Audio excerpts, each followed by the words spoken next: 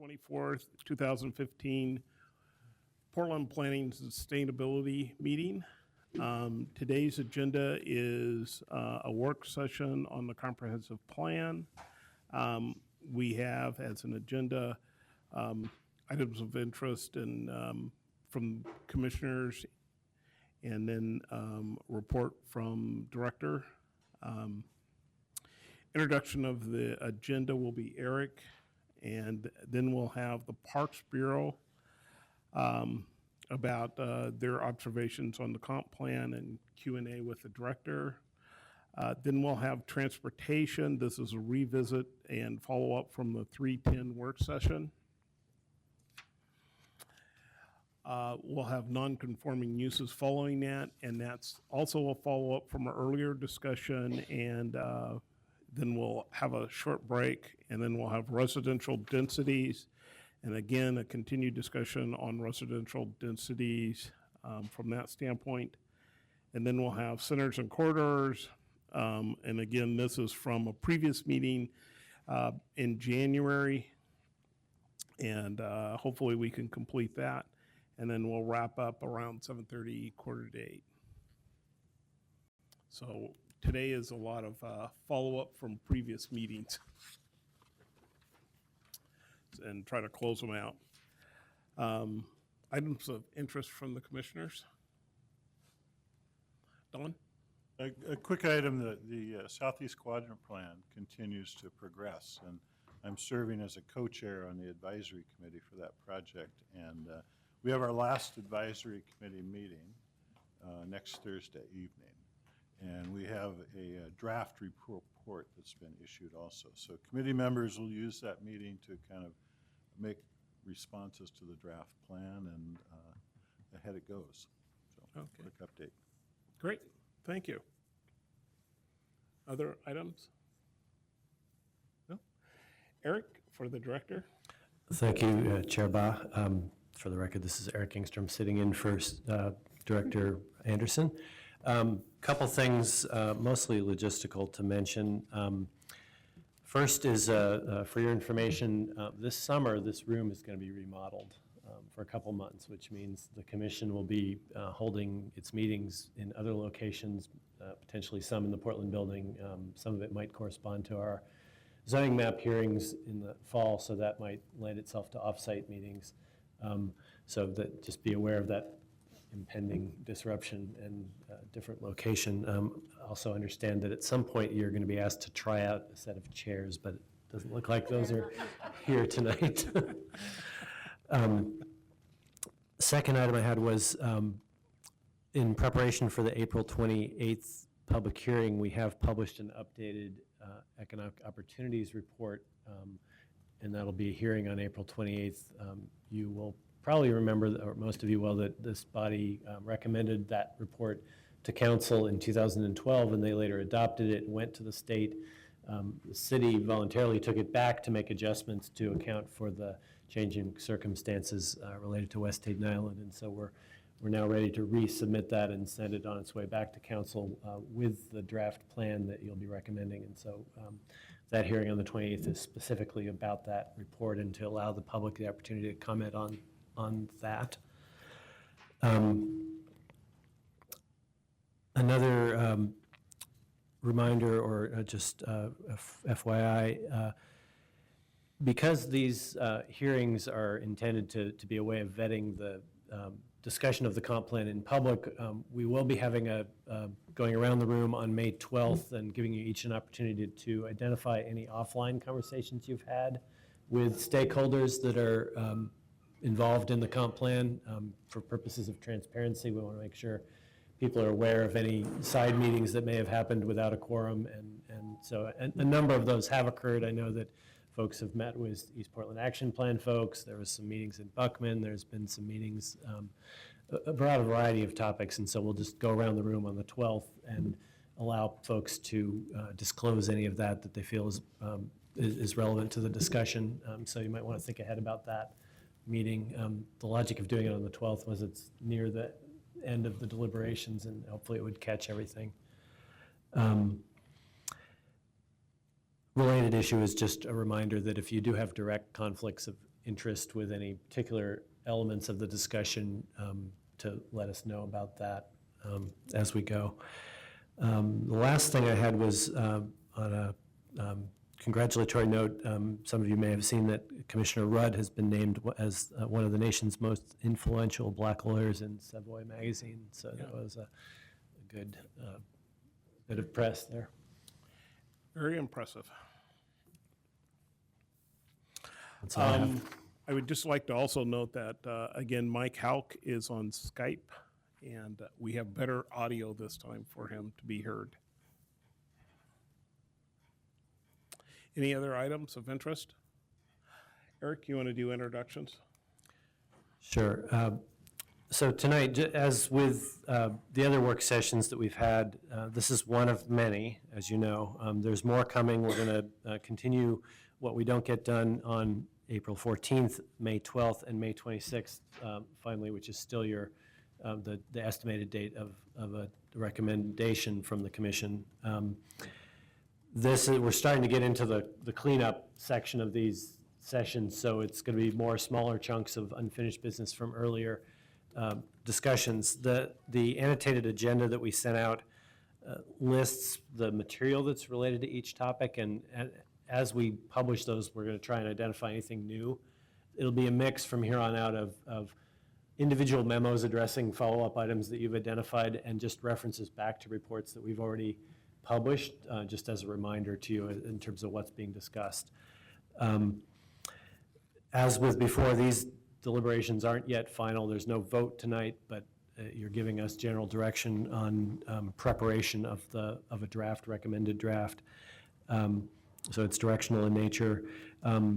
The testimony has closed at this point as of on the 13th. We did collect, over the 9 months that the testimony was open, we collected about 4,100 public comments in many shapes and sizes, from letters and emails and through the online map app. That came from over 1,000 individuals, so some people obviously submitted more than once, but that's a pretty large number of comments on a plan of the scale. And so at this point, you should have received communication with links to all of the testimony we have, albeit still in those different bundles. We will be compiling a complete index of all the testimony, so you can see who's testified and in what form, and so that's still forthcoming. But at this point, you have all the testimony in those PDF bundles that have been posted to the archives. What's that going to look like? Excuse me. What's that going to look like? Am I envisioning a great big book with 1,000 million comments bound, or what are you compiling?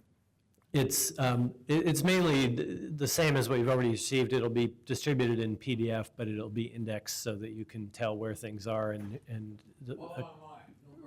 right. Well, if someone wanted it, but it would look like the Encyclopedia Britannica. It's about 7 volumes on the shelf.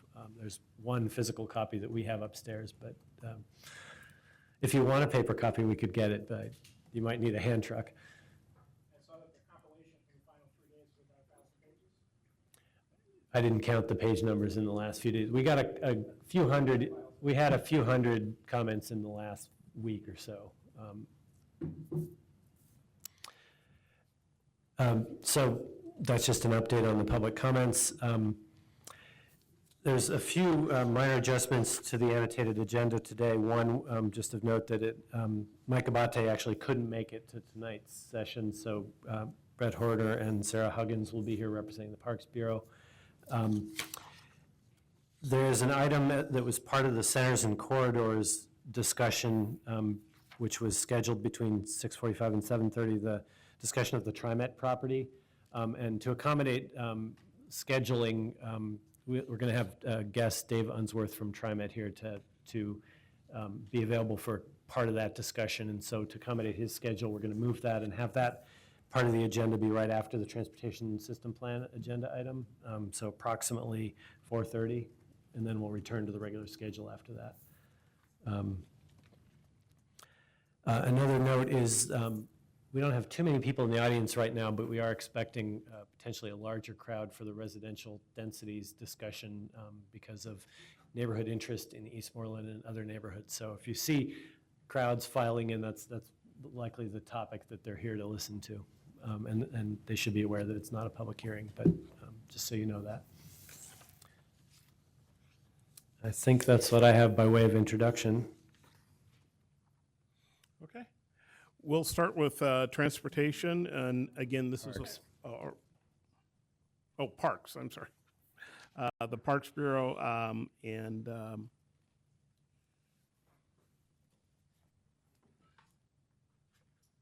afternoon. There we go. Good afternoon. I'm Brett Horn. I'm the Parks Planning Manager, and I'm joined with Sarah Huggins here to be here today. Thank you for making time for us. There were a couple things we wanted to go over today. We wanted to cover a few things, questions that came up in your testimony with the public over the last few months that we wanted to address and respond to. Eric and I and Susan recently met with our director, Mike Abate, who is unfortunately not being able to be here today, just to impart some things that he wanted to reiterate to you all. So we'll be covering those today. And then we wanted to speak to the process and how closely we've been working with the Planning Bureau on this. It's been a very good relationship. And we've been participating in the Central City Planning and the Quadrant Planning. So I'm going to hand things over to Sarah to kind of cover the key points. We also realize that you may have some questions for Parks, and we're happy to answer those today at the end of our brief presentation. Thank you, Brett. So back in November, we submitted a memo on the proposed draft with our comments, and we, in general, really commend the treatment of parks, open spaces, natural areas, the urban canopy, and trails in the comprehensive plan. We also very much appreciate the close collaboration with bureaus in the development of the plan. And our memo, our main requests for modifications had to do with heightening the language around the urban forest. And we really appreciate the support that we received on making those changes in the plan. Today, as Brett said, we want to add our voice to the discussion of some of the items that have come up in the testimony so far about the comp plan. First, we want to lend our support to the stronger language around the environment as proposed by Bureau of Environmental Services in both their memo and their testimony. A healthy environment and ecosystem is absolutely critical to our vision of healthy parks and a healthy Portland. I won't go item by item back through what they had submitted for recommendations, but we did have a chance to discuss those recommendations in depth with Bureau of Environmental Services staff, and we didn't see anything in their recommendations that we would object to, and we thank them for their work in developing those recommendations. We understand that there's been some good, robust discussion about trails and whether trails might be more appropriately managed by parks or by transportation. And we emphatically feel that the continued answer is both. Parks works very collaboratively with Metro, the Oregon Department of Transportation, Portland Bureau of Transportation, various counties, friends, partner groups in planning for, designing, building, and maintaining our trail system. Trails serve both recreation and transportation functions. And given their dual purposes, both bureaus have a very important role in maintaining that trail system. We do work closely together, both parks and transportation. A recent example of that is the development of both the Sullivan's Gulch Trail Concept Plan for the trail that would run along I-84, connecting the East Bank Esplanade up to the I-205 bike path, and the development of the North Portland Greenway Trail Plan. Both bureaus worked on those projects together, and as a result, both bureaus are actively advocating for funding and implementation of those plans, which I think only strengthens the advocacy role there. To further emphasize the importance of trails in the comp plan, we appreciate the work that Bureau of Planning staff, led by Michelle Koenig North, has recently done to develop some additional language around trails that recognizes their dual roles as both recreation and transportation systems. And we very much support that language and that additional wording. We also support the City Greenways concept, which was developed as a joint effort between Environmental Services, Transportation, Bureau of Planning and Sustainability, and Parks. really capturing the concept of how trails can be used to tie communities and neighborhoods and open spaces together. We're also very supportive in the central city planning efforts of the Green Loop concept, so the central city connections there, which again would provide both recreation and transportation services. Moving on from trails, but keeping with the theme of connectivity, we support the proposed transportation improvement of a new bridge, which would go over Columbia Boulevard. It would connect our Thomas Cully Park in the Cully neighborhood to a new property that we've recently acquired, the Colwood Golf Course site. That's going to be a very important new asset for the community, and we support the enhanced connectivity in that proposal. And we do want to weigh in finally on a couple of proposals that relate to park and open space system development in general. So we understand there's been a proposal to offer incentives to housing that's constructed near already existing parks or open spaces. We wouldn't object to that proposal. Portland Parks has a high level of service goal of having every household within Portland be within a half mile of a park or a natural area. And constructing new housing in close proximity to already existing parks and natural areas means that those new residents will have easy access and easy walkability to those important community resources. So we wouldn't object. And in looking at how we can best meet open space needs, we also support opportunities for reuse of public rights-of-way for the public good. There are a variety of public goods that could fall under the park and recreation umbrella, so community gardens, urban green spaces, additional tree canopy, potentially parklets, small community recreation facilities, could all be things considered to be in the public good, and especially where we struggle to provide adequate park and open space opportunities, that could be a creative repurposing. In closing, we want to just reiterate that we appreciate very much the work that's been done in developing the current language in the comprehensive plan, and thank you for considering our suggestions. And as Brett said, we're happy to answer any questions or hear any comments that you have. Thank you. Questions? Don? Sarah, I have a question about the idea of kind of new home construction that's near areas that have developed parks.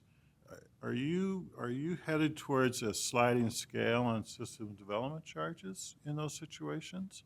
Because right now it's just kind of a flat rate citywide, as I recall. And are you saying that if they already have great facilities, they should pay less fees, and the areas that don't have great facilities should pay the standard rate?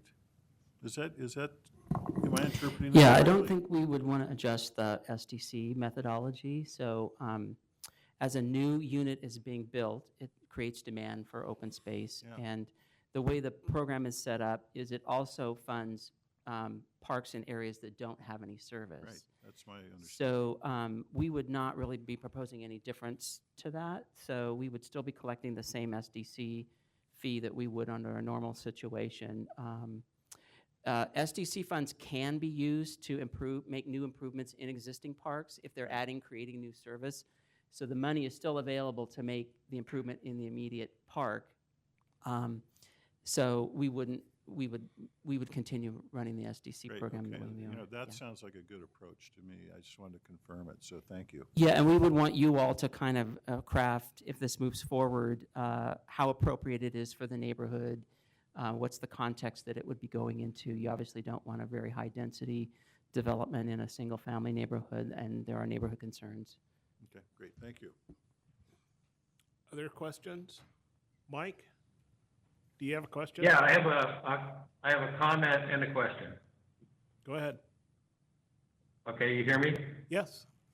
Yeah, I was pleased to hear Sarah say that the Parks emphatically disagrees with the notion of taking trails and putting them entirely within PBOT, because clearly they do serve both recreational and transportation purposes. And one of the big concerns I would have is that Portland Parks has excellent ecologists on staff that can evaluate whether trails, especially the recreational trails, are being put in the appropriate locations with regard to environmental protection. So I think it's critical that trails remain both in parks and Peabody.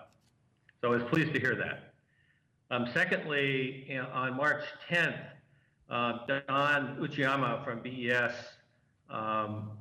referenced, and unfortunately she had very little time to go into this, and I think it's an incredibly important issue regarding green infrastructure, referenced the agreement, the formal agreement that BES has with Peabody with regard to green streets, green infrastructure and so forth. And at the time, I asked whether they had a comparable compact with Portland Parks and Recreation, and apparently that is not the case. And I'm just curious if Brett or Sarah can comment on whether there are any plans for a similar compact between Portland Parks and BF with regard to integration of their work on the green infrastructure front. Great question. We do have what we call a memorandum of understanding. So when, for instance, BES may want to do an enhancement project in one of our properties or one of the parks, there's a protocol for how that gets done. And so we do have that in place. We haven't done quite a lot of collaboration on right-of-way areas with BES, but that's definitely a point where we want to get to with both PBOT and BES, that we all three kind of work together on these remnant right-of-way spaces that might be converted to other types of uses. So in addition, we're also in the process of updating that MOU through our commissioner's office. So that will be changing. As you know, there's a high scrutiny of the ratepayer dollars and investments that BES makes. So we're revising our MOU to kind of reflect those realities, and that's being worked on right now. So I hope,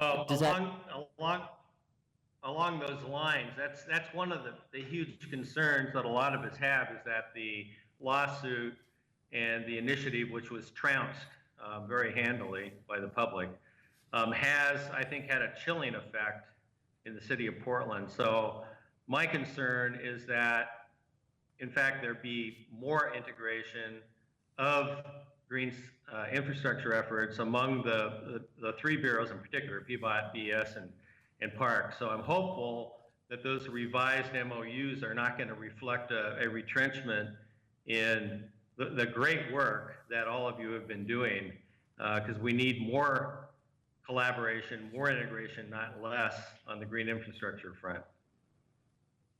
great, we agree too with that. Great. Other questions? Eric, I have a question for you around the incentive for housing near existing parks. How, relative to the policy that we have for encouraging parks to go into areas that are deficient, how do we balance that?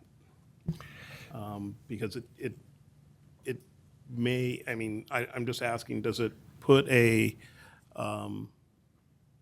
strain on getting parks into areas that are deficient already, because we're giving them incentive to move to where there's a rich feature? And I don't want to put people in a place where there's no parks at the same time, but I want to encourage the parks to be built where. I think this is referring to, there's been a variety of testimony about the idea of encouraging density near parks as an option, in addition to the way we encourage density near transit. And at this point, we don't have a formal proposal along those lines.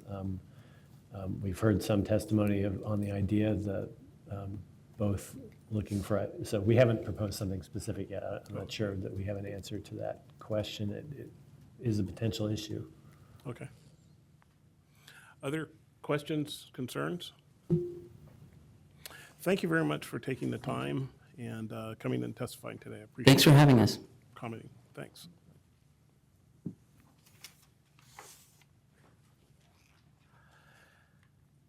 Next, we'll have transportation, and this is a follow-up from the 310 work session. Thanks, Julie. I can see.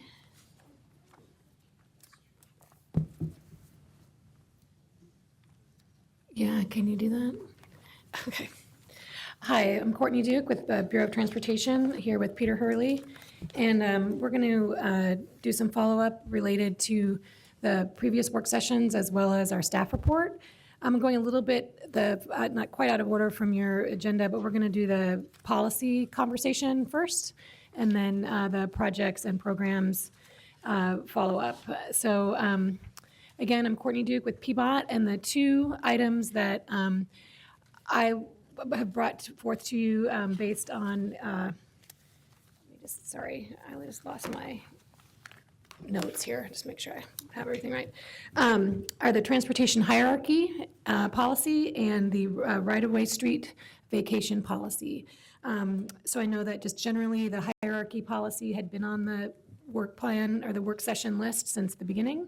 And then Michelle Rudd, who unfortunately is not here today, had pulled the right-of-way street vacation consent item from 127. So I'll still go through that if there's questions or concerns about that. So first, the transportation hierarchy. The concept was first introduced in the Climate Action Plan that was adopted in 2009. And there's an actual graphic in that plan that showed the hierarchy as a pyramid. This was further emphasized in our work with the Portland Plan that was adopted in 2012 that had a number of emphasis on active transportation and mode split targets and a direction to have a hierarchy policy in the comprehensive plan. So PBOT and the Bureau of Planning and Sustainability worked very closely together on the first working draft in 2013 regarding the hierarchy policy, doing some research with the City of Vancouver and the City of Washington, D.C. have some similar policies. So we, and working really closely with Eric, crafted new policies for the 2013 working draft. So the 2013 working draft had a pretty robust and very new policy related to hierarchy. Put that out there for public comment, which was exciting. And we had a lot of comments and concerns related to the freight and separating the freight movement and goods and people. So we heard that from our partners at the Freight Committee, as well as just general comments from the public and other people reviewing it. So based on some of that feedback and working with our three modal committees, we have a bicycle committee, a pedestrian committee, and a freight committee, as well as with our TAG and with staff internally, we proposed new language in the proposed draft in 2014 that reflected these comments and concerns and did separate the idea of the movement of goods and people. So we have a separate, so the hierarchy is mainly focused on the movement of people rather than movement of goods. And again, took some pointers from our friends in Vancouver. The new version still had some internal and external concerns about the policy and especially its implementation. So we've been continuing to work since June to make some revisions and see how we can move forward with the policy. One thing we did was in the summer and fall, we did a contract with CH2M Hill, your neighbors next door, to just do some initial analysis and work with us and for us to give us some recommendations related to the policy and implementation. Again, a majority of their feedback was related to sort of the next steps in terms of how to implement it with some checklists and charts and ways to go ahead and move it forward when we're doing actually project development rather than the policy itself. But they did have some suggestions about possibly changing the name of the policy and also about how the role of parking will actually work with the hierarchy and how we're going to deal with that either through the policy or through implementation. So we took their feedback to our transportation TAG, which also had quite a bit of discussion and recommendations, and then also our bicycle, freight, and pedestrian committees again. In addition, our modal chairs, our modal coordinators, again, we have a pedestrian, bike, and freight coordinator as staff as well that help staff the committees. We created a joint committee comprised of the chairs and co-chairs of those three committees, the three modal coordinators, Peter and I, as well as an intern, to go through some of these questions and ideas related to the hierarchy, as well as some stuff related to our bicycle classification system, which we'll come back to you at a different time. But they've been really working closely together. And so, Peter, can you pass out, so with all that work together, we've come up with some language. I need to keep one, sorry.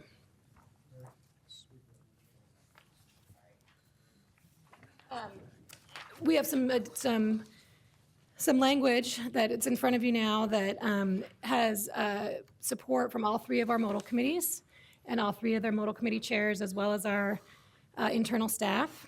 And so we want you to have a quick look at that and give us your feedback. And then before we go into that, just sort of the next steps.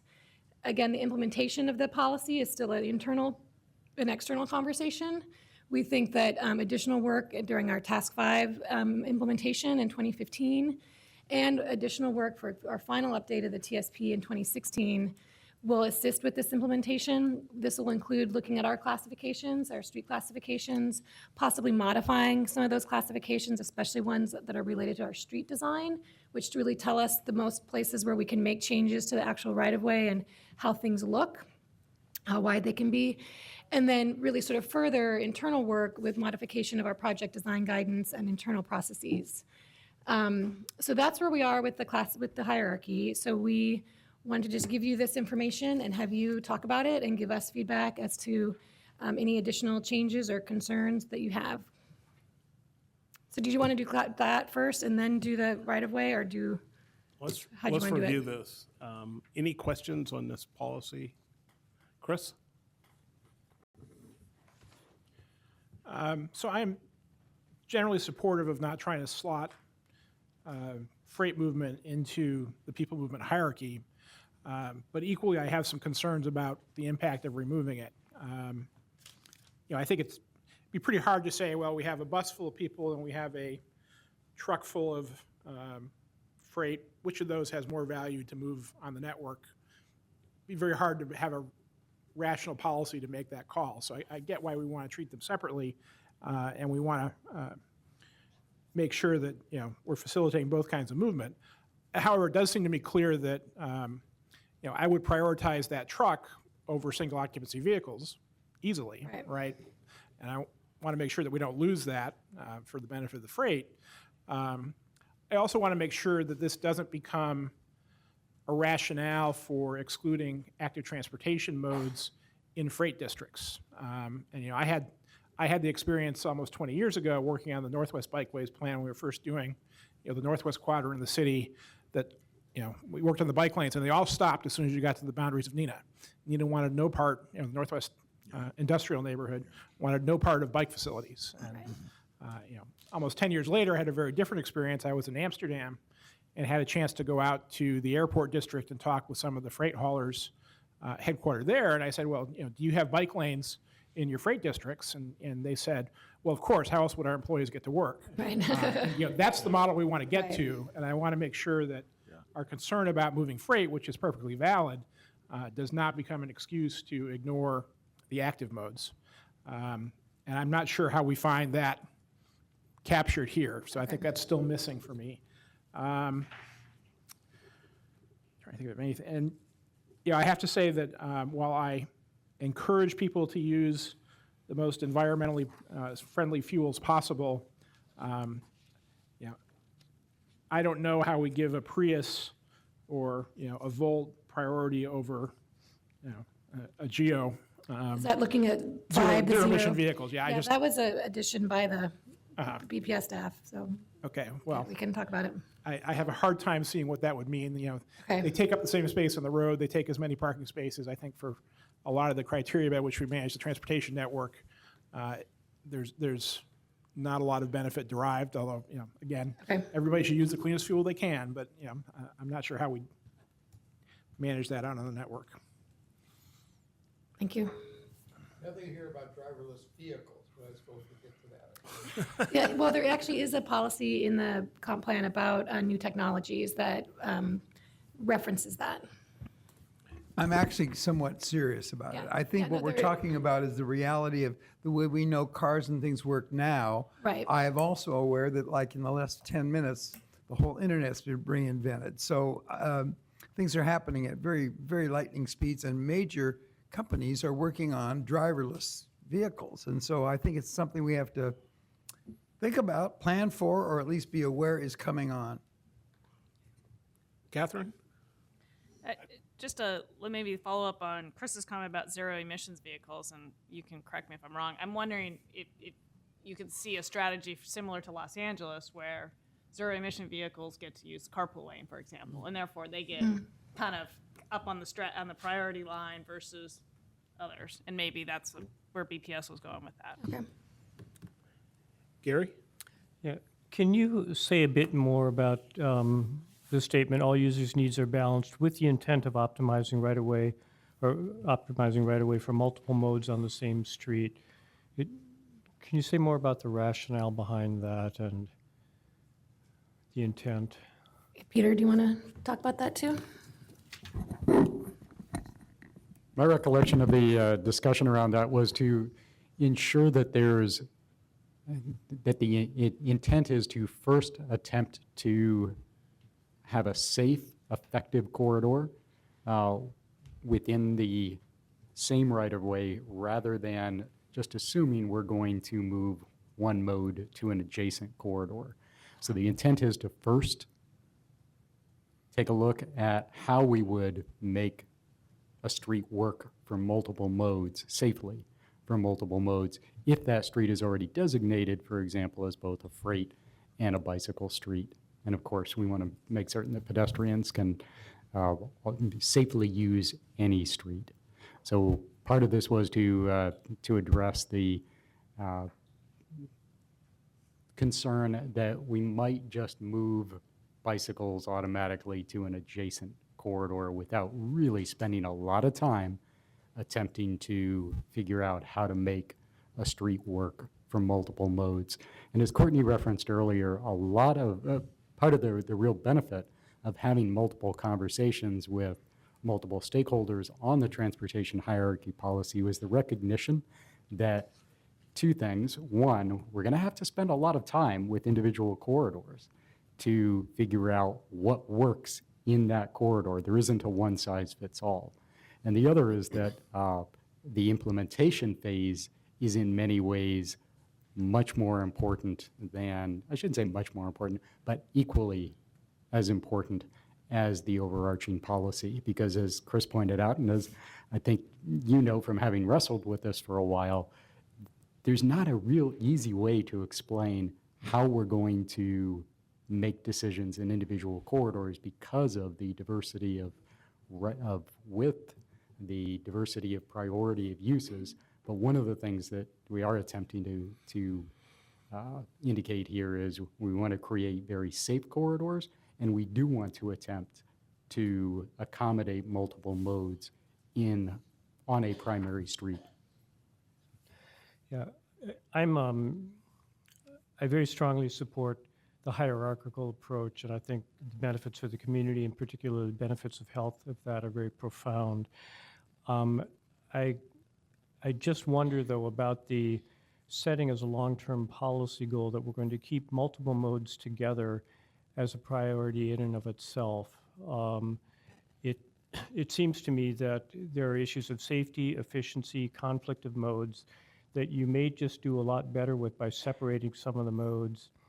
And you know, my experiences in some of the newer combined efforts at modes, combining modes like North Williams, as a bicyclist, it feels more dangerous. And I'm wondering, you know, the social value of experiencing that danger as a cyclist, as opposed to having a street that's a relative bicycle prioritized cruise where I don't have to be constantly thinking about, is there a car coming from my right that wants to make a turn? I'm wondering about locking this in as a methodologic orientation. And I think what we've attempted to do here, we collectively, meaning not only the staff but also the stakeholders, is to create a policy which clearly indicates that safety is a primary concern. And one of the other references to all users is that there are many people, pedestrians, bicyclists in particular, who won't use a facility unless it feels very safe. There are currently plenty of people who would otherwise be interested, but won't use something unless it is considerably higher quality than what we have right now. So the intent is to, as part of this policy, find a design that's appropriate for the right-of-way width, or in some cases, an adjacent facility that does feel safe for all users. And the line next below talks about when necessary to ensure safety, accommodate some users on parallel streets as part of the multi-street corridor. So that is where we do talk about moving them off. Yeah, so, but my underlying question remains, what is the, what is the underlying purpose of combining the modes? I mean, safety is a definable outcome, efficiency is a definable outcome, and then you have combining all the modes as an end in itself. And I'm wondering what the underlying rationale is for that. I think some of that comes from the civic corridor construct of the urban design form plan, to have our civic corridors have as many modes as possible on them to meet the land use issues. And when we have transit, you almost always have to have the PED, and then we need the bicycles to be able to get to the businesses, and same with freight and the parking. So a lot of it is also related to meeting our land use and the goals related to the corridors. And Eric, I don't know if you wanted to say anything too. No, I think it is about the destinations that you, Yeah. the downside of separating modes on different streets is that some modes then lose access to destinations on the streets that you took them off of. Chris? Collected some more of my thoughts. I was going to make the point that, it is about the destinations. I want to get to destinations on Sandy. It's not very easy to do that on a bicycle today. So we want to make some provision for that. And there may be times where we're forced to an alternate street, and I help put that language to the Portland plan, but shouldn't be the first strategy. I want to come back to parking, which you mentioned, and I'm serving on the Centers and Corridors Parking Advisory Committee, and there, I don't think that committee has yet reached the idea that the mobility hierarchy needs to influence the parking uses. I mean, we're sort of getting there, but which I'll tie into the idea of implementation. The CH2M Hill study on how we implement this was interesting. I was not very kind to it in the tag. I'm sure you'll remember. And the example that ties both of those together would be 28th Ave, right? Where it was designated as a major bicycle corridor. There are only 2 travel lanes, one in each direction, so there wasn't really an opportunity to take away a travel lane, and we could not get to the idea of removing parking on one side of the street to create dedicated bicycle lanes, even though the hierarchy would clearly seem to say that that should happen, but the local political opposition was so severe that the PBOT would not go there. Chris, clarification, 28th Ave through Laurelhurst? Between Sandy and Stark? Stark. Okay, thank you. Yeah, exactly.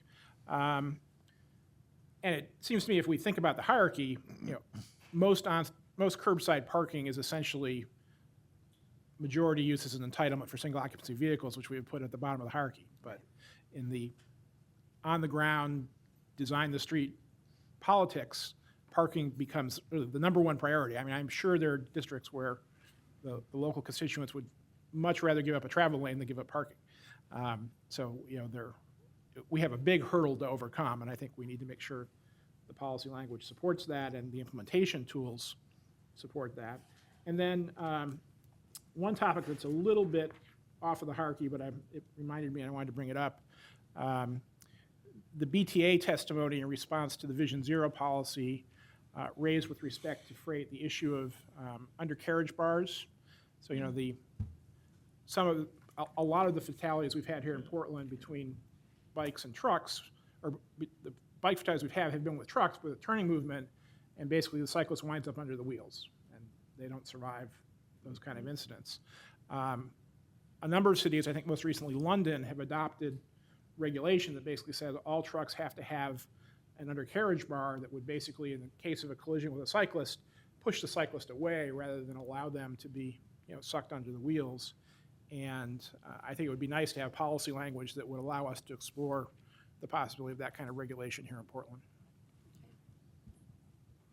Other comments? I just have I a, have, oh, go ahead, Mike.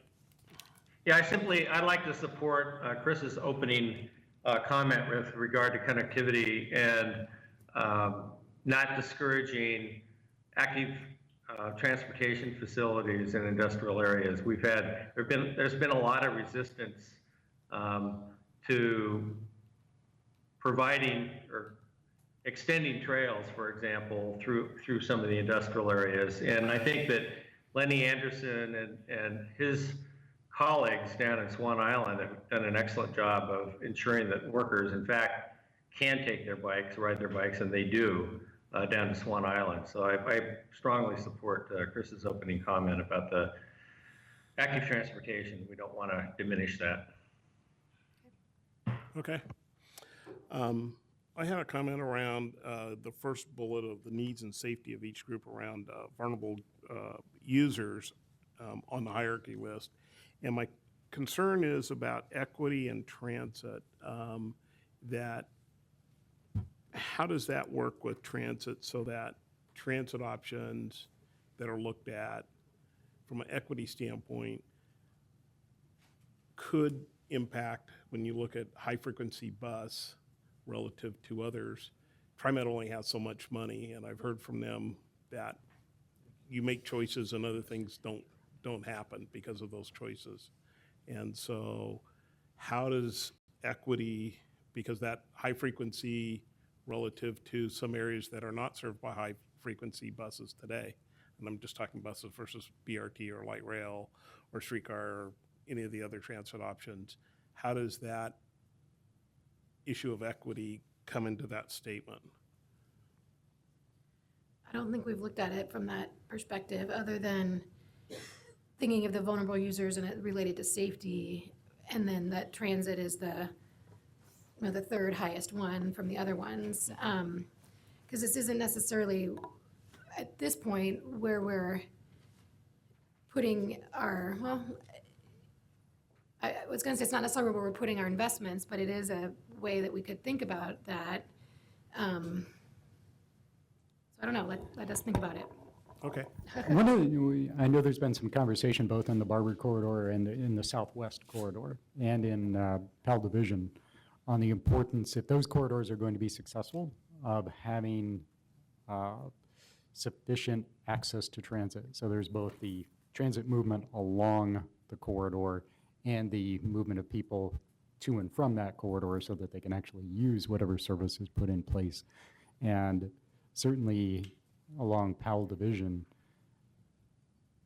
you'll see this in the subsequent presentation. You had asked for information about transit supportive investments. And one of the things that you'll see is that as a bureau, we're looking at how do we provide appropriate bicycle and pedestrian improvements in those corridors consistent with the hierarchy of making all people feel safe in accessing transit.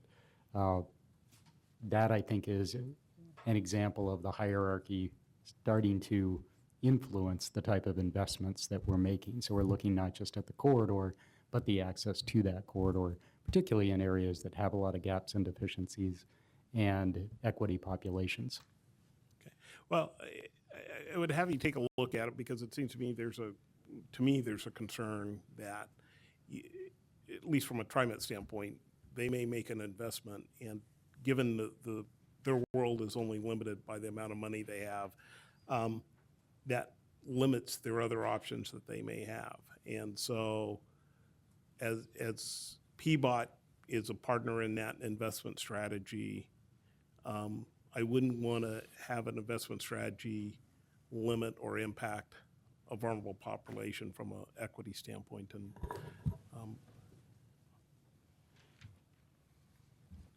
other Andre, questions? couldn't you accomplish that by adding the words "any form of transportation" under most vulnerable users? Pardon me.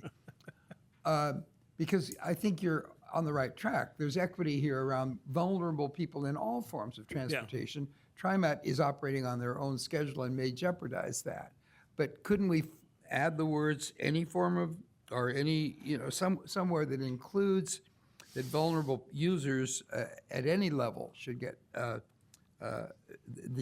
conditions should not be any worse. I think that's what it says. Yeah. I like that. We can look at that. Look at that. Okay. I was mumbling. I just want to make a comment. I don't like the word vulnerable. So if it's underserved, I know it's hard to, saying underserved children, Also et cetera. safety makes the vulnerable comes with the safety. Okay, but we can look at that or add, Yeah. or add both or something. Okay, Yeah, well, I think it's a very different use of vulnerable from disadvantaged. I mean, right, Yeah. it's the set of people who don't have, a steel shell around them who are trying to use the road network. right. And we are more vulnerable than the people who are, wrapped in that cocoon. Very true. Right. Okay, thank you. It depends on your definition of vulnerable. Okay. All right, Next. thanks. Okay, so just quickly, we'll do right-of-way. So currently, the way that we do, as you know, because you see the right-of-way, the street vacations on occasion, we are using a policy in the comp plan and the TSP, as well as policies and directions and neighborhood plans and master plans and master street plans to use as findings and criteria for approving or denying street vacations. And as a part of our work in the comp plan and working with Michelle Kunick and BPS for Chapter 8, we tried to put more, or we ended up putting sort of more codified language, code language in the comp plan. So we got some feedback from the city attorney and some of our staff that this seemed to be too much detail and direction in a comp plan level of policy, and to modify that to a little bit broader statement. So again, on the 27th, there was a staff recommendation for PSC to amend the policy of right-of-way vacations to be more of a policy statement rather than an action, and then include creation of a right-of-way vacation approval criteria in TSP item task 5, which is us, either in Title 17, which is our title. We could also possibly put it in the zoning code. We're still talking about that. And then in implementing the code, clarify the need, make sure we have the need for bike and ped facilities that had come up before. So again, the recommendations intend to make sure the comp plan provides guiding policy rather than the actual actions or approval criteria. And so again, we are currently doing it under the comp plan rather than through the zoning code. So for the red line draft that will come out in mid to late April, these are the proposals that Michelle and I are proposing to make those changes. So I don't know, I wasn't going to start read them out loud, but that's what they are. And then we're also going to delete the scenic related portions in the draft because these are already covered by a couple other policies. And then again, we would develop clear approval criteria for right-of-way vacations to add to Title 17, or again, more recent conversations, possibly Title 33, as a PBOT-led Task 5 project. And again, we would have a lot of policy basis for these criteria in these new comp plan policies. And we've been having some conversations with our right-of-way staff and our development review staff, and they're in support of this, this shift, and would be a part of the task team that would work on it. That's all I got. Michelle, any? Okay. Questions? And again, we're not sure why Michelle pulled it, so I want to make sure maybe she gets the notes, and if she still has questions of us, she can feel free to ask me or Michelle. Okay. One of the questions was, why could you not have at least the criteria? We just went through criteria in PBOT, and why is there not criteria here? Because we got direction from the city attorney that we don't have criteria in the comp plan. The criteria we used for the project selection is not necessarily adopted in the TSP or in the comp plan. It's just what we used. Plus, there's components of the TSP that aren't a part of the comp plan, so that we can have a separate, so it's not a land use decision. It's my understanding. Okay. Come on Please up, come Michelle. up.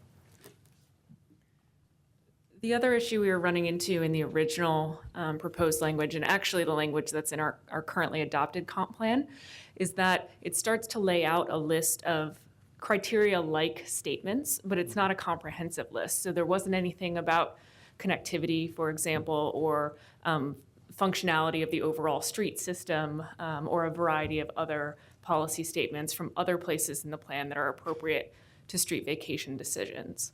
Those look like Makes sense. approval criteria. Right. Right. Yeah, okay. Okay, thank you for the clarification. Howard? Would you give us an example of appropriateness of other public uses? What is that? Yeah, that comes from possibly a park or a parklet or a garden has come up, community gardens. Mainly it's been parks and gardens. There's been some internal conversations about how we can use that. And then also, I think I'm looking at it, also utilities and other public facilities. Michelle? what are other- Drainage facilities. Storm, as well as utilities. So even currently, if we almost always have easements still over the right-of-way for water, for PGE, for storm sewer, things like that. And the remaining you're not seeing the full policy section in the plan, but the remaining policies in that section speak to all of those different uses.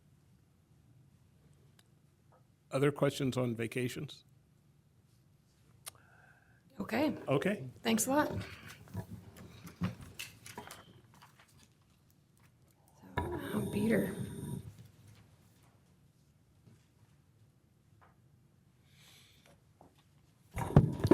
Good afternoon, Commissioners. I'm Peter Hurley, also with the Transportation Bureau, and I'll be responding to questions that you posed at the March 10th work session with regard to projects. So the information that I'll be providing you this afternoon will be incorporated into a revised recommendations report that we'll be issuing at the end of April in preparation for your vote on May 26th. So, Julie, would you please pass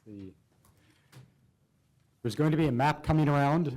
This is in response to a request from Chair Baugh with regard to showing the timeframes for the investments along corridors in East Portland, specifically transit supportive investments.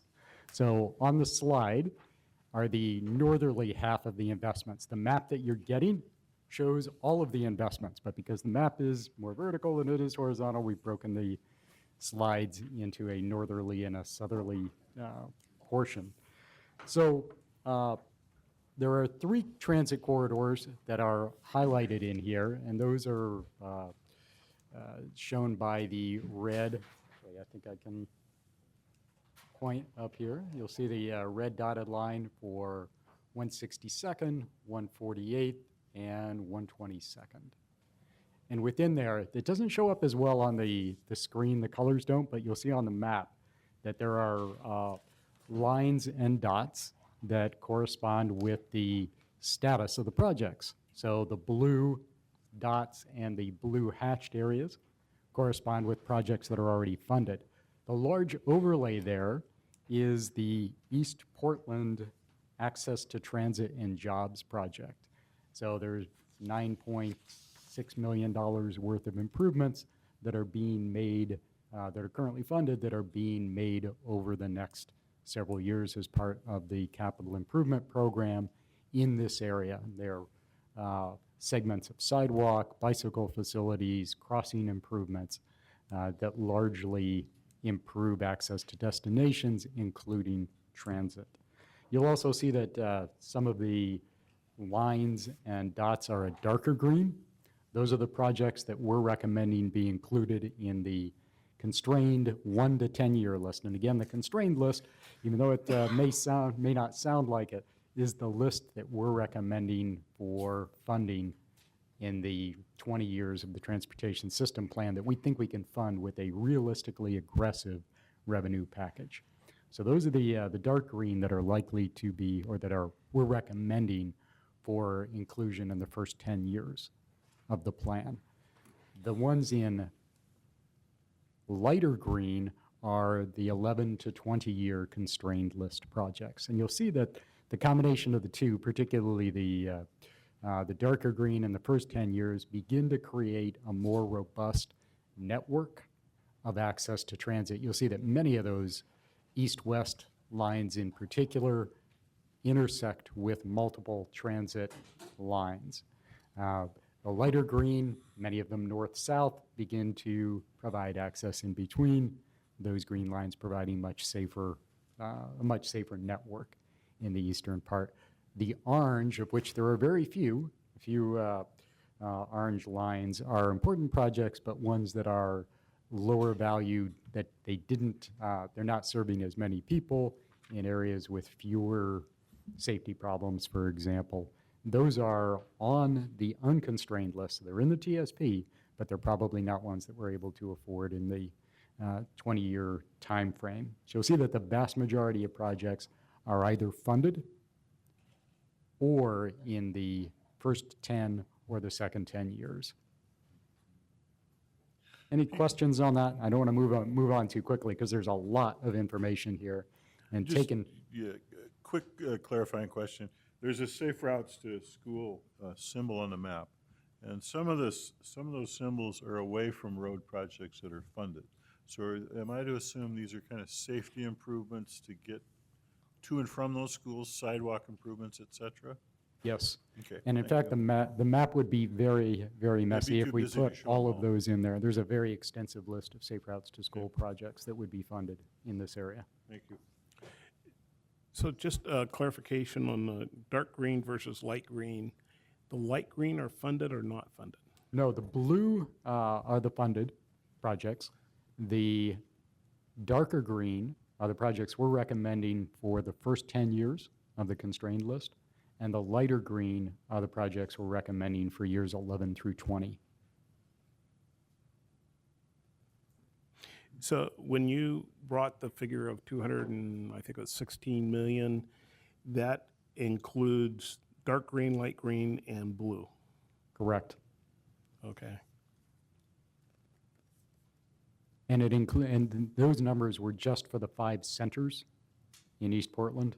So there's actually probably a little bit more in here. I think it's upwards of 250 million because this covers a larger geographic area. When we talked at the March 10th session, the $216 or so million of investments were within the 5 high-growth, high-need centers in East Portland.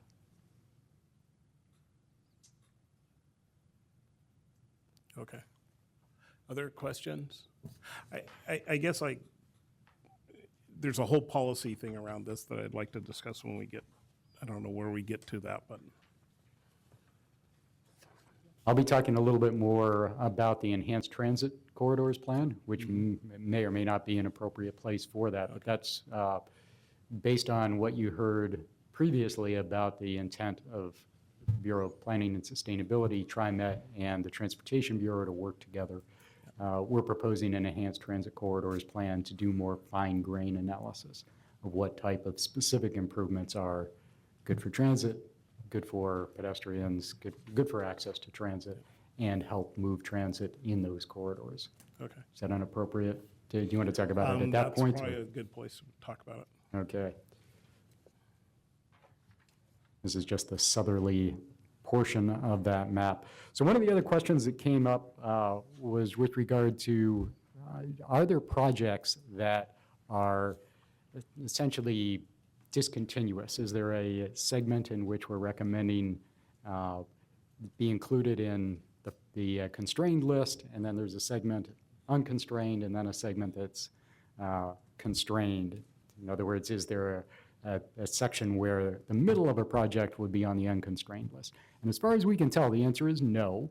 It's actually not showing up as well as I hoped it would here, but there are actually 3 projects in this corridor that are, all of which are contiguous, all of which are either constrained or unconstrained. Yes. So just turn your head back 90 degrees and you'll be able to tell. So the 3 projects in this corridor, Macadam was called out as the example because it did look, you could see a unconstrained as well as constrained segments in there. It's because there are 3 projects in the Macadam corridor, a streetcar project, a bicycle pedestrian improvement project, and a signal communication and control project all in that corridor.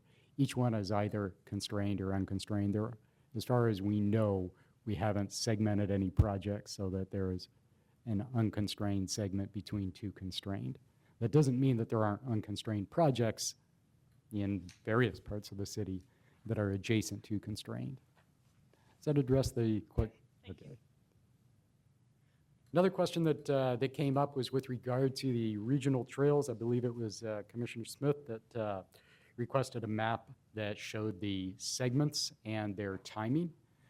So there are multiple regional trails here, the North Portland Greenway, the Sullivan's Gulch Trail, segments of the Springwater Corridor, Red Electric.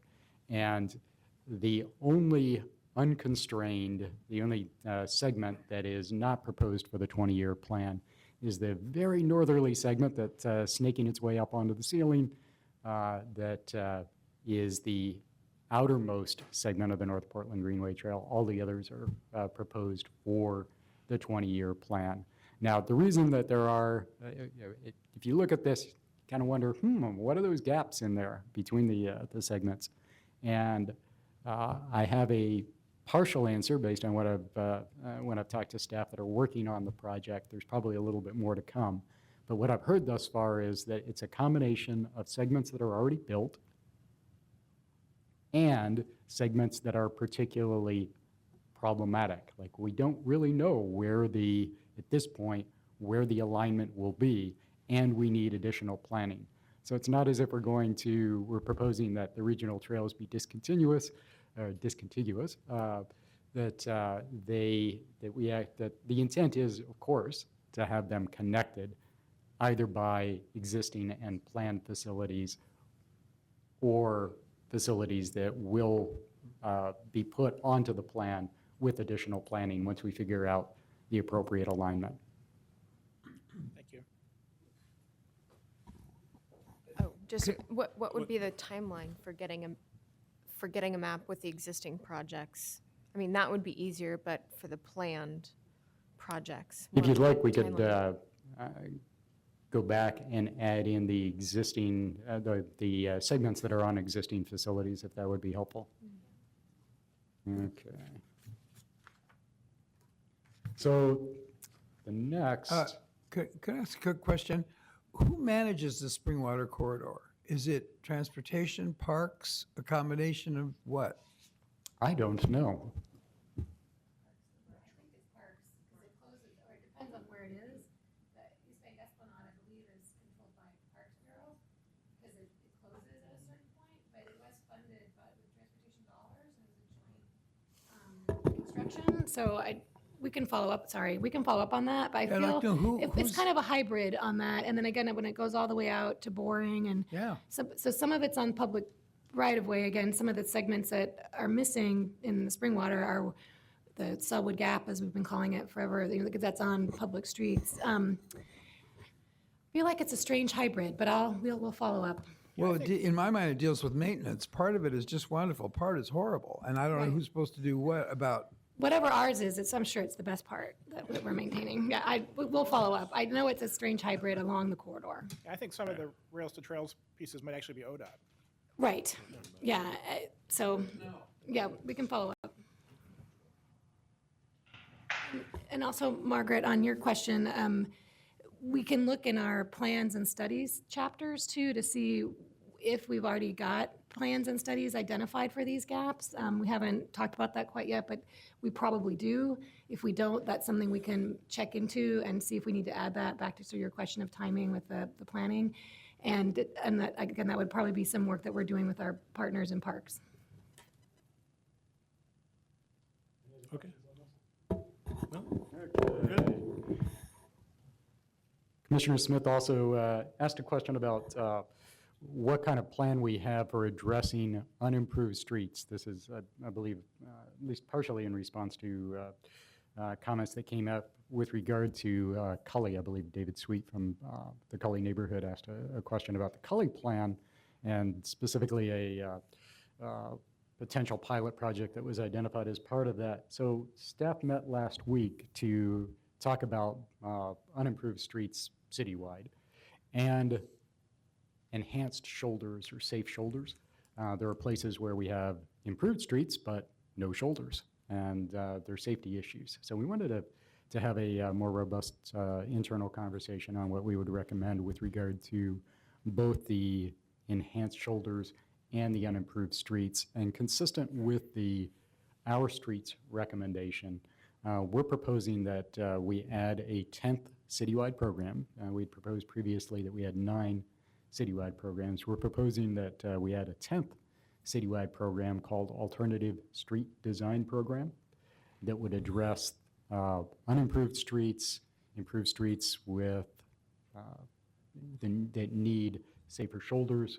There is some funding, I believe about $11 million proposed in the Our Streets program to subsidize or match local improvement districts. Currently, the unimproved streets are proposed to be improved via local improvement districts. There are barriers to that, financial barriers to that.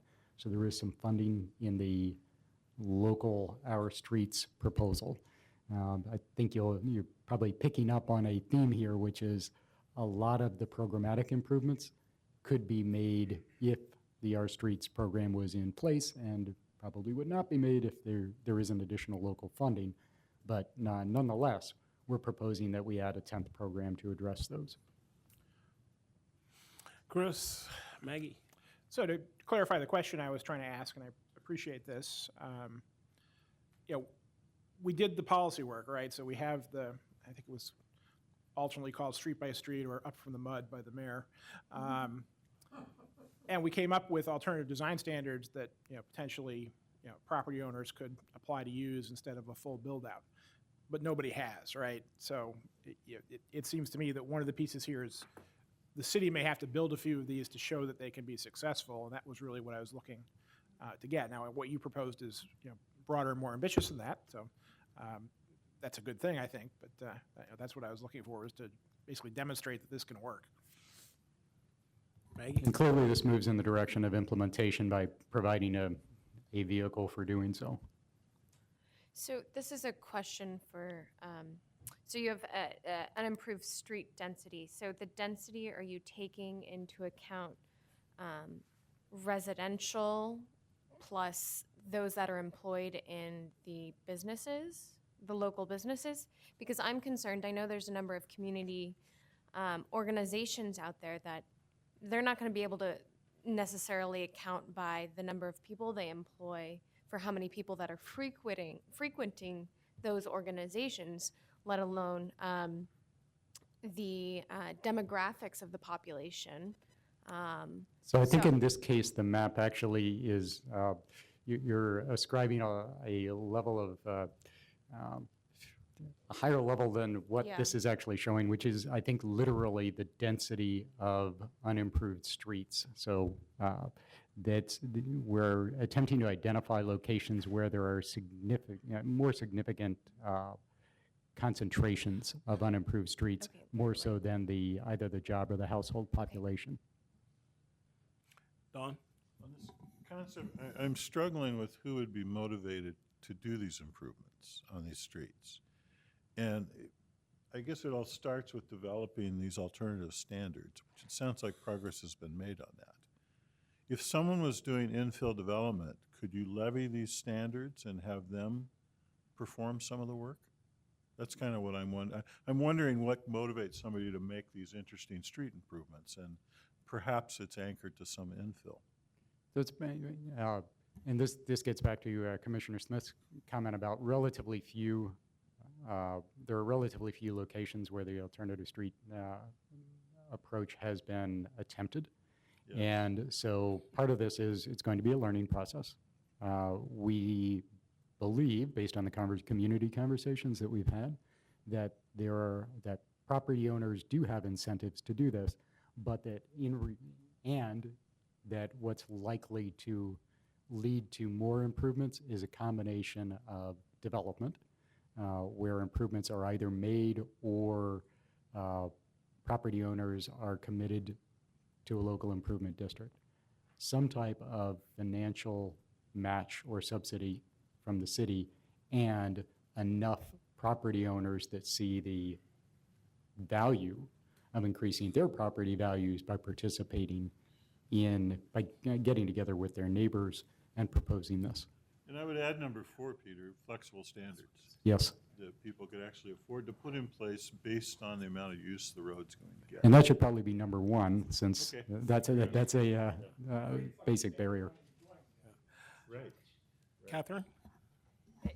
As a part of that effort, would you be identifying areas that have more opportunity for development? And for example, I live on an unimproved street. There is not a single lot available right now. There is one house that was built with a sidewalk. That's it. So it's very odd, but nice that they have it. But I guess there's no other opportunities to complete that system. So it'd be interesting to think about, what do you do in those situations and what are those options? Because it's going to be very different if you've got a street that has a lot of development options versus one that doesn't. Very much so. And I think this is, are you coupling this also with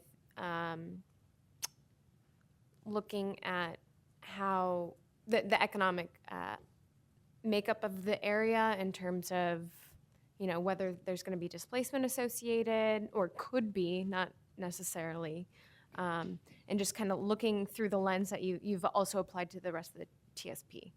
So one of the things that we're doing both for the projects and for the citywide programs is using similar base criteria. Now, a pedestrian network completion program is going to use slightly more refined criteria, but the basic idea is, whether it's a major project or a citywide program, we're still going to use an equity lens, a climate lens, a safety lens, a access to jobs lens, et cetera. The 7 outcomes that you've seen this slide for, that each of these programs and major projects will use that framework for evaluation.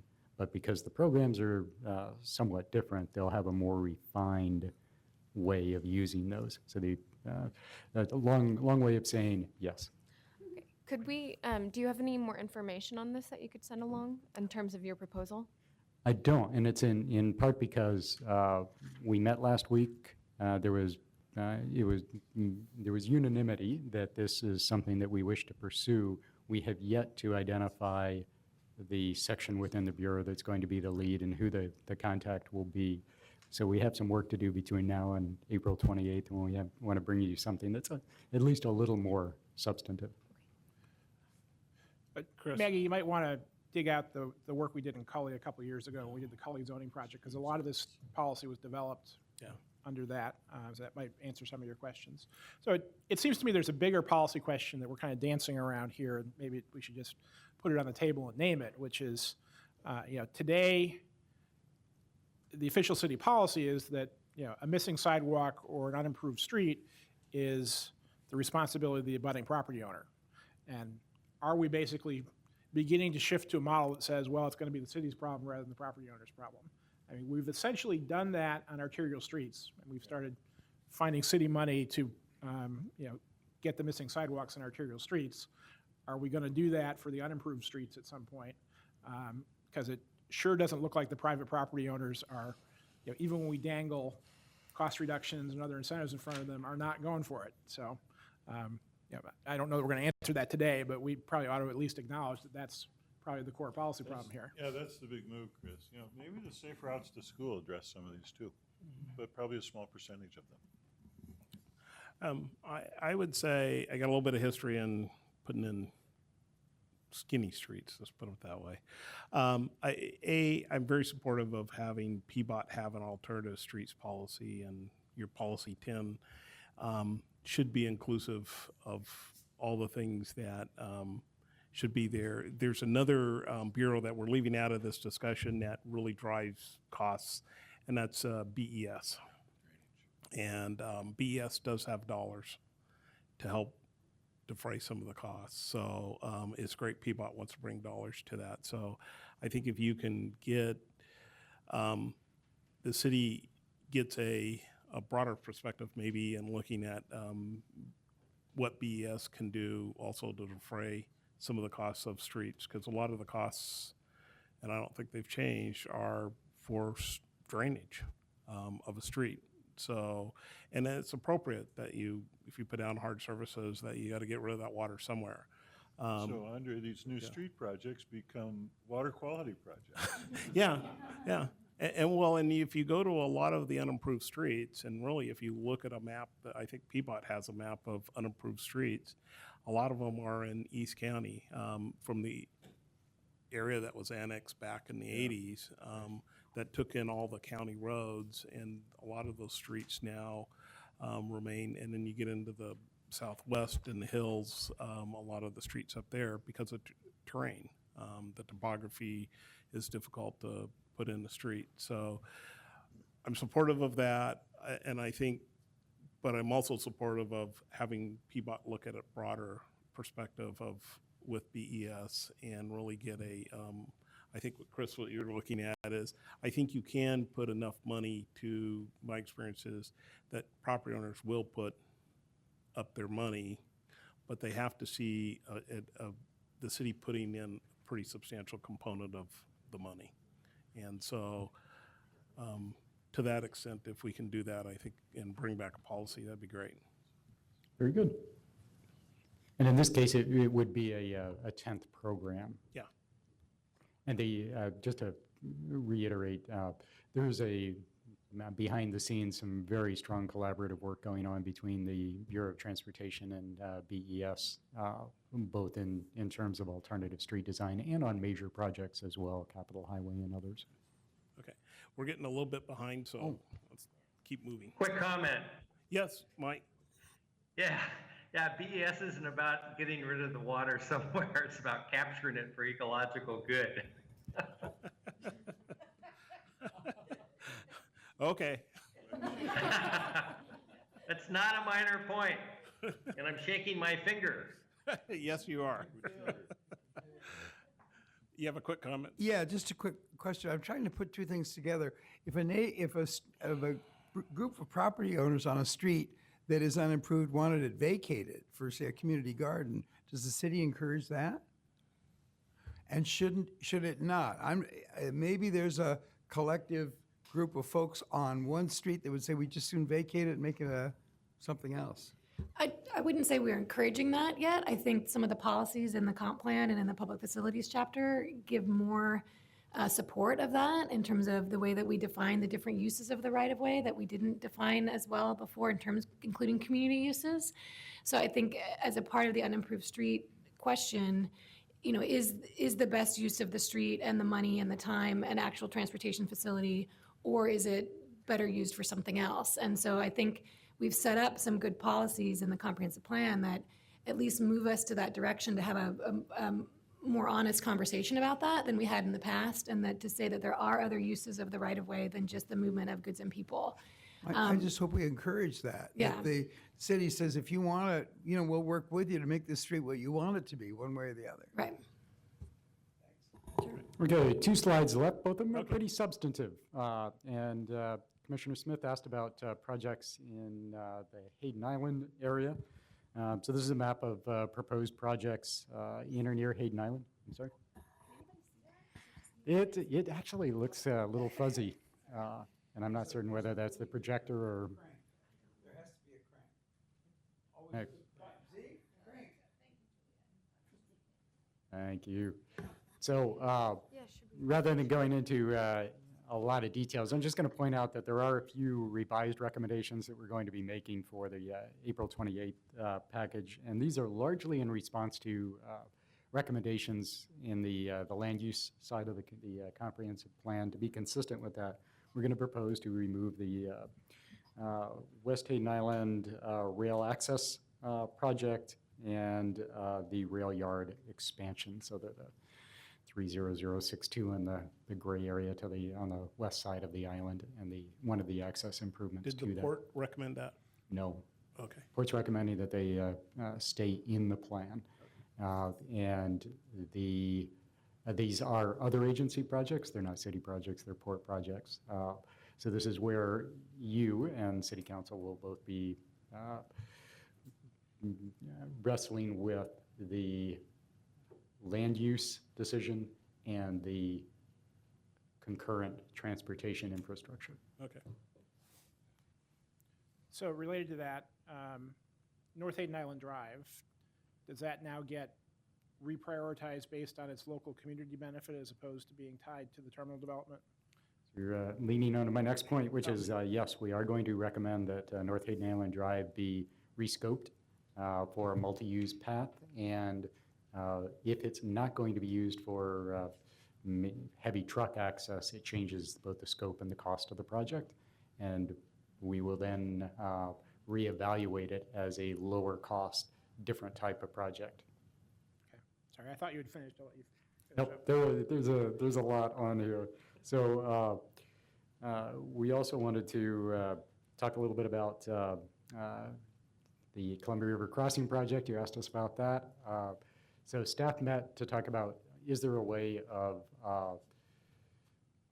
evaluating individual components, such as a local bridge with transit access to Hayden Island? And the short answer is because the Marine Drive interchange proposal and the local bridge connection are so close to each other, the two are so closely intertwined that they're really, without a significant amount of work, isn't a way of separating out that small project.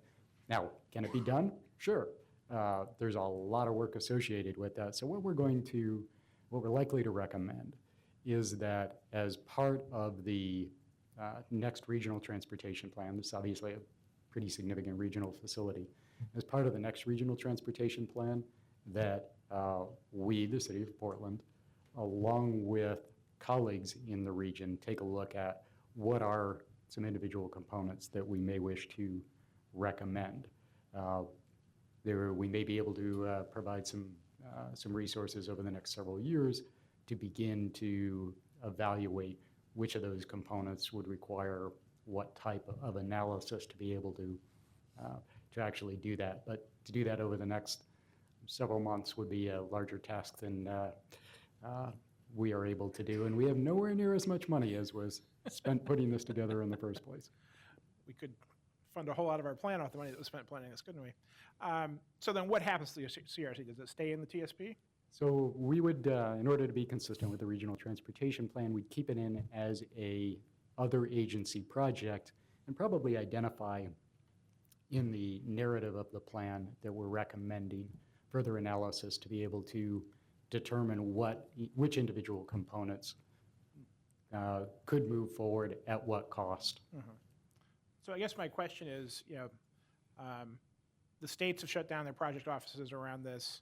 The federal government has removed it from the active project list. Metro is the only body that's still holding on to this thing. Could we not help push them to get it out of their plan by taking it out of ours and kind of lead rather than follow on that?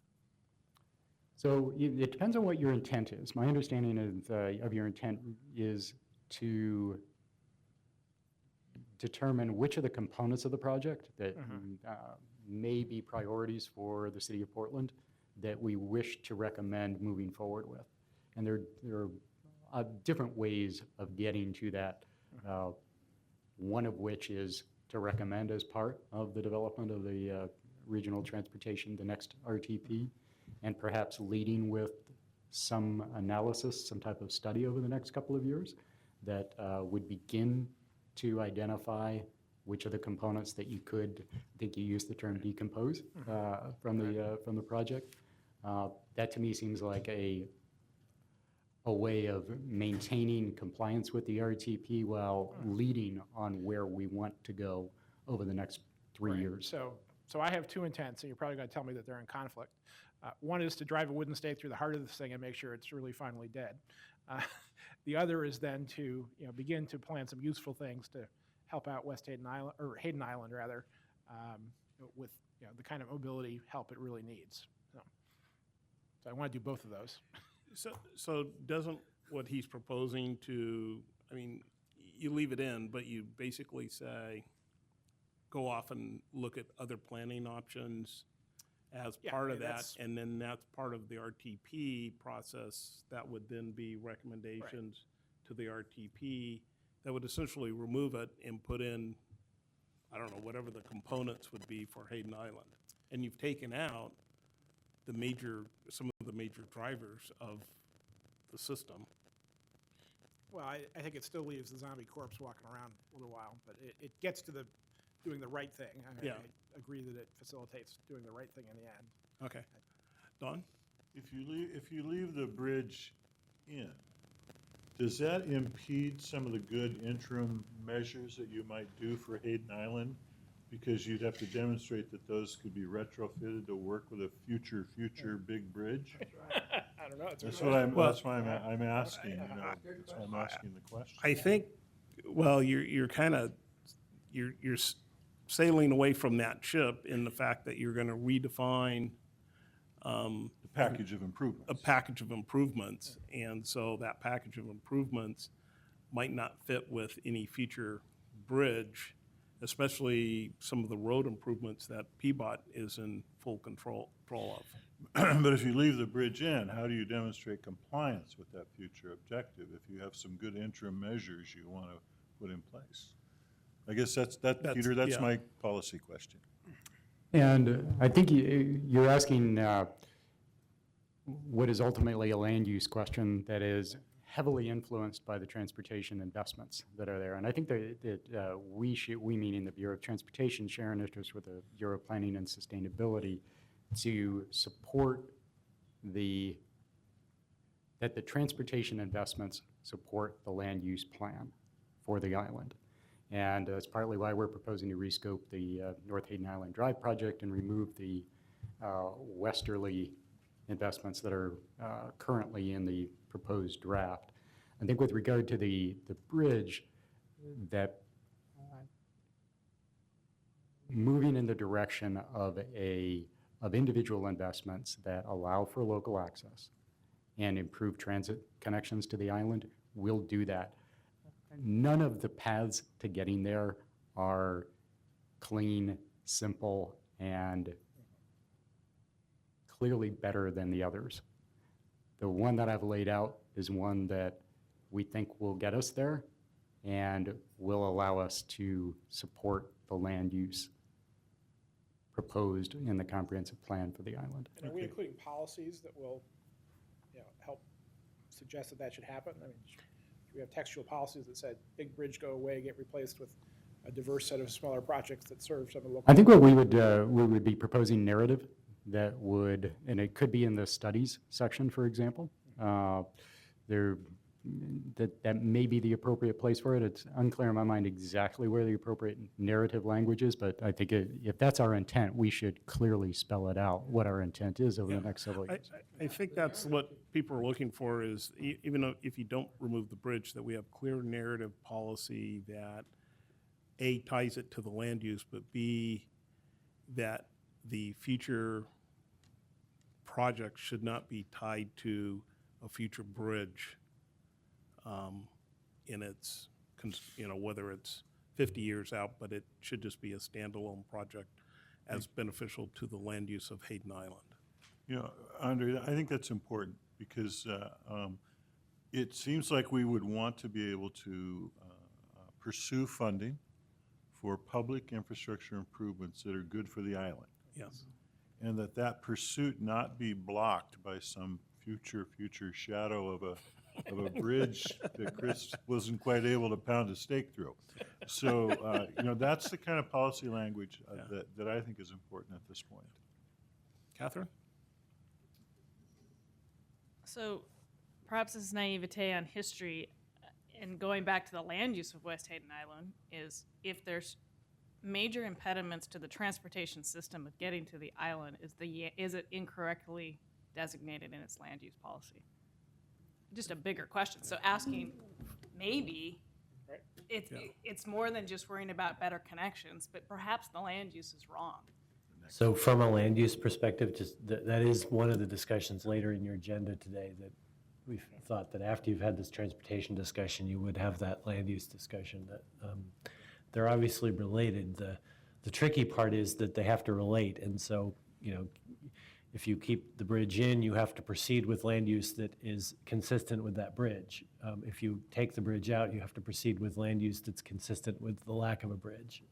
And That's the fundamental. So, given the time, would you prefer that respond to the final two projects in writing or perhaps at a future work session, or would you like me to cover them now? Why don't we, can we just defer them to a future session, Eric? Yeah, whatever we haven't finished, we're running a little bit Yeah, behind. so why don't we defer them to a future? What is left? Just Fun ones, streetcar and green loop. of course. Of course. So we'll finish up at a future session with just streetcar and the green loop, correct? And at some point in time, I wouldn't mind bringing back some of the CRC language to have you take a look at it. If you have time on the agenda. If not, you can certainly do so between the 28th of April and May 26th. We can see if it tries to stay far enough into the. Peter, good map. This is real informative. Yeah. Thank you. It is. You're welcome. Very good. Next, we're going to have centers and corridors, correct? We're going to do a little bit deviation from our schedule and address the TriMet site issue in order to accommodate Okay. scheduling issues. So I'm going to go over to that seat. We're going to play a little musical chairs. Okay. And Deborah Stein is going to sit in the director's seat during this time. So next, we're going to do centers and corridors, and this is a revisit from 127 meeting. Centers and corridors. Okay. Well, we're going to do the whole centers and corridors. Within centers and corridors. Well, we're going to, TriMet's going to be first. Andre, Yes. are we going to continue to project, and is it possible to get it off the ceiling? Lower it. I think you can lower it. I believe that looks lower it. Hopefully Julie's here. Yep. Can master these things. Thanks, no. Much better. Better, Julie. Better.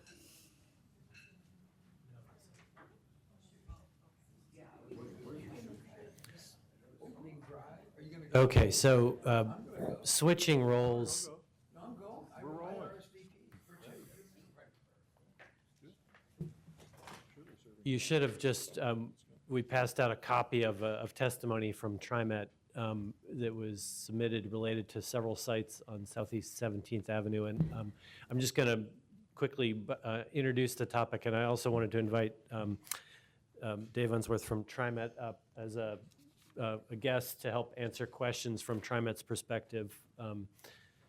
And also acknowledge that this is a situation where the Bureau of Planning and Sustainability made a recommendation that is at odds with what TriMet has testified about, and so we want to just talk through that issue with you.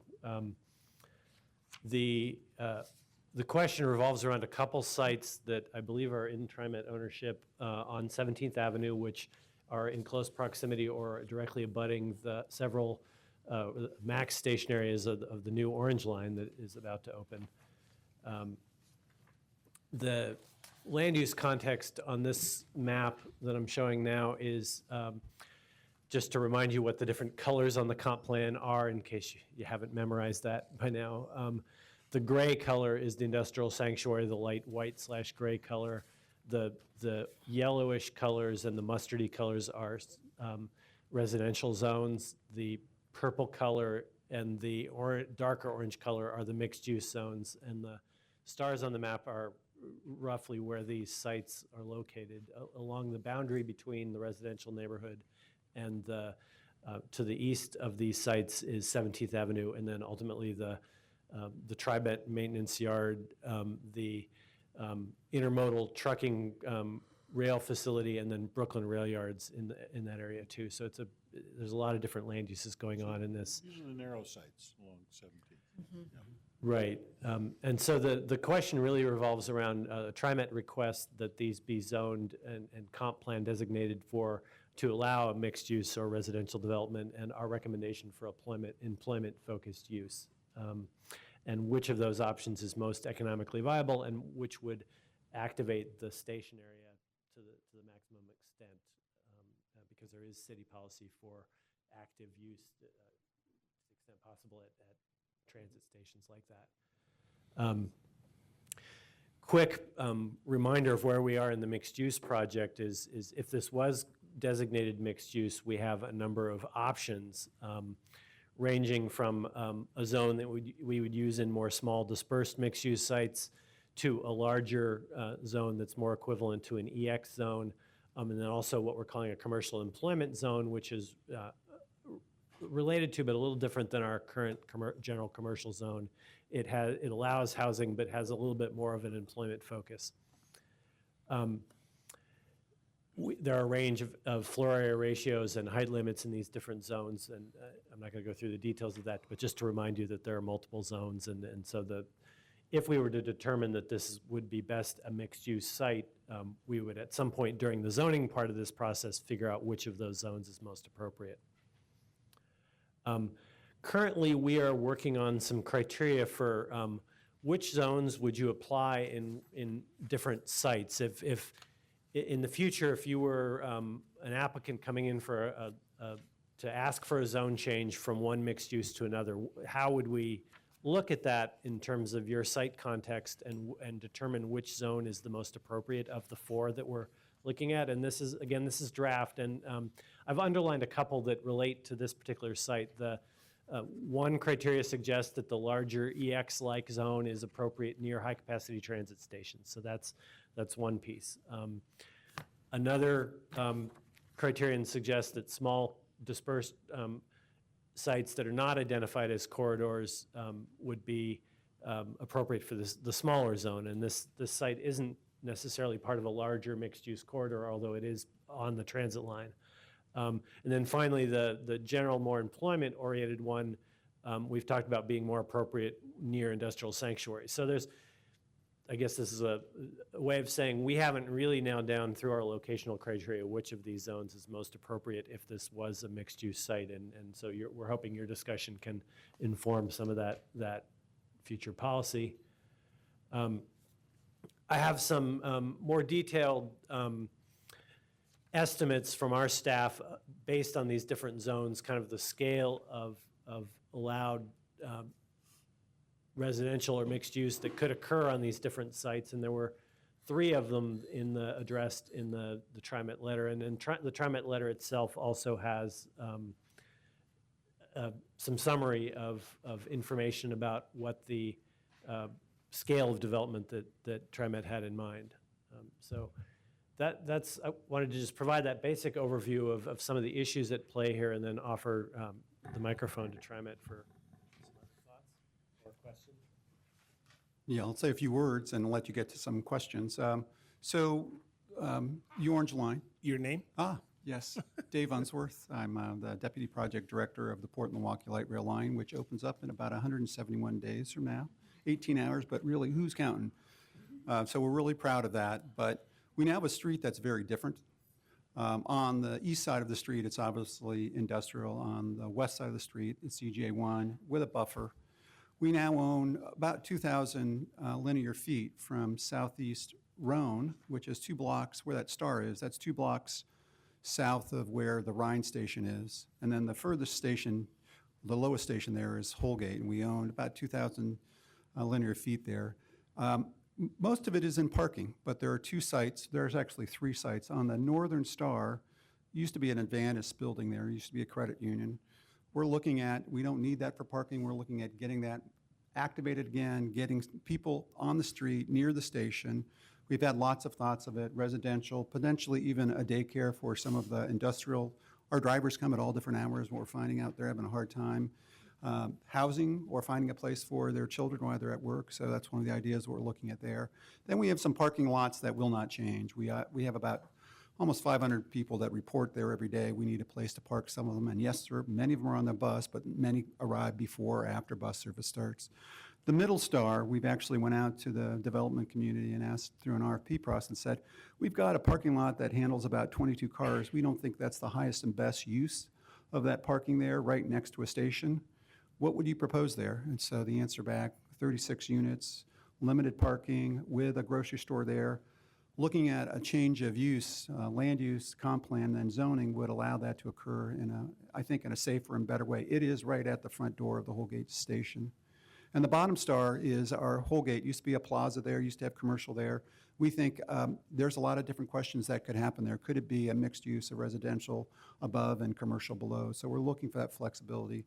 Don't know that the current proposal that cities come up with allows for that, but as we, as a property owner, are coming to you and saying, we'd like you to consider that, in part, we want to activate those stations, in part, we want to get those properties back to a good use as quickly as possible. Stop. Questions? I have a comment, I always saw, I've thought about these parcels a little bit. I've always thought one of the most valuable functions of these properties is to buffer the Brooklyn neighborhood. Right. From the noise. And I still feel that way. And I think the mixed-use program would, that had a degree of flexibility would help get to that objective, because these are very difficult sites to make use of. And I think mandating one use or another would make it more difficult. I like the idea of some flexible mixed-use zoning in there. Given the width of that parcel, we think it would be very difficult to get purely commercial in there and pencil it out, given the access issues it has with left turns. With a certain amount of retail might make sense at the station.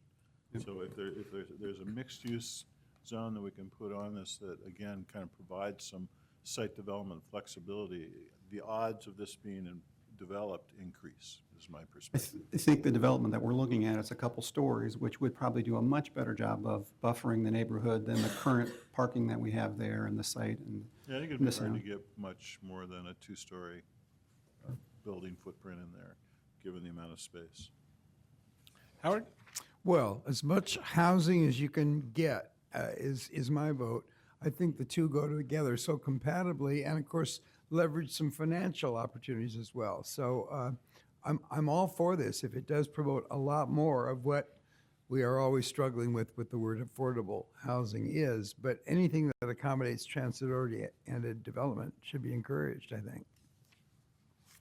Other, Maggie? I know it's much too early at this point, but have there been discussions about how much, or if any, affordable housing would be located there, and what additional revenue would you be leveraging, or would it just come out of TriMet? One of the things that we're looking at is writing down the property and to encourage development to occur there. It's really difficult to actually happen at that site. I think there are other places where maybe affordable housing on some remnant sites is probably a smarter place to look, but we don't think this one is. The daycare location, we haven't done a perform on that. We haven't penciled it out. So you just said 36 housing units? 36, Previous. pardon me? Flats. Yes. Okay, but you don't think affordable units would pencil out? Don't believe that we're looking at affordable units on that. Chris? So there's no issue with industrial sanctuary policy here, right? This is just general employment, not industrial sanctuary? Well, I mean, that's partly, I guess, the question you're asking is behind the Bureau's recommendation to keep employment zoning here, is that we're a little hesitant because you're putting the higher density directly abutting industrial sanctuary. And so there is tentative policy in the comp plan that says don't do that. So the PGE facility and the TriMet bus yard are technically industrial sanctuary? Regionally significant. Yeah, the bus yard, and then the other use that's abutting this is the heavy truck intermodal yard and the Brooklyn rail yards. So there is a, Holgate in particular is a freight, it's a main freight route. And I would just add that these sites currently have the employment designation, and in our current zoning code, an employment zone does allow housing through a conditional use. But one of the proposals we have coming forward to you through Task 5, the comp plan implementation, will be to make some changes to the employment zone that would no longer allow housing in the employment zone. So that's the proposed upcoming change that would make this proposal for mixed use not work if the mixed use included housing. And is the current employment zoning for this site included in industrial sanctuary? No. So, No. So the boundary of the So sanctuary. today, it could be developed with mixed use through Right. conditional So the use. boundary of the sanctuary is 17th, is that right? Yeah. So essentially, we've got two policies that point in two different directions here. One that says activate transit stations, and one that says keep housing away from industrial sanctuaries. And so this is a policy call that you can help us make. At least they would know the industrial's there before they move in, Well, right? Right, and what's the freight classification of 17th? Or what is the classification of 17th? Sure, it's a truck route and transit route, I'm sure. I believe both Holgate and 17th are truck routes. And is it a major truck facility or? Only Holgate is that. Okay. Yeah, just when we're trying to preserve industrial sanctuary, it helps if we can have firm boundaries, right? And it feels to me like 17th with a light rail line, it's a pretty good fence. I can tell you TriMet's not going to move from that site in my lifetime. It's too important for us, and it's located downtown, and PGE is reinvesting in their facility. So those indications are on that side, on the east side of 17th. Those uses are there to stay. Union Pacific is obviously investing in their Brooklyn yard. Again, I don't see those uses moving anytime soon. It's really, the question for us is, we have a parking lot, we have a couple parking lots. We think we would like some flexibility as we look at opportunities to redevelop that. As we have just, we're really almost done with construction. Now we turn our sights to, okay, how do these sites redevelop in a way that helps the community, helps the station? And that's the debate that we've had. And the air quality issue, the TriMet makes the point in the letter that the air quality is better than it is downtown, right? So do we have any serious concern? The question to me, and if you've, some of us have been here long enough to have had the noise officer come before us from rail yards and places that housing that's been built further away than this housing from a rail yard, and have the complaints of the residents that have bought or lived in those housing units come before him, and he has no control. Because the housing is built there. And we have been, consistent from a long time about trying not to put people in those areas in close proximity and trying to build that buffer. And so I have a concern about putting people in a housing unit close to them, close to that noise, and having hearings officers show up at our doorstep at a hearing and say, geez, I've got all these hearing and people that are complaining to us about noise, and we're the ones that put them in that situation. The other part is that I have the concern I have is that this is a transit area. Even if you get past that and you get past all the other issues, we ought to have affordable housing. This is a transit station. And we have a policy that says we should put affordable housing near transit. And I don't think it's appropriate for us not to, if we're gonna do housing, then we have to have affordable housing here. As just kind of a mandatory. Because if you don't do it right next to the train station, and TriMet's not the leader in that, every other developer in the world's going to say, they didn't do it, why do I have to do it? We're going after inclusionary zoning and a bunch of other stuff. And if TriMet's not, we can't push TriMet to do affordable housing, how are we going to produce a for-market, for-profit developer to do affordable housing when TriMet won't do it next to their own station? And it's a conflict for me. Yeah, it is. So, those two things, I'm really concerned about noise and how we tell residents you have no recourse for that train banging in the middle of the night in a rail yard that is growing. Well, a TriMet train is a lot different than the. No, you have the Brooklyn Yard. The Brooklyn Yard is just adjacent. Andre, how different is this from the situation along Front Avenue where there's a whole bunch of condo development ongoing? And it's right across the street from It's Live. not different. The issue is, those are built. We have a choice here to say, do you build them and put people in that position, or do you not put people in that position? I guess it's a conscious decision that we're gonna put them in a noisy environment, a 24-hour noisy environment. And a diesel polluted And environment. it is- But it's less than downtown. Yeah. Maggie? I think what would be nice is to maybe get a little more background information, just for our knowledge on the conversations that have taken place around housing, especially, I mean, it looks, obviously you gave a significant discount.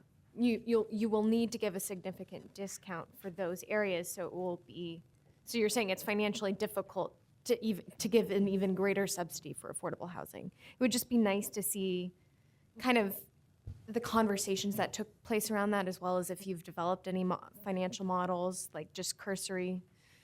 Clearly, TriMet has done affordable housing. There's a number of places we're doing it. We've done it up on our yellow line. So we've done it before, we'll do it again. The question here is the zoning and can we do it? Can we even have that conversation? So we have had a conversation with a developer. We put it out there, we ask them for, can you do, this is such a tough site, can you do it on here? What would it take in order for us to do it? What we can do is the value of the property. That's generally what we can play with. And does that leverage enough to get the development done in a way that suits the urban design of what we think that street ought to be? And those are generally the conversations we've had so far. We can come back to you in a lot more detail. Catherine Krieger, the person that usually sits here, is actually taking a job with Metro, so I'm filling in. So, but there are other places along the alignment that may be more appropriate for affordable housing, so that we own, and we're going through that process of figuring out how do we make sure these sites become productive as quickly as possible after we're done with the construction of the project. Eric, is, none of this land is in the Central East Side, correct? No, this is beyond the Beyond. Central East Side. That's what I want to make sure. And just to acknowledge the time, are you guys ready to take temperature on this? Do you want more information for a future session?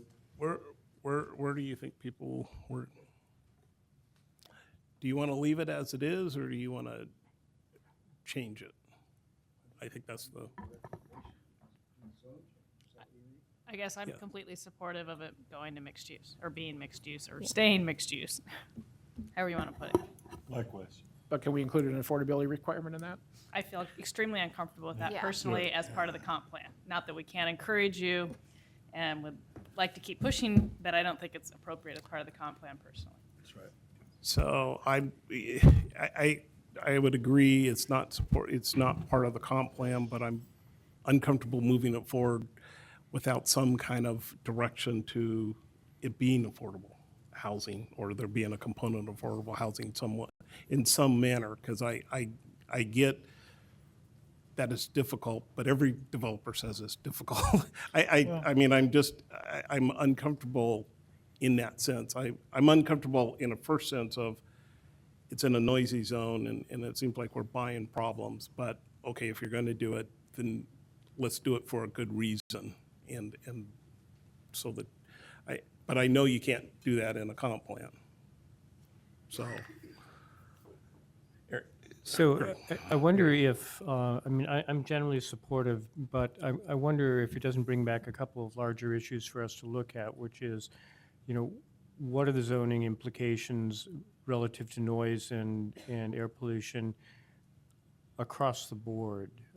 Because it's not just about this one property, it's a broader issue, including, and the second issue is requirement for low-income housing in mixed-use zones generally, again, in addition to the specific proposal. Well, the air And quality whether problem. that's covered by yeah, I mean, policy. the air quality problem is somewhat endemic, right? Because most of our high-capacity transit lines parallel freeways, so you have bad air quality along the freeways, but that's where the access through the high-capacity transit is. So, I mean, we have this problem everywhere. This is not special in that. The noise is the unique attribute here. Yeah, Don. But on the noise, you can mitigate for the noise in how you build the buildings. Well, And there's yeah. very specific standards from HUD about acceptable noise levels. Okay. I mean, they've done this all the way along the Banfield Highway with a lot of the infill multifamily that's occurred there, very close to the freeway. I will say with the mixed use, that is part of the mixed use code discussion, is to what level is the affordable housing built in either as a requirement or as a bonus, and that you will be discussing that as that project comes through. So as part, in recommending that we move forward, if everyone's comfortable with the recommended change, can we have that discussion about the zoning change to require the affordable housing on the site? But you're going to have a discussion about where it's appropriate to require or incent affordable housing as a broad code issue. yeah. We're That's a not Tax 5 suggesting you problem. That's a attach Tax it. 5. Right. We're not suggesting you attach it to a particular site, Site, but yeah. it's a broader discussion. Okay. All right. We'll remember. We will remember, and we'll have the discussion about the noise also. I'm going to give the mic for just Okay. 2 minutes on it. I mentioned when I started out here, you guys deal with a lot of far off, thinking about big time future stuff, and sometimes the future's here. I have a brochure that just off the press, and it's about really growing places. It's about kind of the partnerships we have, the city, PDC, things that ended up like quiet zones where we're no longer blowing train noise at 8th and 11th and 12th. $64 million of bike and ped improvements along the alignment, $40 million worth of roadway improvements, and really changing the way the city looks. You know, obviously this commission has had a hand in that, and I want to thank you for that. We're starting to do the rounds and thank people, and I think that's appropriate. And, but it's a leave behind for you to take a look at, and if you have any questions, obviously, later time, you can come see me about it. Hey, I hear you have some money left over?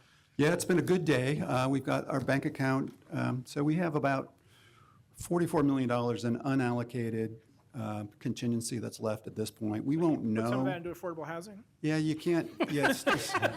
If it were. No, I think we should seize those funds immediately. It's so No, easy. it's, All right, go, all right. go, seize. We need to move on. Thank you.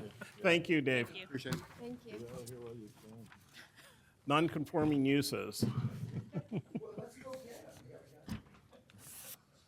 We're running behind, so let's move on.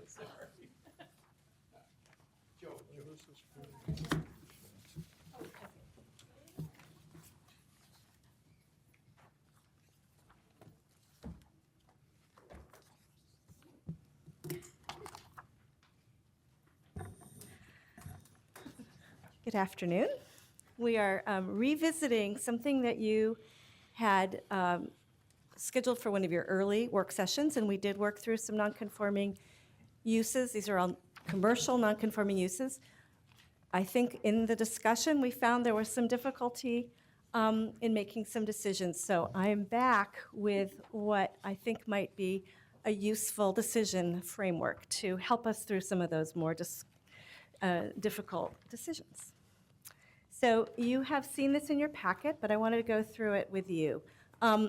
What I tried to do is develop a sort of a decision framework that, while it's really attractive to have something that is always going to spit out a unambiguous, clear-cut answer for everything, it's just not possible. We have found as staff, and I think you have found as a commission, that these decisions are fairly location-specific, where there's some locational issues or structural issues or other kinds of factors that play into a decision. So it's never going to be 100% clear-cut. But what we did try and do is identify, are there a few what I'm calling clear paths to yes, where if you follow this kind of decision path, you would always get to yes if certain things are true. So we did develop this for you. We want to sort of test it out with you in this work session today. The methodology that we have illustrated in this way reflects very closely what we had used as staff in our original recommendations, but it's just a different way of kind of conveying some of those questions that we ask ourselves as we're analyzing each specific case. What you're seeing here is what we're calling two different clear paths to yes that would apply if you're in the inner ring or in inner neighborhoods, and this is based on our pattern areas framework. So the first, most clear cut would be, is the nonconforming use on a corridor? Yes. Then is it adjacent to or across the street from other mixed uses? If yes, Is it on a corner? And if all those three conditions are true, we would always say, yes, this is a non-conforming use we would want to apply mixed-use zoning to. The second one, also in the inner ring, would be, it's not on a corridor, but it is within a quarter mile of a bikeway and/or frequent transit service. And again, adjacent to or across the street from other mixed use. So part of a little bit of a node, even if it's not directly adjacent, it's part of a node, and on a corner. And if all of those things are true, we would also say yes. And you'll find this on a corner feature has turned out to be kind of an important thing in our thinking. And I'll show you again here, is a second pair of paths to yes. In these cases, it's in the eastern areas or the western neighborhood pattern areas, so not in the inner ring. Slightly different set of considerations that we followed here. You'll see on a corner, it's common to these as well. The first one, again, you're in a center or on a corridor and on a corridor and on a corner. We built in here, built as a commercial structure. We thought that that was important for a couple of reasons. It seemed to indicate that historically it was functioning as a commercial use, and there was probably some reason why it's still there as a commercial use and probably indicates some sort of long-term viability. So if all of those things are true, we would say yes. And then the second path is that it's not in a center or not on a corridor, but it fills a gap in neighborhood serving uses. And this was important in the outer neighborhoods because we do find that there are some larger areas that are unserved by any commercial uses. So this becomes a more important factor here, where this wouldn't be true in the inner ring because there's plentiful opportunities for mixed use already. So this is more important in the outer areas. Again, on a corner, and this was, our thinking here was that a non-conforming use in the middle of a block that's surrounded by residential, we always have to think about that use being, if once we apply mixed-use zoning, it could be redeveloped as a mixed-use building, which might be more intense than what's there today. So it might be more appropriate if it's on a corner than in the middle of a block where it's surrounded by residential uses. So that seemed important to us. And then again, if it's built as a commercial structure, that might boost the, the viability of this to be more legitimate long-term as mixed use. So again, if all these are true, then yes. Gary? Did you have a question? So the implication of this is that the corner gets you an automatic yes, but it doesn't mean that in the middle of the block is impossible. It means that there Correct. needs to be more process around it. Correct. And so one of the things that comes next then is, because not every situation is going to get to this clear yes, they're always going to be, well, yes to a few of these, but no to some.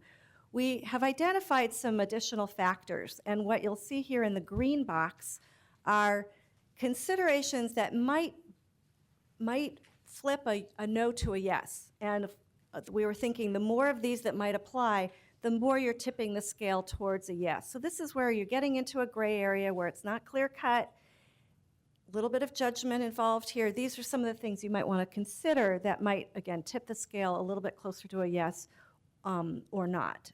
So these were, this is a set of 5 that we looked at, including is there support from the neighborhood, would a map change address an unintended consequence, historic structure that might be worth, that's an important part of the neighborhood fabric.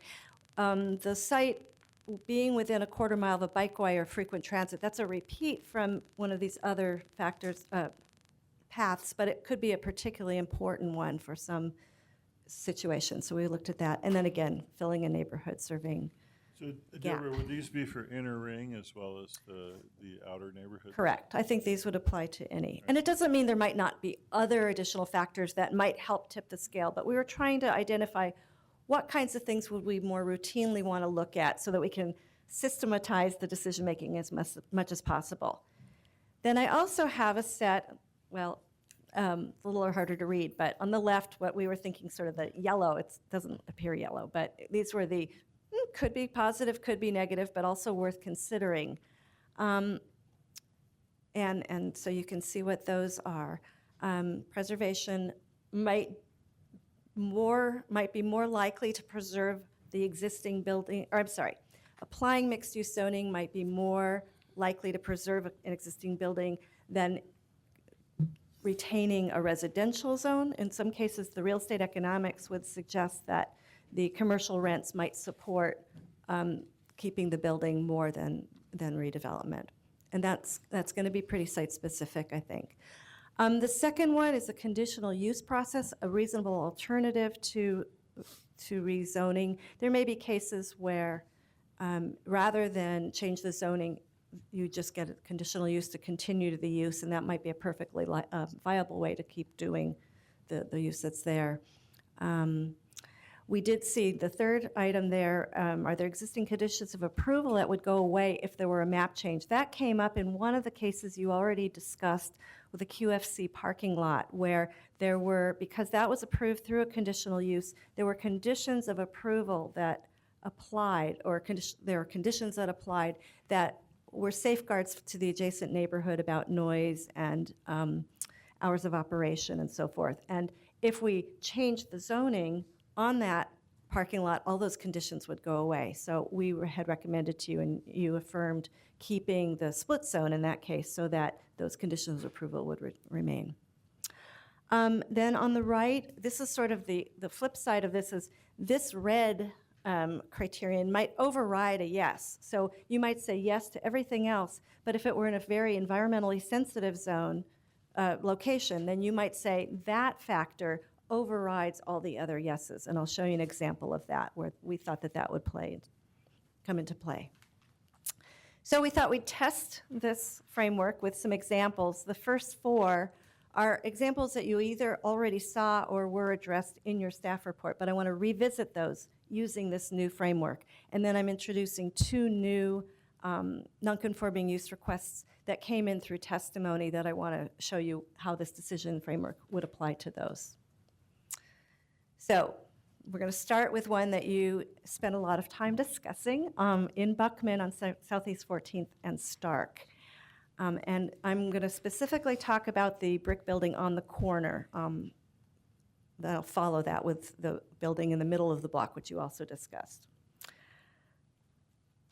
So you might recall this one. It's across the street from another mixed-use another non-conforming use that we had also recommended applying the mixed-use zone to. In this case, there was a lot of neighborhood opposition, you might recall, to changing this.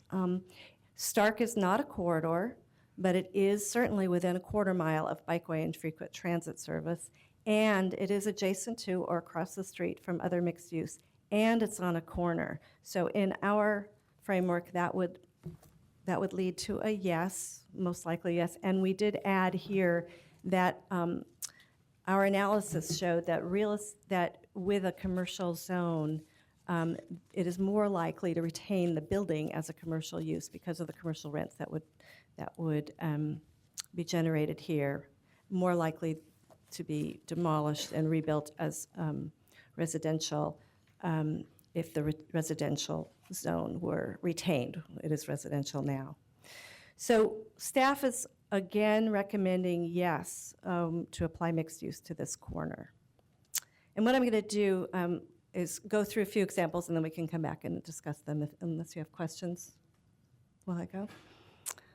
So let me go to the next, this is the next door building, also currently residential. It is a commercial structure, but certainly less architecturally interesting and historic than the previous building that we just looked at. Again, not on a corner, but yes to being within quarter mile of bikeway and frequent transit, and it is adjacent to or across the street from other mixed use, but in this case, not on a corner.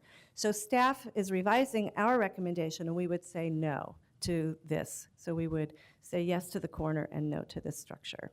And by saying no to this, we are addressing some of Buckman's concern, which was having redevelopment that would just be monolithic across the whole block. So by saying no to this building, any redevelopment, if it were to occur, would be focused on the corner, and then you'd have this break. And you might recall the house that you can see on the right, they had also requested a change to mixed use, and we had said no to that as well. I did also want to mention in terms of the redevelopment potential on these two properties, particularly on this one. With R1 zoning, which is what's there now, the urban form would be approximately the same as with mixed use. The height would not be, if redeveloped, the R1 zoning would allow a building approximately the same height as a mixed use dispersed. So if redeveloped, there wouldn't be that much difference in terms of the scale of the building. Is that in your additional factors anywhere? No, but, I mean, what would redevelopment generate in terms of the difference if mixed use or residential? Is that what you're asking? Yeah, kind of. I guess in going back to your additional factors, Yeah. maybe that's one to add here is Right. I think to consider if you get kicked into. Well, no, that's an kind of that interesting mode. point because some of these are R5 today and are being proposed to be mixed use. So much more of a contrast there than R1 to mixed use where it's very little different. So that is a good point. Okay. So we'll keep track of that as we go through the other examples. So the next one, you also saw this, although we had shown you a different photo last time that focused more on the parking lot than the structure itself. This is out in Lentz on Southeast Herald, a little store in the middle of a block, very close to the freeway. I-205 separates this from the Lentz Town Center. Not on a corridor. It does fill a gap in neighborhood serving uses and is built as a commercial structure and is within a quarter mile of, in this case, not a bikeway, but it is, let's see. I'm sorry, it is Herald is a bikeway, but not transit. The one Right. on I-205, that bikeway? Yes. Is that right, or is it? I think actually Herald is a bikeway. Herald. I believe Herald is a bikeway itself. There is some neighborhood support for this, so that sort of boosts this a little bit more. This one is still hard. It was hard before, it's hard now. I think you could go either way on this, but it did have neighborhood support and does fill a gap, so it might suggest a yes. The zoning here, however, is R5. So to get to your point, the potential contrast if this were redeveloped as mixed use, suddenly the scale would be quite different than what the scale is now, which is a very low-profile building that blends in with the bungalows that are in the surrounding area. Yeah. Deborah, just for a second, I think neighborhood support is a very persuasive part of weighing this criteria, and it gets to be iffy. And neighborhood support is a relative thing. Is it real or is it imagined? But it really should be a stronger than usual, I think, consideration.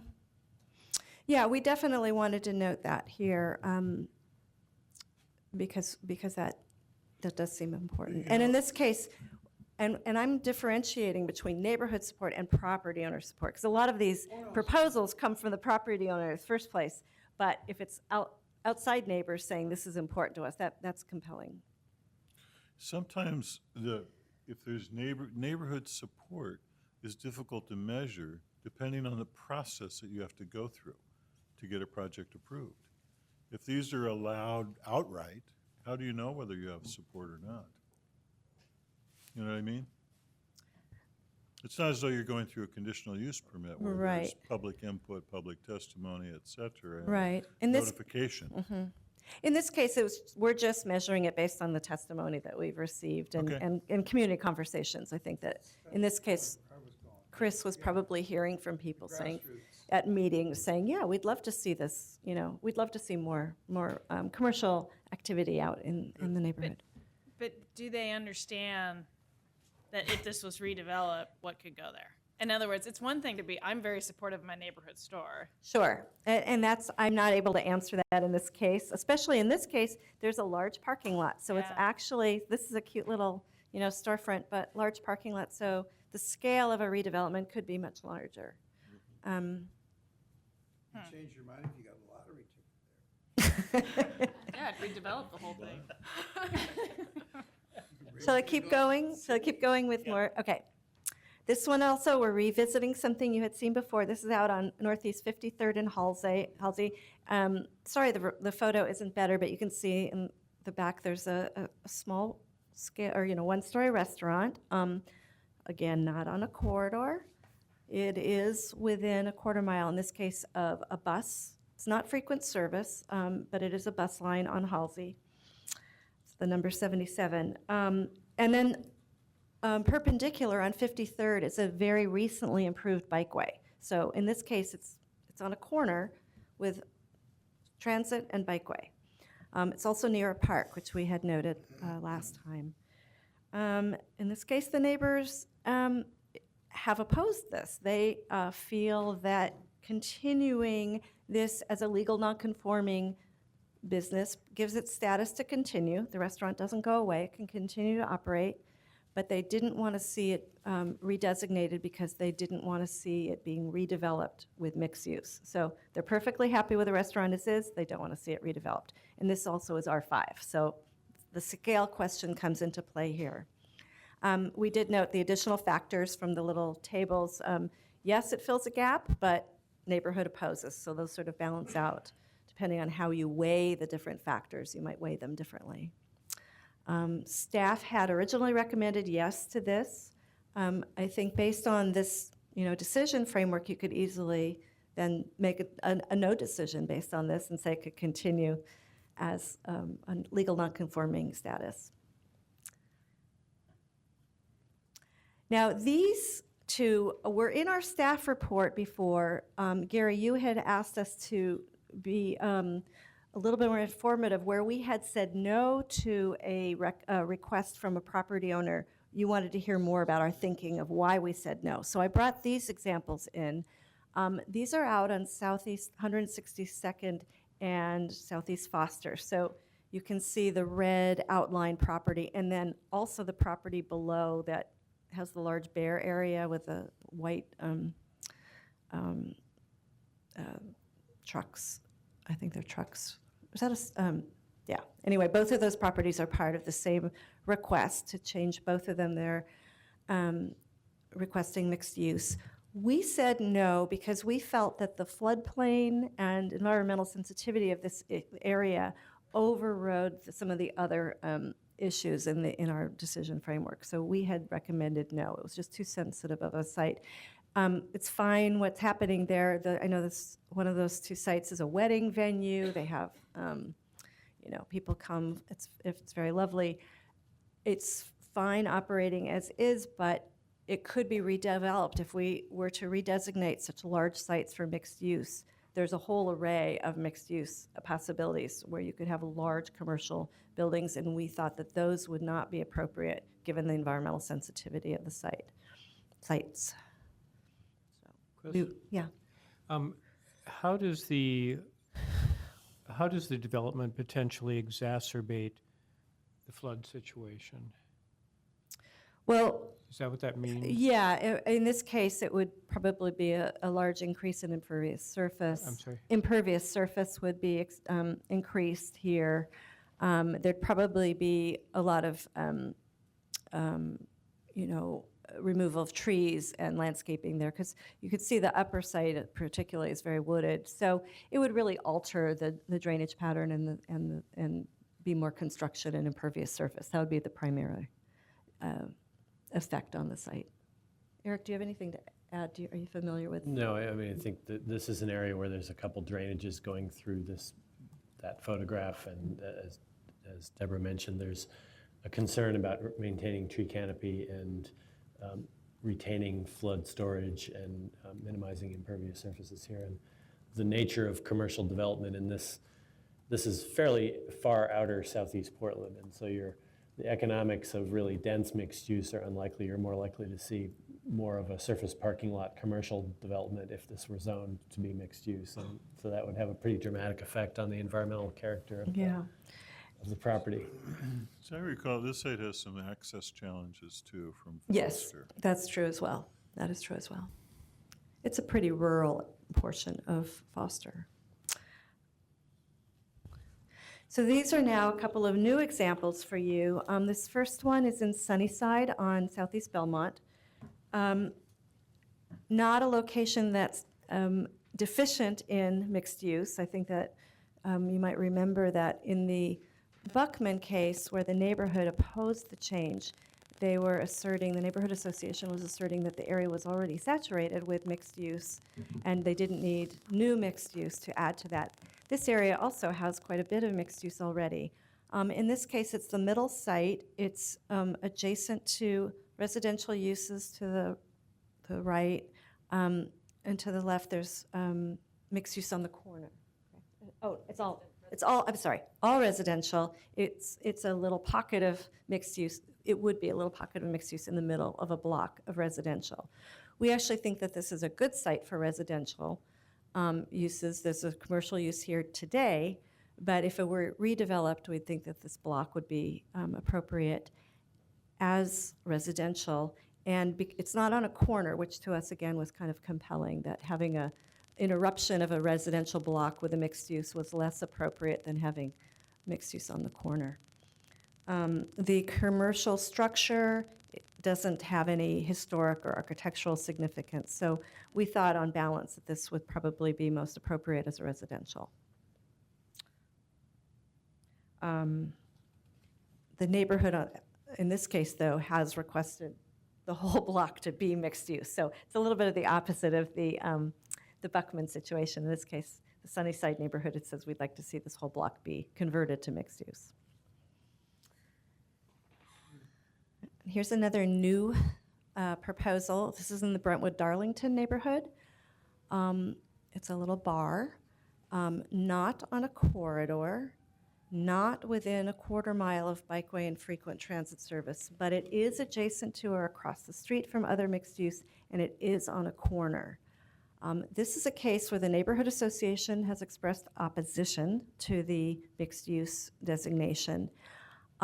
Staff would recommend no on this one. One of the factors that we noted is that there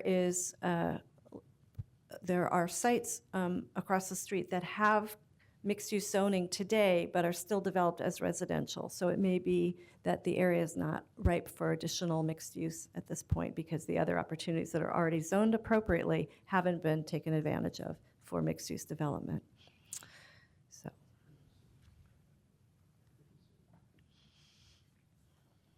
So, I guess that I would love to hear some of your discussion about whether did the general approach help at all? I know it didn't make everything easier to decide, but hopefully it provides a little bit of structure for some yeses or nos.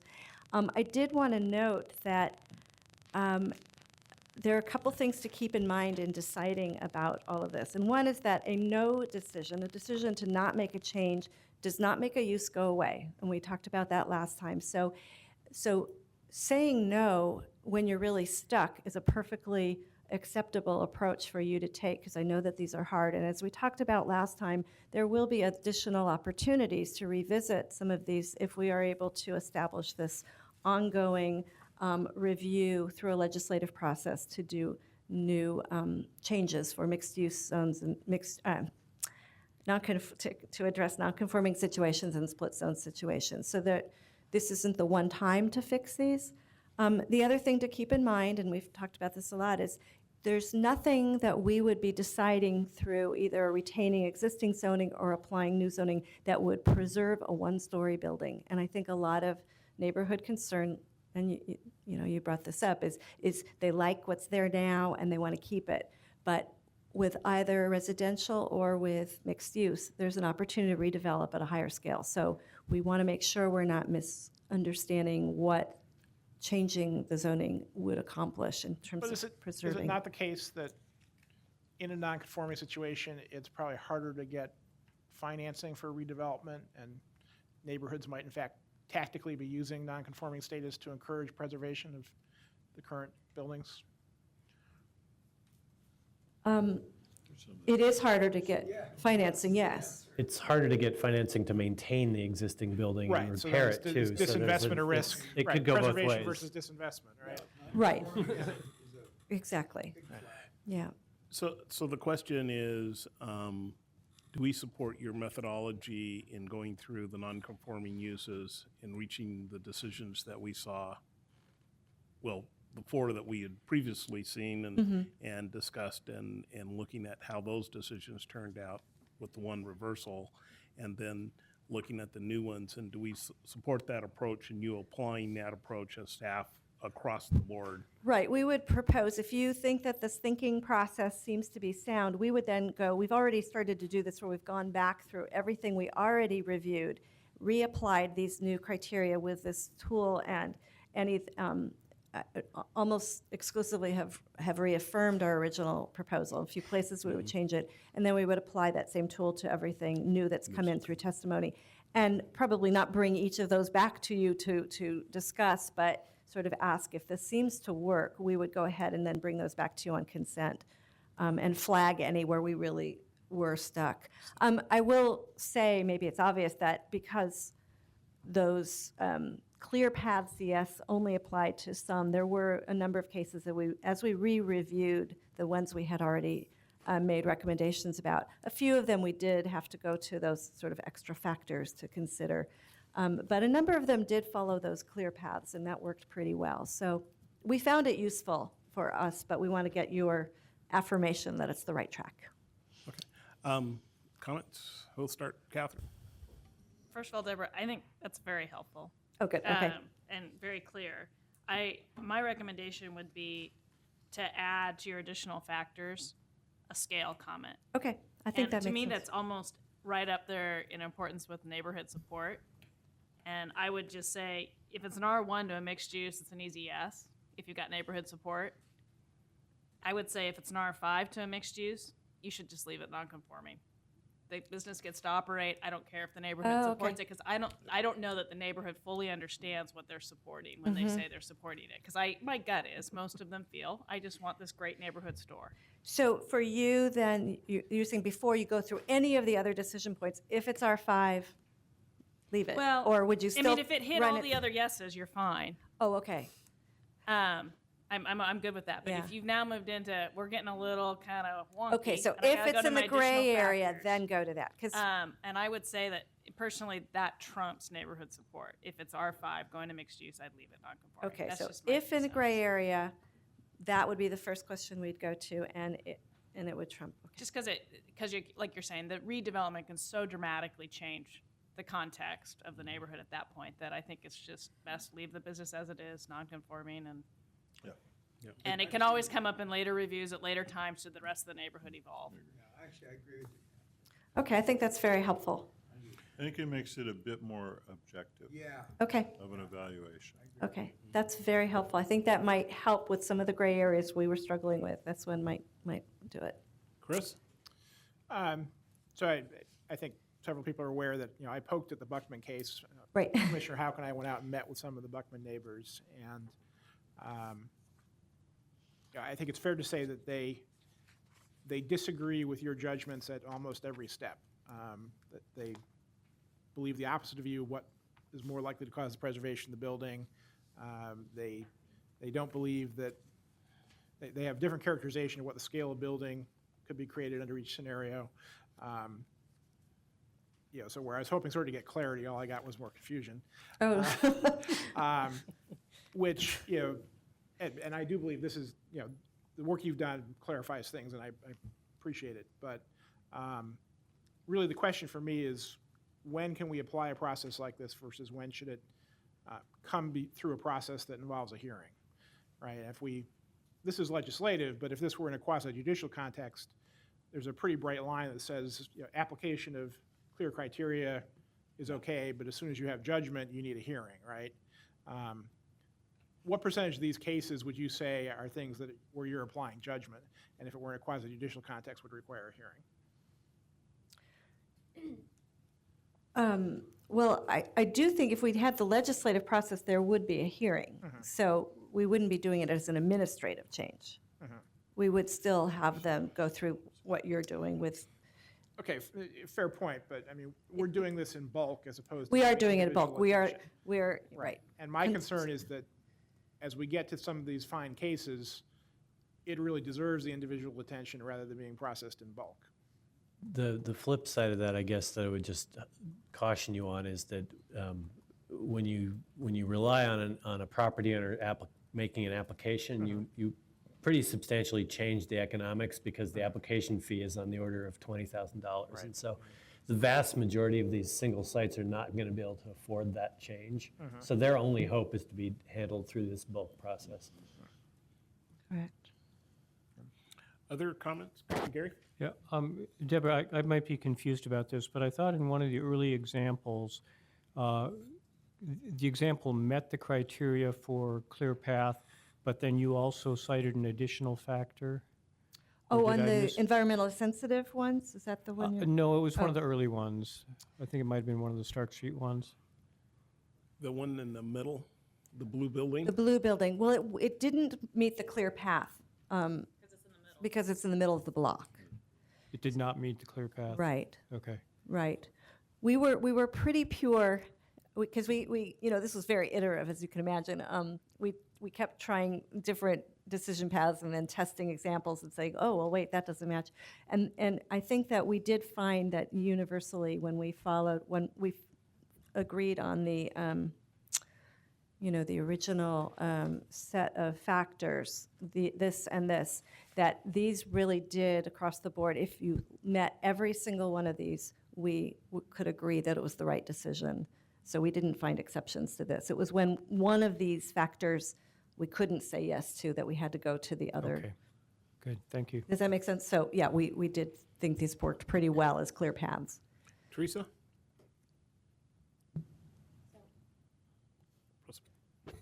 Okay, good work. I like the little decision matrix chart. I think that's nice. It strikes me that there's one component that maybe people need to know about if we're going to use it as a deciding factor, which is the neighborhood support. I don't know if we ever, all the people who submitted requests, if that's the deciding factor, but we're just going to take whatever we have and we're not going to actually ask any more questions. Like if I knew I needed neighborhood support, I would make all my neighbors send you a letter. Oh, I see what you're saying, yeah. The other ones are pretty objective. Is it on a corner? Well, that's not going to change. But that one seems, when that's the weighing point, Yeah. perhaps people deserve an opportunity. But I would add, but if they can, and if we do this on a more regular basis, where we take a whole bunch in chunk, maybe it doesn't happen with this particular group, but maybe it does next time around. Yeah. No, you're right. It is a tricky factor because it's not a level playing field with everybody having the same awareness either of what it means or even that it's been proposed. And so it's hard to say, well, this one had support and this one didn't, because you're right, maybe this other case would have a lot of support, but nobody asked. So I do worry about weighing it too heavily because it's not And you could also give them the objective. opportunity to say, we're going to do this again in 2 months, so Right. go That get is your a key neighbors. part of the Bureau's recommendation here, is this idea of an ongoing, Yeah. striving towards an ongoing program. We can't guarantee funding for that program at this point, but we're suggesting that we get the ball rolling on assessing that and the ability to, probably not annually, but there's probably a cycle that would happen where we'd be able to group these together. Yeah. So you will see, the things that we show here and here are objective things that are easy to measure. And some of those other things, the real estate economics, you might ask two different people and they might give you a different analysis. You ask about the neighborhood support and that may not be consistent across the different situations. So those are a little less objective, a little less consistent. These, I think, if 10 people looked at the same situation, they would all come up with the same answer. So that's why I like the clarity of these. And then the others are adding some judgment and may not be consistently applied. And there is a lot of site-specific interpretation to this, even with this criteria. The issue of just ongoing viability of the existing business whether the zone changes or not is going to depend on a lot of existing condition factors, like what's the state of the building now? Does it need a lot of maintenance? And what are the ongoing expenses of getting those permits as a non-conforming use versus an allowed use? And just that can be really different on different sites. And Yeah. Mike, did you have any comments? Well, I like the approach, frankly, and I think the key is that it standardizes at least a thought process that you go through, which is what I heard Deborah say, and I like that approach, whether you agree with all of the criteria or not. So I think it's a good approach. So I think we're in agreement. Okay. That we do that, and I think it's a good job of getting a process and a really, like Mike said, a methodology that's consistent. Okay. So what I will do then is we'll go back through and we'll put our recommendations into a chart and have that back in front of you, not necessarily for discussion, but just so that we can document the new thinking as it's applied to each case that's in front of us through testimony, and we'll present that to you, so. Okay, great. Oh, Okay. One Gary, last just comment. one last. The chart sounds like a great idea, and if it would be possible to include on that the short-term options, like, continuing non-conforming use, et cetera, so that it's clear both to the commission and to the public as to what the options are when you say no. Okay, great, thank you. So we're almost on time. Oh, We've okay, caught well, I up. have to grab my other notes, and I'm going to be So back in we're front going of to take a 5-minute break Okay. and then come back with residential densities.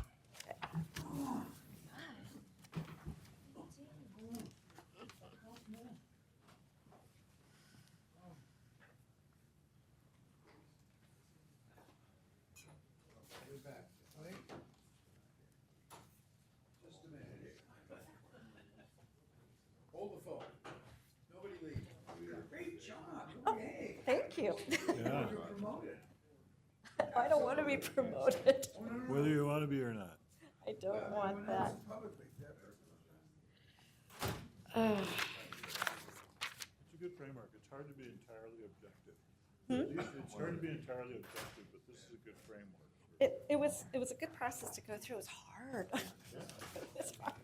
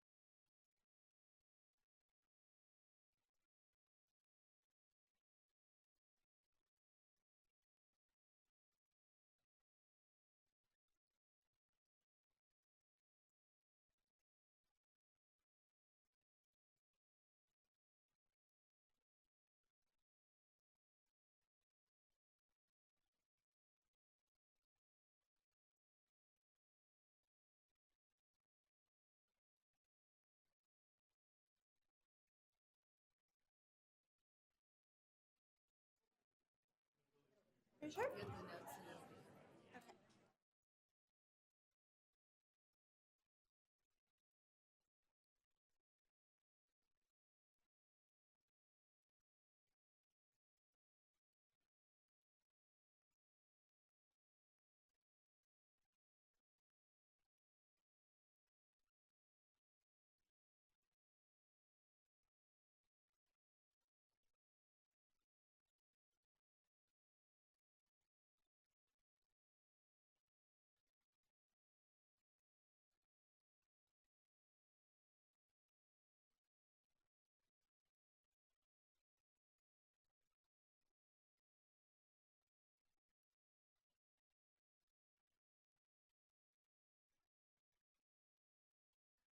Residential densities.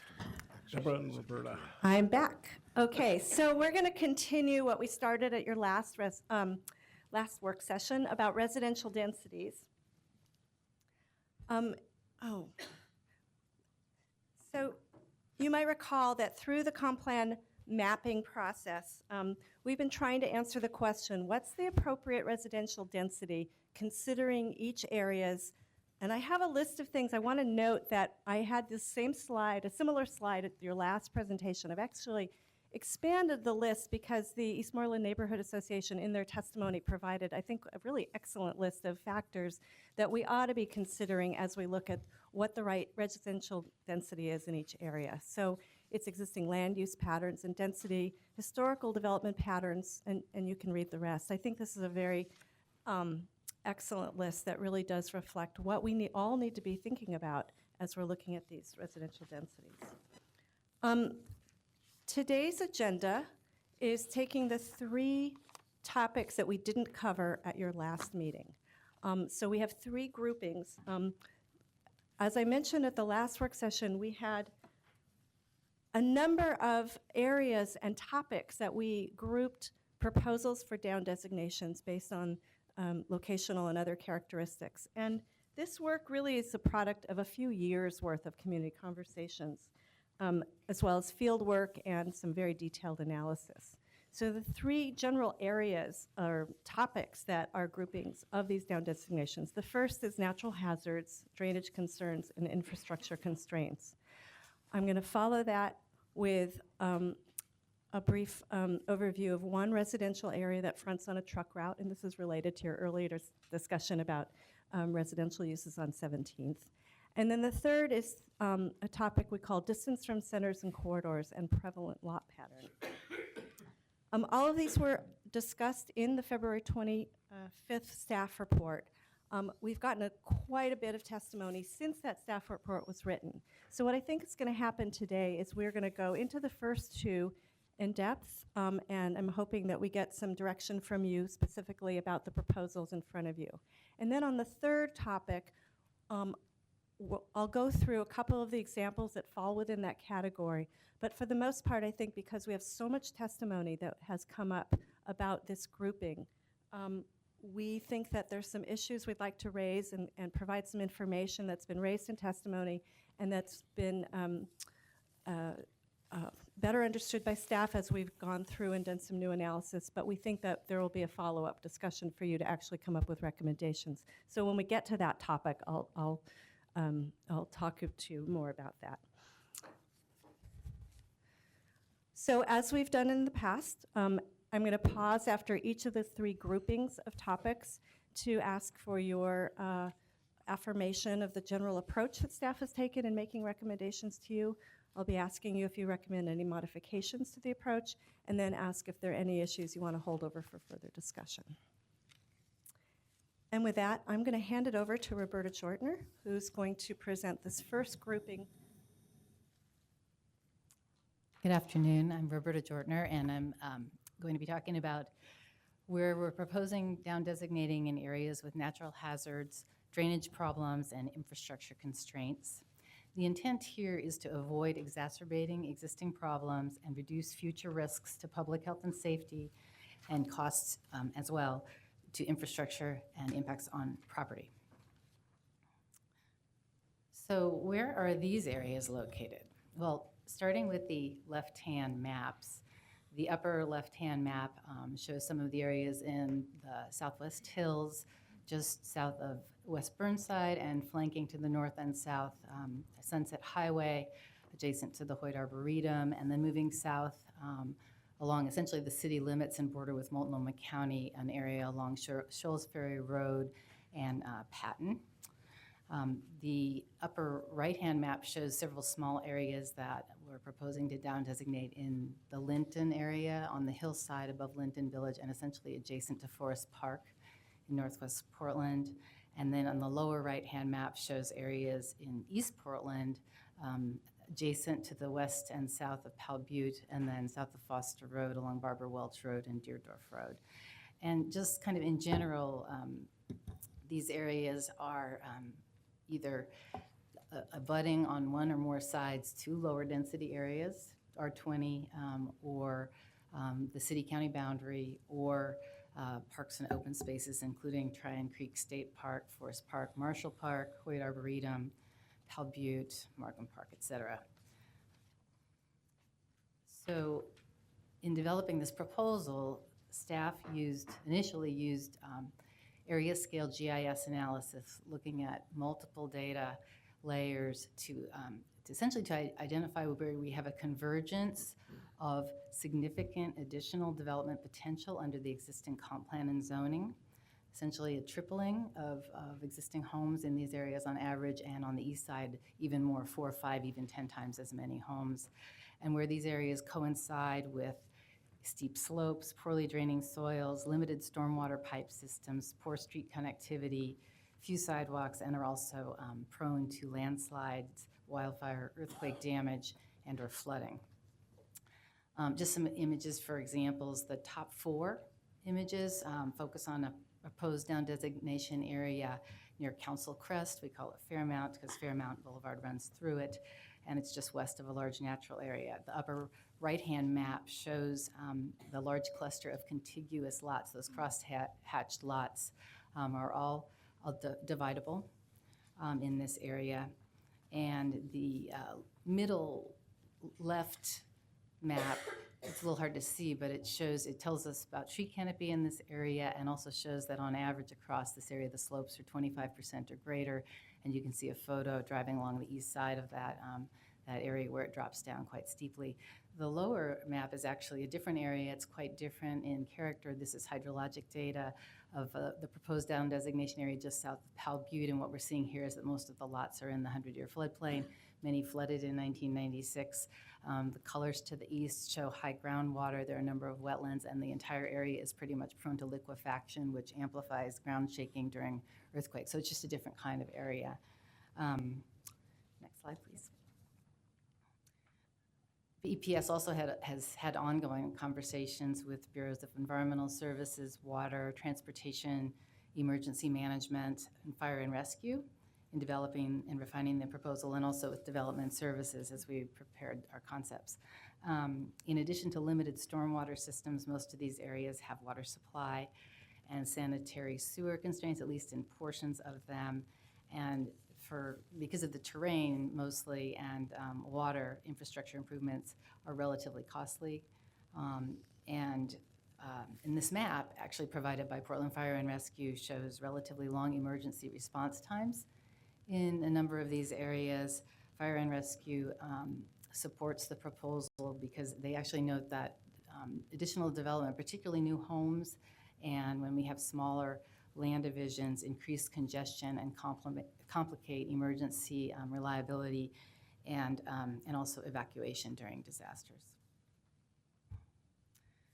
We also conducted field visits to all of these areas several times to assess the landscape firsthand and confirm that the proposal would be sensitive to neighborhood character and compatible with surrounding uses. In the general comp plan policy context, the proposal to down designate here would support targeted investments in centers and corridors and in areas where we have infrastructure disparities, particularly affecting underserved and underrepresented communities. It also will help implement newer, stronger policies to improve resilience to natural hazards and climate change, including policies calling to direct development away from natural hazard areas where possible. It would still allow new development, so this won't halt development. New development will be allowed, but at a reduced scale. But given existing constraints, it should support our goals for neighborhood stability without significantly affecting housing supply and the ability to meet housing goals for different types and targets. And the proposal will help retain green infrastructure, tree canopy, other vegetation, and support innovative, hopefully cost-effective ways to actually continue strategically investing in these areas through things like the Street by Street design program and innovative pedestrian walkway approaches. I want to note that the proposal is also consistent with Oregon law, which sanctions the adoption of local ordinances to protect public health and safety, and particularly points to reducing natural hazards as an option local governments have without compensation. I mean, there's been questions about compensation, and it's on people's minds. So we've been careful to try to create this so that it actually really comports with that law and supports where the legislature is on that. And then, finally, while this is appropriate preventive measure, reducing density, we think in these areas, it probably isn't enough. Future investments and additional regulatory updates, perhaps more attention to impervious surfaces and so forth will be needed, along with community partnerships to meet these plan policies fully in the future.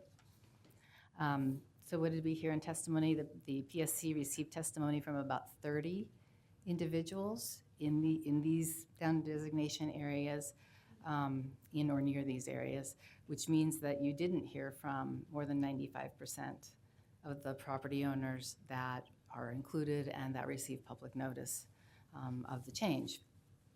Of the 30 individuals that provided testimony, we had about half in support and half that either opposed it sort of on principle or asked for a change for specific reasons. We heard about concerns about effect on property value and development potential. Some asked questions about whether this was consistent with city housing policy or commitment to a tight UGB. Some say they love their neighborhoods and they don't plan to develop, but they feel that switching in sort of midstream is not fair, and it was surprising to them. Some suggested we should rely on development-specific regulations rather than changing the density, and some asked for changes based on property-specific circumstances. Individuals supporting the proposal are concerned about the effects of both existing and future development on their neighborhoods, on stormwater, on slopes, on loss of trees and landslides. Some cited wildfire as a concern and earthquake. We had several individuals and actually both of the neighborhood associations weighing in, Palhurst, Gilbert, and Linton, suggesting the proposal wasn't strong enough and asking for more either expanded application of the down designations or additional regulation.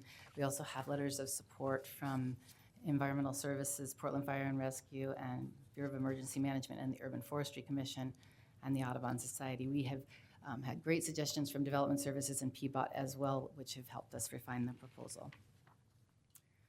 So in the staff report were a number of recommended changes. There are a couple of categories. The first category is essentially to tighten the boundaries and remove some little relatively minor clumps of non-dividable lots, which really aren't, because they're not currently dividable, affected by the proposal in the first place. And so the upper left-hand map shows in those pink boundary areas where we're going to be actually taking those properties out of the proposal.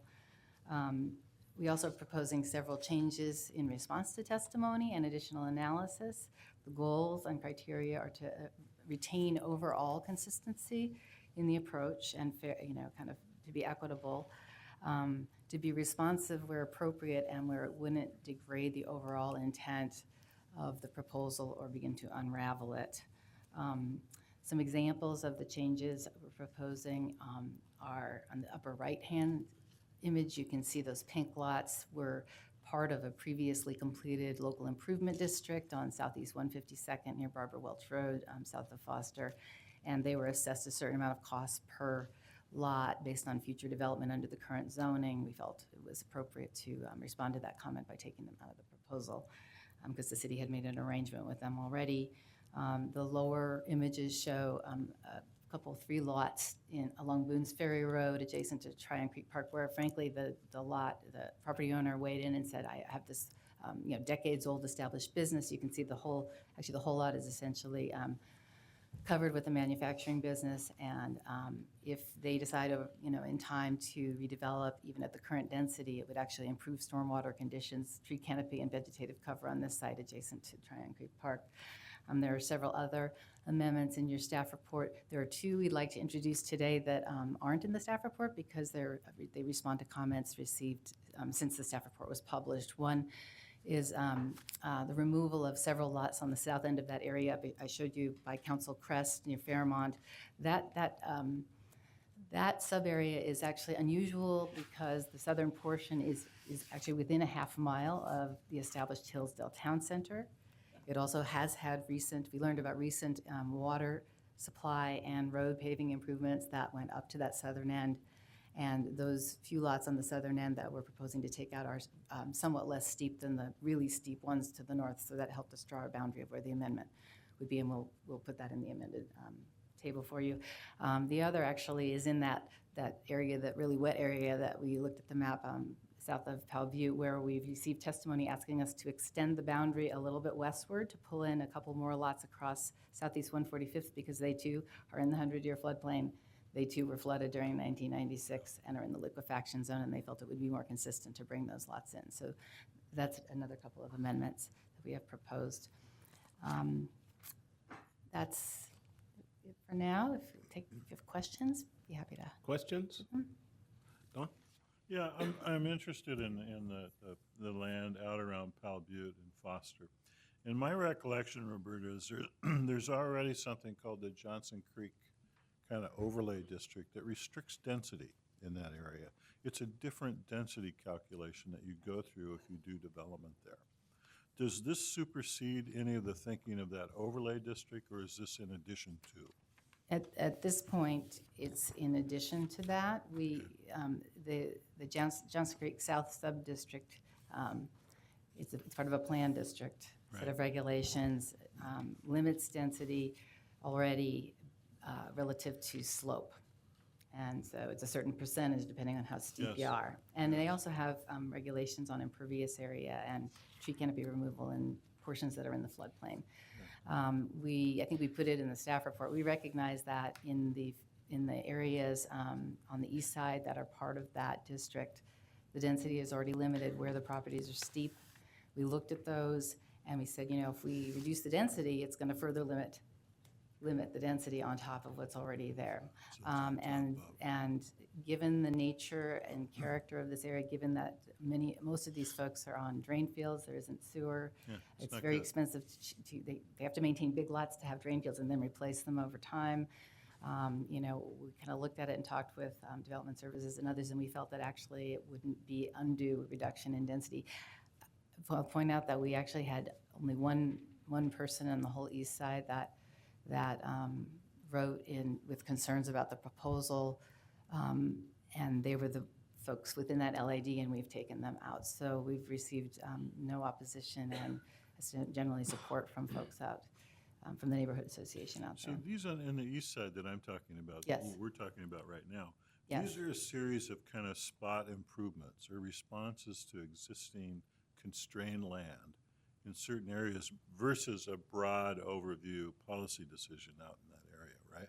These are, is that correct? yes, these are sort of, they're targeted to the areas where we do have these sort of unique clusters of dividable lots that coincide with the constraints that we talked about. It was pointed out in comments very correctly that on the west side and the east side, these constraints are in some areas ubiquitous. They aren't just in these areas. And so, but because these areas, they really haven't developed to the extent as the areas around them, and there's reasons for that. This is sort of almost reconciling the land use pattern. So these are targeted strikes to deal with the issues that are more ubiquitous. That's where we might want to look at additional impervious area types of approaches and other things beyond what this can provide. Factors. Yes. Okay, great, thank you. Yeah, I've got a comment. Let me get Gary and then you, Mike. Okay. Hi, Roberta. A couple questions. I want to make sure that I'm understanding this. basically what the proposal does is it takes these R20 lots, excuse me, R5s and 10s, converts them all to R20, right?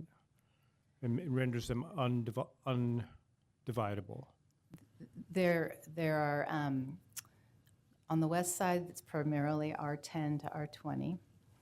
On the east side, and then Linton, and on the east side, it's a mix of, there's some R5, some R7, and some R10. The proposal is to take almost all of them to R20, down to R20.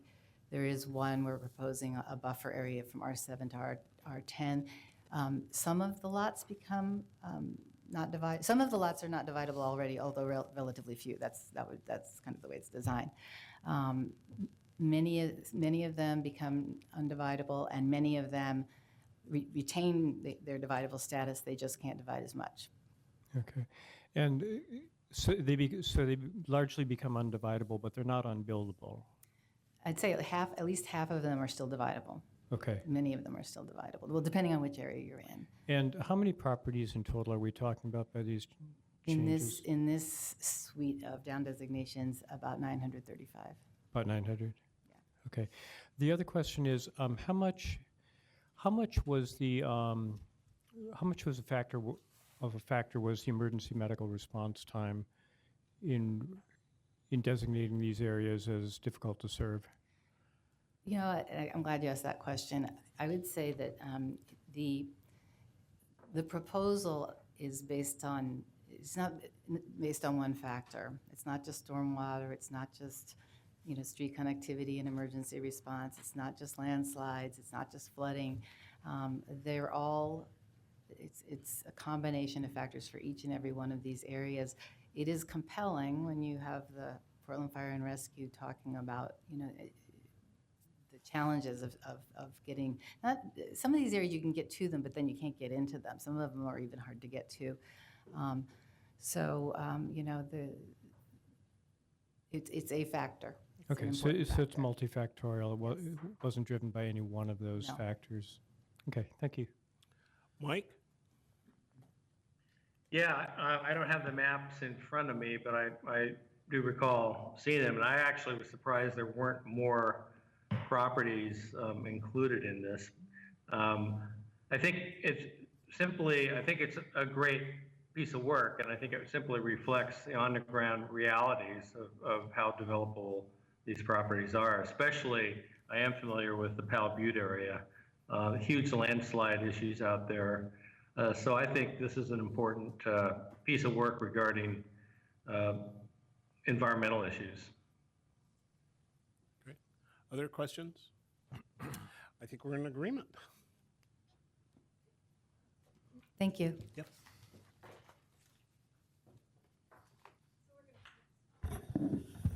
So we're now going to switch gears to another grouping. In this case, it's just one area that falls under the heading of a residential area fronting on a truck route. And again, this is touching on a subject you already have talked about this afternoon.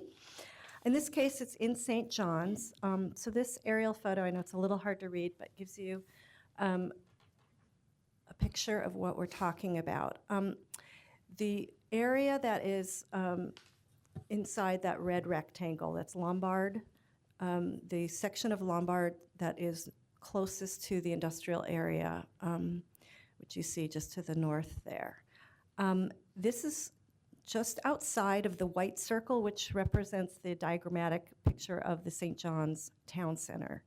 The blue line is where there used to be the routing of truck traffic to go to the bridge. And so it used to go through the heart of St. John's. And relatively recently, due to a lot of concerns about the friction between truck traffic and the town center, the trucks were instead rerouted, what they say, around the horn. And what that meant is that the trucks now go through that red rectangle, that portion of Lombard Street. And along that stretch, the current zoning is R1 and R2, so apartment zoning and townhouse zoning. Neighborhood activists worked hard to reroute the trucks, as I said, but now we're looking at whether the residential zoned along Lombard in that red area should remain in a situation where there could be additional housing units built on the lots that are now not developed up to their current potential. Would there be more residential units built along this truck route? So our thinking was that we wanted to take a look and say there may be a good reason here to down designate those properties that aren't already developed to their maximum development potential in order to keep the houses that are there now. We don't want to do anything to cause displacement of existing households, but not invite new households along that truck route because of the volume of traffic that goes along there now. So here's another, sorry, the top of these slides are all cut off, but this is showing you on the left slide, this is all R5 surrounding area, but along Lombard currently, where you see the dots, it's currently R1 and R2. And that's an area that in our July proposal, we proposed to down designate to R5. We did get public testimony. A few testifiers objected to that down designation to R5 because they were either concerned about losing some development potential, or they were concerned about their existing development that was already built at a higher density. So as a result of that, we have modified our proposal. And we're now proposing our 2.5, which was introduced by one of the testifiers as a good compromise, which it would still limit some additional development, but reduce any non-conforming residential densities along that stretch. And furthermore, we are proposing to modify so that where something is already built at R1 or R2, we would retain the R1 or R2 density to not put those developments in a non-conforming status. And we did do, after getting the testimony, we did go out and do some field work just to make sure we knew what was on the ground there, and this is the count of properties. And you can see it's a mix, some apartments, some attached homes, some single-family detached, primarily single-family detached. And you can see that the down designation would prevent a lot of those properties that are currently single-family detached from increasing the number of units fronting on the truck. And you can see in the picture on the right, the proximity of the truck right next to where the housing is. So this picture just shows our modified proposal where the kind of mustard color would be where we would propose our 2.5. The blue represents where there's existing R1 and R2, and we would retain that. Deborah, yeah. I'm going to interrupt you with a quick Sure. question here. I'm struggling with what the intent is, why this change is proposed. Is it to make this linear space more compatible with the neighborhood now that the trucks are elsewhere? Or No, the trucks are They're here. This here. is where the trucks have been rerouted. So what we want to do is reduce the number of new housing units that would be built. Because with the R1 or R2, you could, because primarily this is single family, developed as single family homes now. With R1 or R2, you could increase So you're quite a reducing bit the number of units in of an potential area that new might units. have negative impacts. Right. We're reducing And the it's number of maybe compatible with the neighborhood. Correct. So it's really reducing the number of new residents exposed to the impact here and keeping it more, a little bit closer to what is there now. So, yeah.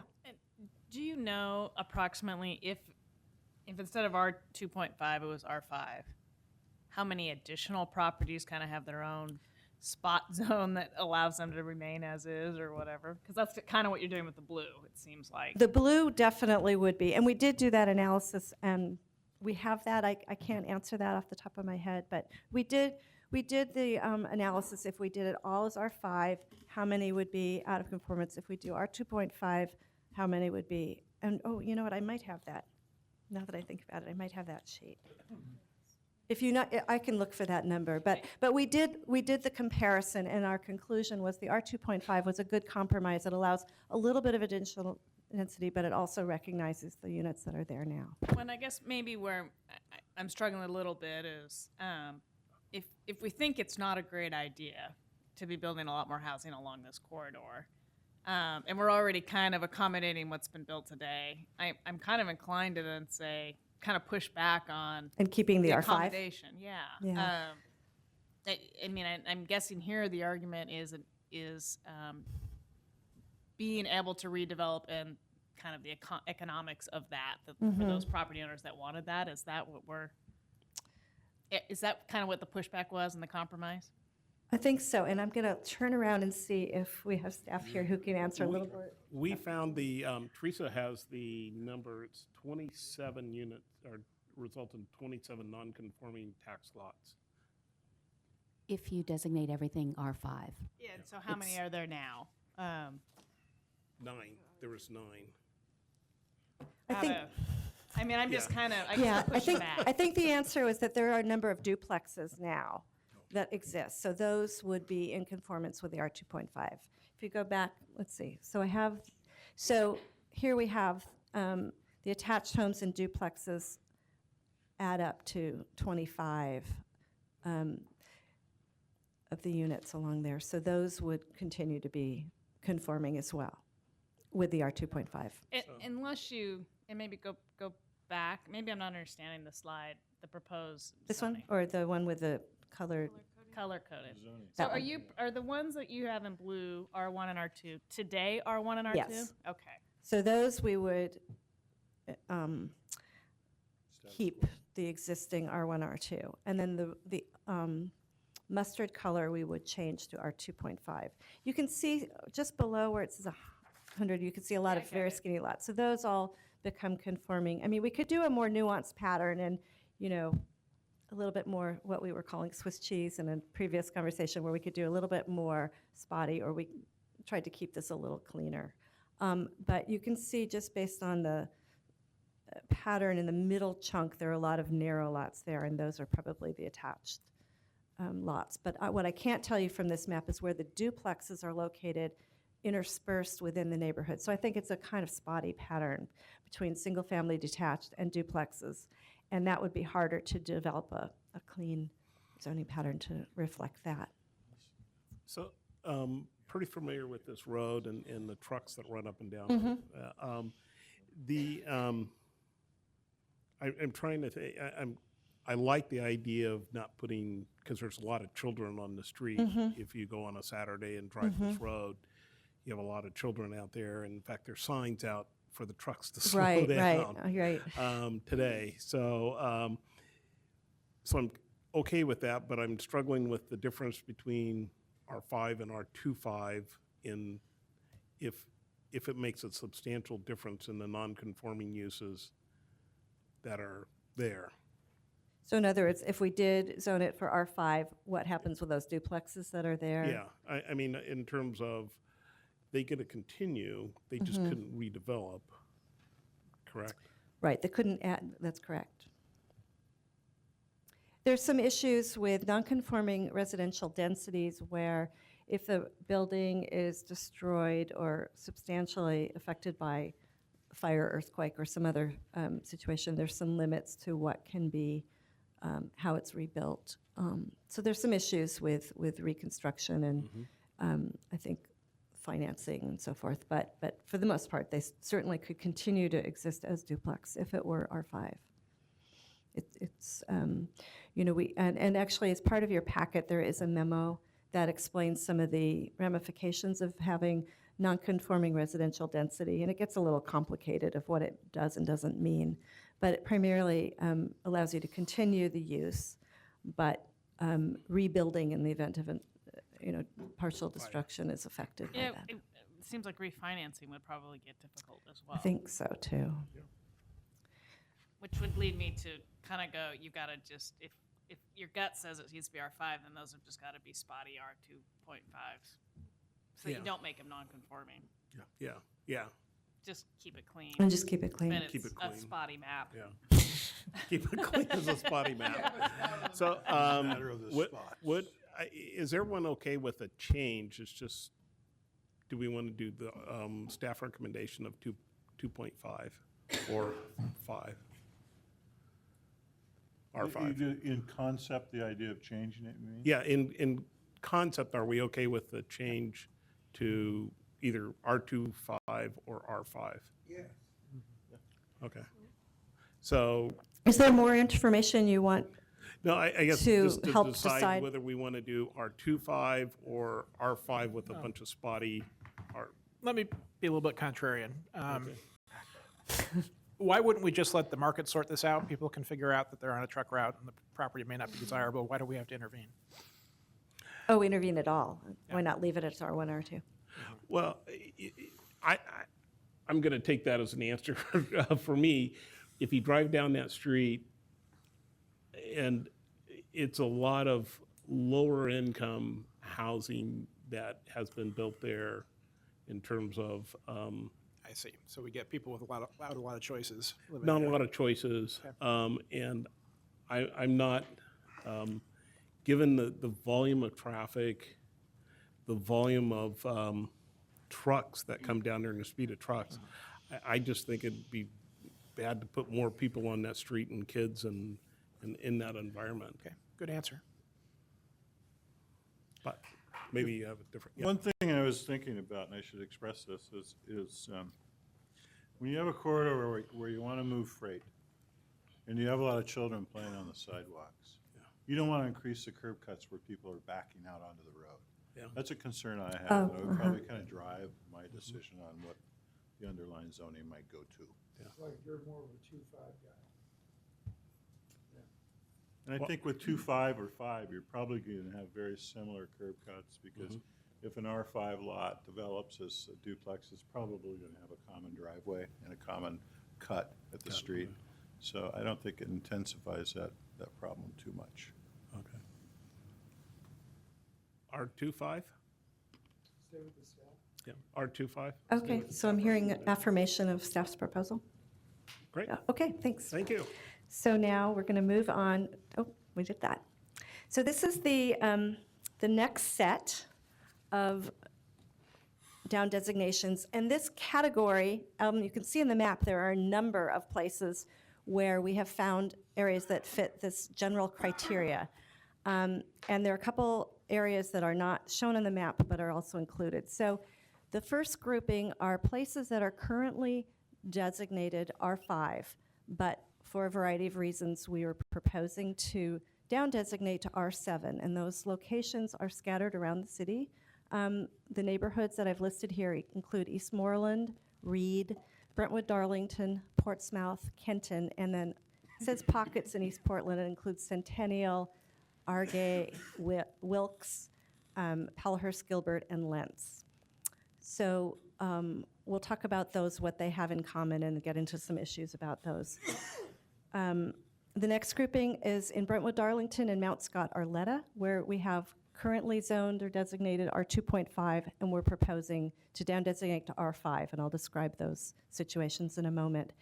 And then the last grouping is in Wilkes, which is in the upper, it's actually the purple in the upper right-hand corner, and those are situations currently designated R3, and we're proposing to down designate to R5.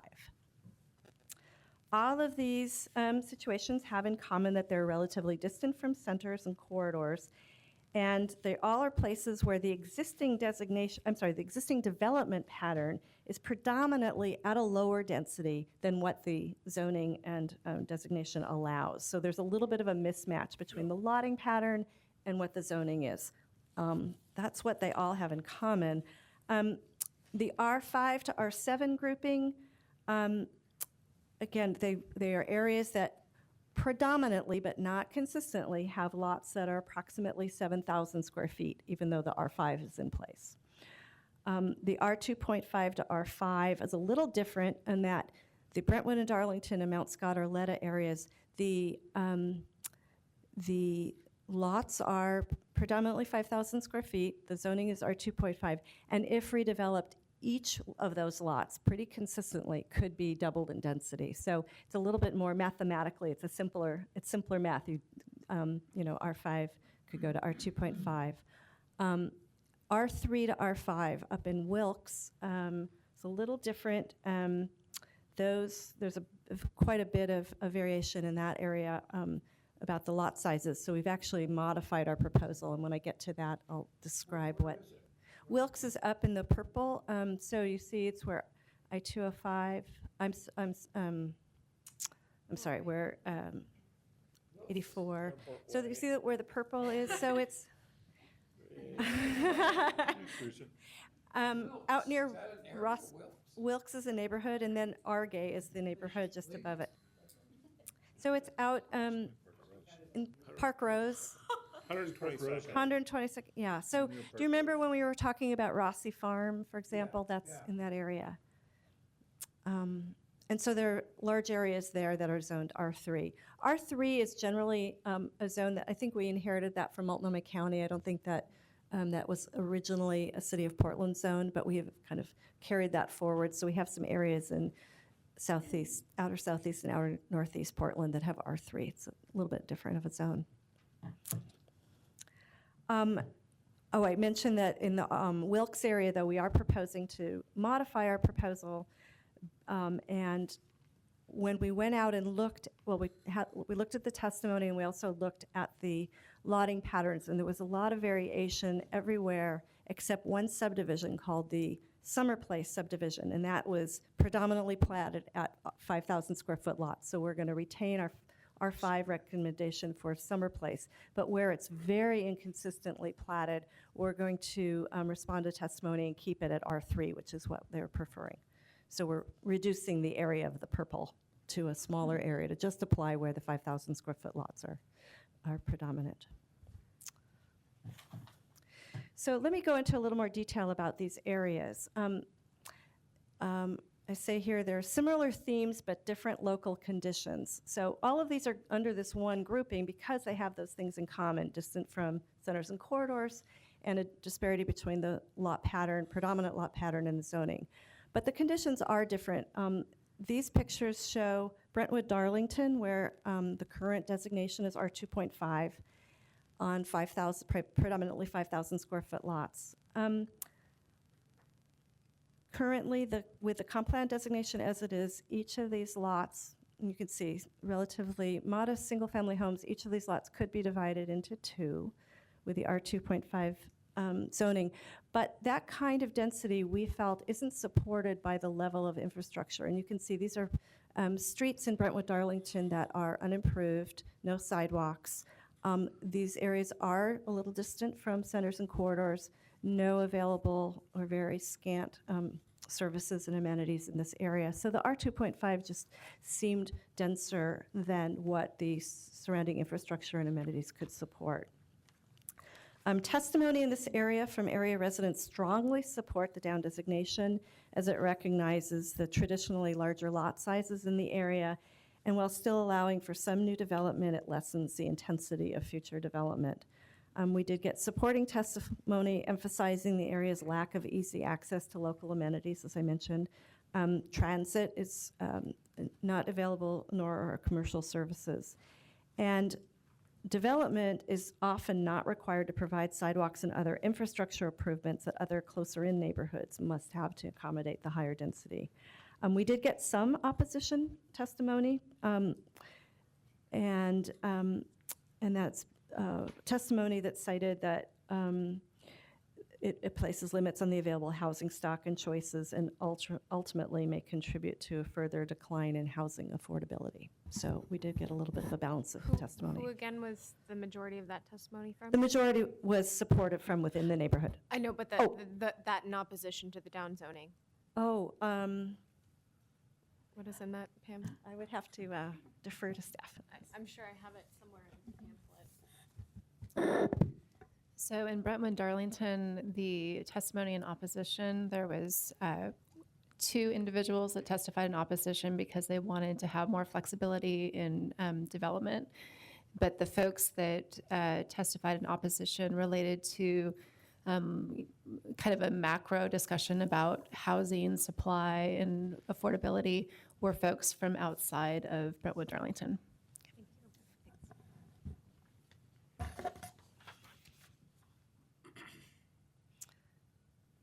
So these pictures are from the Reed neighborhood in a subdivision known as Reedwood. The proposal to down designate here, based on a prevalent lot pattern, originated with a request that we actually received back in 2011 from the Reed Neighborhood Association. This is a mid-century subdivision, covers most of the neighborhood, or a good portion of the Reed neighborhood.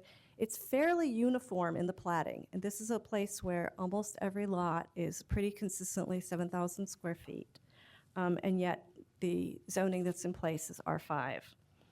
And the neighborhood's proposal is intended to reduce redevelopment pressures that would alter the well-preserved mid-century style and scale of the subdivision.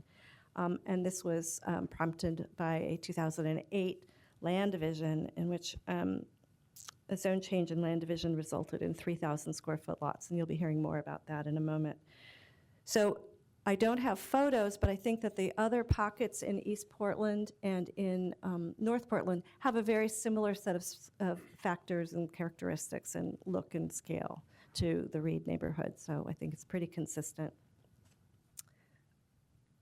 So I'm going to pause there where there's a huge grouping of things I'm going to get to in a moment, but just for the areas that we've just talked about, I wanted to see if you generally support the direction we're going in with Brentwood Darlington, Mount Scott, Arletta, Reed, and then the two North Portland neighborhoods, Kenton and Portsmouth, and also the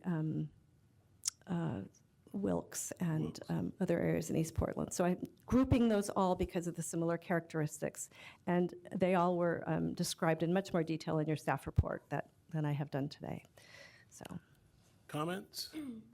Questions? Supportive? Oh, Teresa? So in general, I'm supportive of it. I like the fact that we're trying to keep the characteristics of the neighborhoods that make them special. And then I would just also point out that even though we would down designate these lots could still do ADUs if they wanted. absolutely. So absolutely, we yes. do have some path forward to density. That is correct. I just thought of some testimony I thought I read maybe from Hazelwood. Correct me if I'm wrong if this stands out. I thought I read testimony where they were, some of the neighbors were upset that it was being downzoned here, but not downzoned there.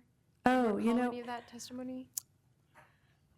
I could be. I will look into it, but I think Hazelwood, I think I misstated. I think one of the pockets is in Hazelwood, that I think I didn't call that out as one of the neighborhoods. So let me just double check. But I don't recall that testimony, which doesn't mean it's not there. So are we supportive of this group and down zoning? Okay. Yeah, good? Yeah, we're good. Okay. So I'm going to move into this next group that's under that same heading, distant from centers and corridors and prevalent lot pattern, but it's a little more complicated. And this is Eastmoreland. And I know we have a room full of people here who are here to express their concerns about this. I should declare that I grew up in Eastmoreland. At a time when there were actually paved streets. and, Is that a the conflict of railroad was interest? there, the college had been built, so I'm pretty familiar with the area.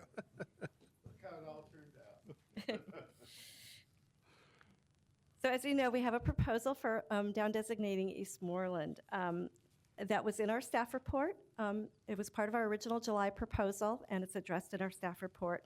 We've gotten an enormous amount of testimony, so it's why I'm sort of separating this out for further discussion.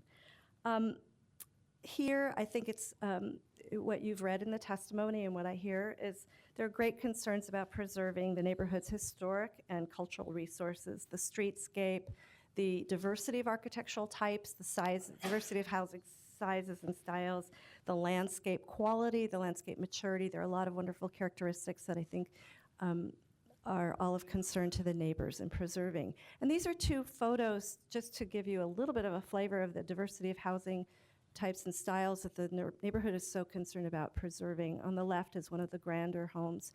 But they've also expressed quite a bit of interest in preserving some of the smaller homes on the larger lots. And the neighborhood is quite concerned about the vulnerability of the smaller, more modest homes on the larger lots with the zoning that exists now, and that those are in danger of being replaced by larger homes.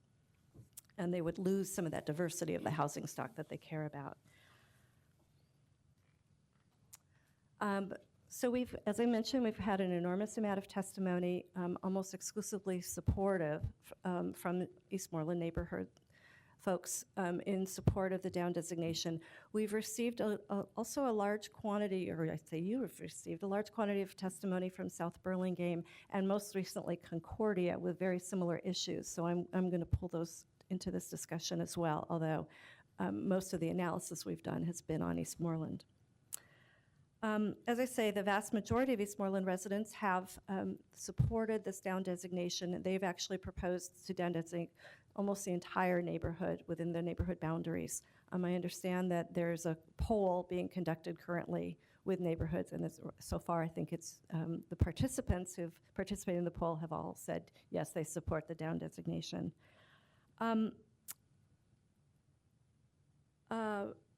So as I mentioned earlier, we don't have a proposal, a new proposal or revised proposal for this grouping right now, but what I want to do is get into some of the issues that are really underlying the concern, because I think that before we can even really make a decision about the proposal for down designation, there's some important things that have come out in the testimony that I think are quite important to raise. And I'd sum it up by saying concerns about truth and zoning. And so just to do a very quick kind of overview of what this means. Prior to 2002, when we amended the land division code, density and lot size were coupled. So R5 meant 5,000 square foot lot, R7 meant 7,000 square foot lot, fairly straightforward. But after changes were made to the land division code, the density and the lot sizes were decoupled. So while R5 still means 5,000 square foot density, you could create a new lot in R5 that is as small as 3,000 square feet, and I'll explain that in a moment. And then in R7, still 7,000 square foot is the density overall as you average it out, but a lot could be as small as 4,200 square feet. So let me give you an example of what that really looks like. I think the origin of that decoupling was when we looked at land divisions, we wanted to provide some flexibility of lot sizes in order to, in this case, preserve a tree, a grove of trees. So in this example, you have a 20,000 square foot lot. You could divide it into 4 lots in R5 because that would average out to the 5,000 square foot density. So it meets the density test. But in order to preserve those trees, the new land division code would allow you to create lots that are, the one on the left would be as small as 3,000 square feet. And then, as you can see, the lot sizes vary. So the density is 5,000 square feet per the zone, but the lot sizes can vary in size. And that, again, allows the flexibility. But as you apply that same thinking in a more developed area, I think that's where some of the concerns are being expressed that can happen on larger lots in neighborhoods like Eastmoreland. And so let me show you another slide here that also helps explain. There are 2 ways of dividing properties. So this is another piece of the puzzle. You can divide properties based on a lot confirmation process or through a land division. Well, what does that mean? The bottom row, you have land division, where the density and the lot size must be met. So you can see how the lots are pretty uniform. But on the top slide, you see these dashed lines, which may be pre-1920s lot lines that exist on they exist sort of under, we call them underlying lot lines because they exist based on a historic pattern. There is a process by which a property owner can come in for a lot confirmation, and they can come in and show that those lot lines existed from the 20s. And if those lot lines are confirmed, then you can get lots as small as 25 by 100. And that's what that lot shows. And so there are a number of those historic lot lines in Eastmoreland, as well as neighborhoods across the city. You don't see them if you're looking at just a regular, zoning map, but they are there underneath. So here's another example of how that would play out in this example. this is an example from Eastmoreland, and I'm going to illustrate it by showing you this. If the area it remains R5, which it is today, you can see, you can create those two big lots. Those are platted lots that can be confirmed and built upon, 5,000 square foot each. And then there also could be 11 skinny lots. And these would be vacant lots that can be confirmed and built upon. So again, if you could show that those underlying lot lines are there, you either come in and confirm that the lot lines are there, and you confirm that those lots are vacant, then you could build on them at 25 by 100. And I think this is the concern that's really bringing a room full of people here today. This is happening, and people are concerned about that under the R5. Now, if it were instead R7, the picture would look like this instead, because the minimum lot size would be larger in the R7 than it would be in the R5. So you can see this or this. So I think this really sums up in large part what some of the concern is about why Eastmoreland is asking for the down designation.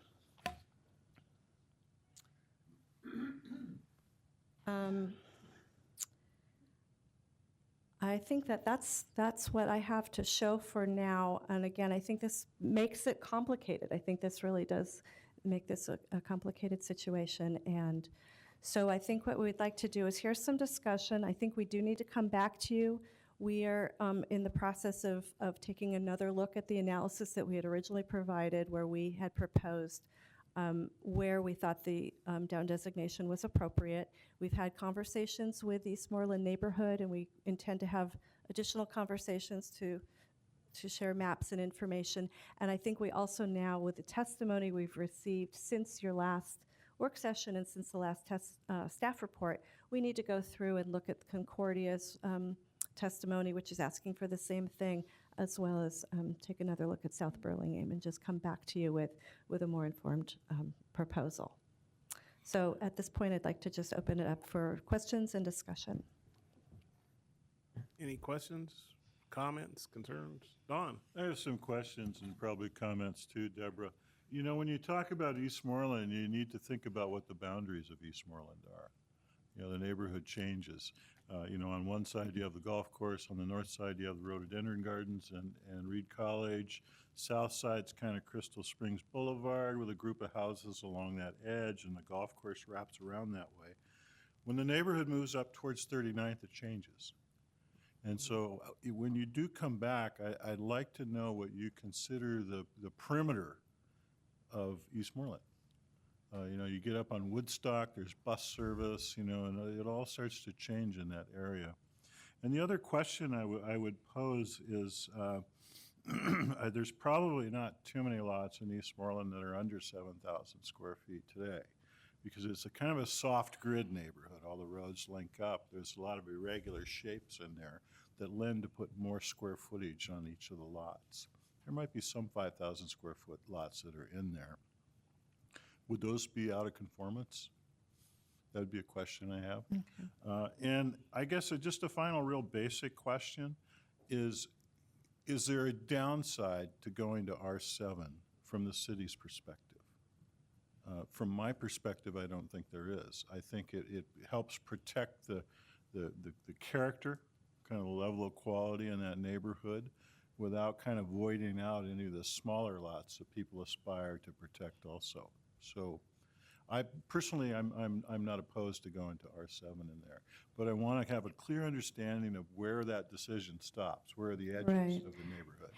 Okay. And I would, in our original proposal, we did do some sort of fine tuning of like drawing those lines and noting where there was a break in the lot size. And I think that staff was looking at applying the R7 where the lots were larger, and really reflected the R7, 7,000 square foot pattern, and where the lots were more consistently smaller, closer to the 5,000, we were not proposing to apply. But we're going to continue to look at that, because Yeah. I think our methodology, and there were lots of ways of looking at this. There is, and what I would encourage you to do is don't make it too complicated. Okay. Don't have a bunch of spot areas in there that might remain at R5, and the boundaries of those areas become less meaningful as time goes on. look for a real simplistic solution to where the perimeter of this decision might be. Okay, thank you. Gary? Deborah, can you translate the R5 code, the post-2002 R5 code with the 5,000-foot density and the 3,000-foot minimum lot size? Can you translate that into lot coverage and allowable square footage, built square footage? I bet Eric can. Or can someone? I cannot. I would have to look at it. I don't have that off the top of my head. I think we could come back with that information, though. Okay, thank you. There is a good spreadsheet, as I recall, in the zoning code by zone that articulates what Gary just asked. Okay, thanks, Don. And I also, I mentioned it in the staff report, but I want to reiterate that many of the concerns about scale of new homes that is really coming out being expressed very strongly in some of this testimony about the concern about new homes being larger and taking up so much of the lot and being too close to the property lines, and the really big contrast in scale from the old to the new. We are proposing to be looking at that through a single-family residential project that we're commencing in the next month or two. So there will continue to be work to take a fresh look at the compatibility and scale of single-family homes. I think the concern here is what's the interplay between the underlying zoning and those regulations, and how much will we be really getting at the heart of what people are asking for in this testimony. So we really are taking this very seriously, that there's some significant concerns about lot coverage and height and setbacks and so forth. Thanks. I guess that is more to core of my question, I guess, and concern is, when we look at the first set of neighborhoods, they had similar characteristics in terms of lack of service. You get down to the size of the homes and some of those things. So there's a reason to downzone them and preserve them. To me, the reason is less clear here. And I'm trying to discern, are we trying to fix kind of the tear down and build a big home solution? Are we trying to fix that through a zoning change that maybe there's a different tool? And are we using the right tool to address the problem? Because if it's that, I don't know that zone change is going to stop that. I mean, people still can build big homes unless we change that component. So I want to be clear that we're addressing what problem are we addressing with that. And secondly, this is a neighborhood that is very well served by all of the city's services, I would say. So in a neighborhood that's well served, I'm looking for a rationale why we want to downzone it. And it's not a historic neighborhood in terms of designation. So the rationale to save, I mean, I get that they are nice homes. If you want to say they're been there a long time, great, but there's a lot of neighborhoods that have nice homes that have been there and that are well served, and we're not downzoning them. And change is going to come to almost every neighborhood. Why are we preserving this neighborhood or some of the neighborhoods that are in question as opposed to other neighborhoods? And I guess when you come back, could you apply that same thought process as we think about it to any other parts of the city with the same kind of services? So could you walk to another neighborhood and say, given the same set of circumstances, well-developed neighborhood with a lot pattern like this, could they ask for downzoning under the same conditions? And I would say that we certainly will, and that was part of our original analysis, and we will look at that again. But as we were initially looking at South Burlingame, for example, and we were, comparing, because we do want to treat like situations in like ways. And so, and in fact, the reason why we ended up with I don't know, 8 or 9 little pockets of proposed down designation in different parts. It came from an analysis when this first request came in for Eastmoreland and for Reed. We said, where else do we have similar characteristics? And that's where we got the list of places. And we did a number of studies to look at the, an analytical tests to see where else does this apply, and are the conditions the same or different, and so forth. So I think we would continue to do that as we make any modifications to a proposal.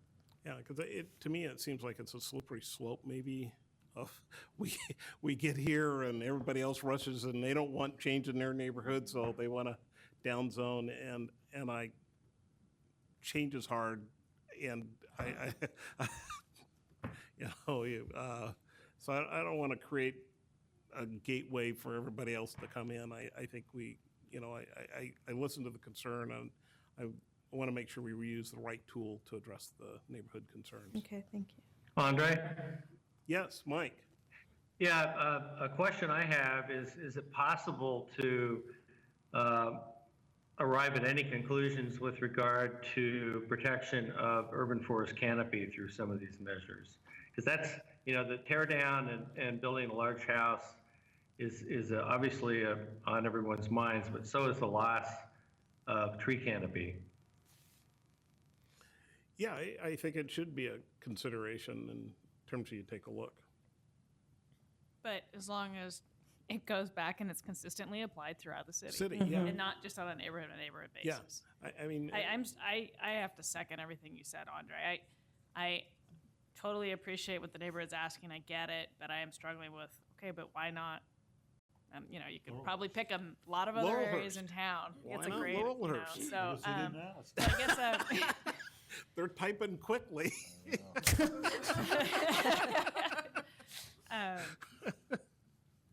so yeah, I just Yeah. second Andres. I guess I'd layer on, are we treating groups with different socioeconomic situations differently, from apply an equity lens, and Yeah. are we really treating everybody fairly? Yeah. Howard? I almost wish you wouldn't call on me.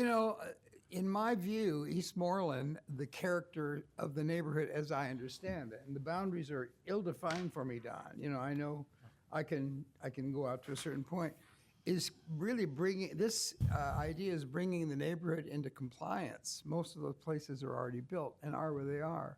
And as to neighborhood characteristic, I am absolutely sympathetic with neighborhoods all over Portland, Eastmoreland being one of them, and being a distinctive neighborhood that the city takes some pride in terms of the way it works. So I can see some rationale for making this move, because it really does bring a substantial amount of that territory into compliance with what's already there. Yeah. Okay. Other comments, questions? Yeah, Oh, Don? One last comment. I acknowledge your comments on kind of, hey, a neighborhood at a time. I get that.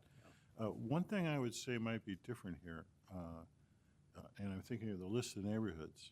I think South Burlingame is a lot different than Eastmoreland, because it has physical constraints. Right, yeah. It has drainage, it has different soils, it has natural areas, it does not have enough streets, it does not have enough connectivity.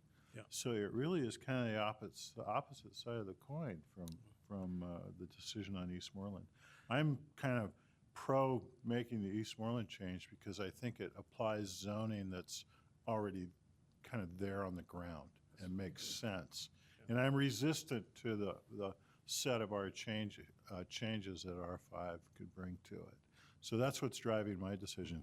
Eastmoreland does not have the physical constraints that Yeah. Burlingame has. So I think we need to look at Burlingame differently. Yeah. Okay. And I'd argue Concordia. They're just over the hill for me, or a little bit different than Burlingame, and when you have a university in your midst and those type of things. Yeah, I think Maggie? I'd like to echo Andre's comments a bit as well. Just understanding that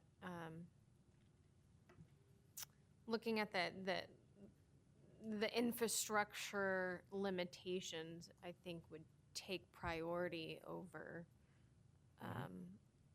existing development patterns.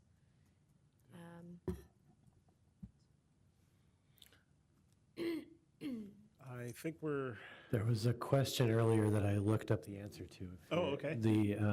The question was, I think, is there a difference in the development standards between the R5 and R7 that would affect the size of houses? And the R5 and R7 zones, if you, putting aside the lot issue that Deborah identified, the actual development standards are virtually the same in terms of height and setbacks. So it's not going to have a huge impact on the scale of houses other than that the skinny lot issue that Deborah skinny mentioned. lot. Okay. So I think we'll have to come back. I don't Yeah. think we have a date set. This will, Eric, we don't yet have the, do we know which date this issue will come back? No, based on today's discussion, there were a couple things that got held over for further discussion that aren't currently in our work session schedule. So we'll have to go back and update that schedule again and get back to you with our next executive meeting probably, and then send that out. Okay.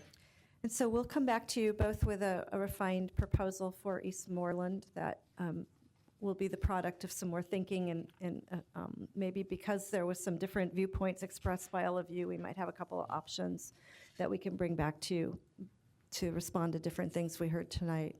And then we will also take another look at South Burlingame and Concordia, just so you have a full set. Or if we find any other area that has similar characteristics. I think we've kind of combed the area, but we will do that check too to make sure we're being consistent. So, thank you. Great. So we're going to do centers and corridors, the last one. Okay, Mr. Chair, could I ask a favor? Yes. I have to leave a bit early tonight because of a work commitment. If it wouldn't inconvenience staff, could we talk about Hayden Island first among the list of the centers and corridors? I have particular interest in that. Yeah, we can do that. There's no objection. No, let's do it, Chris. Eric, did you hear that? I think so, Okay. yeah.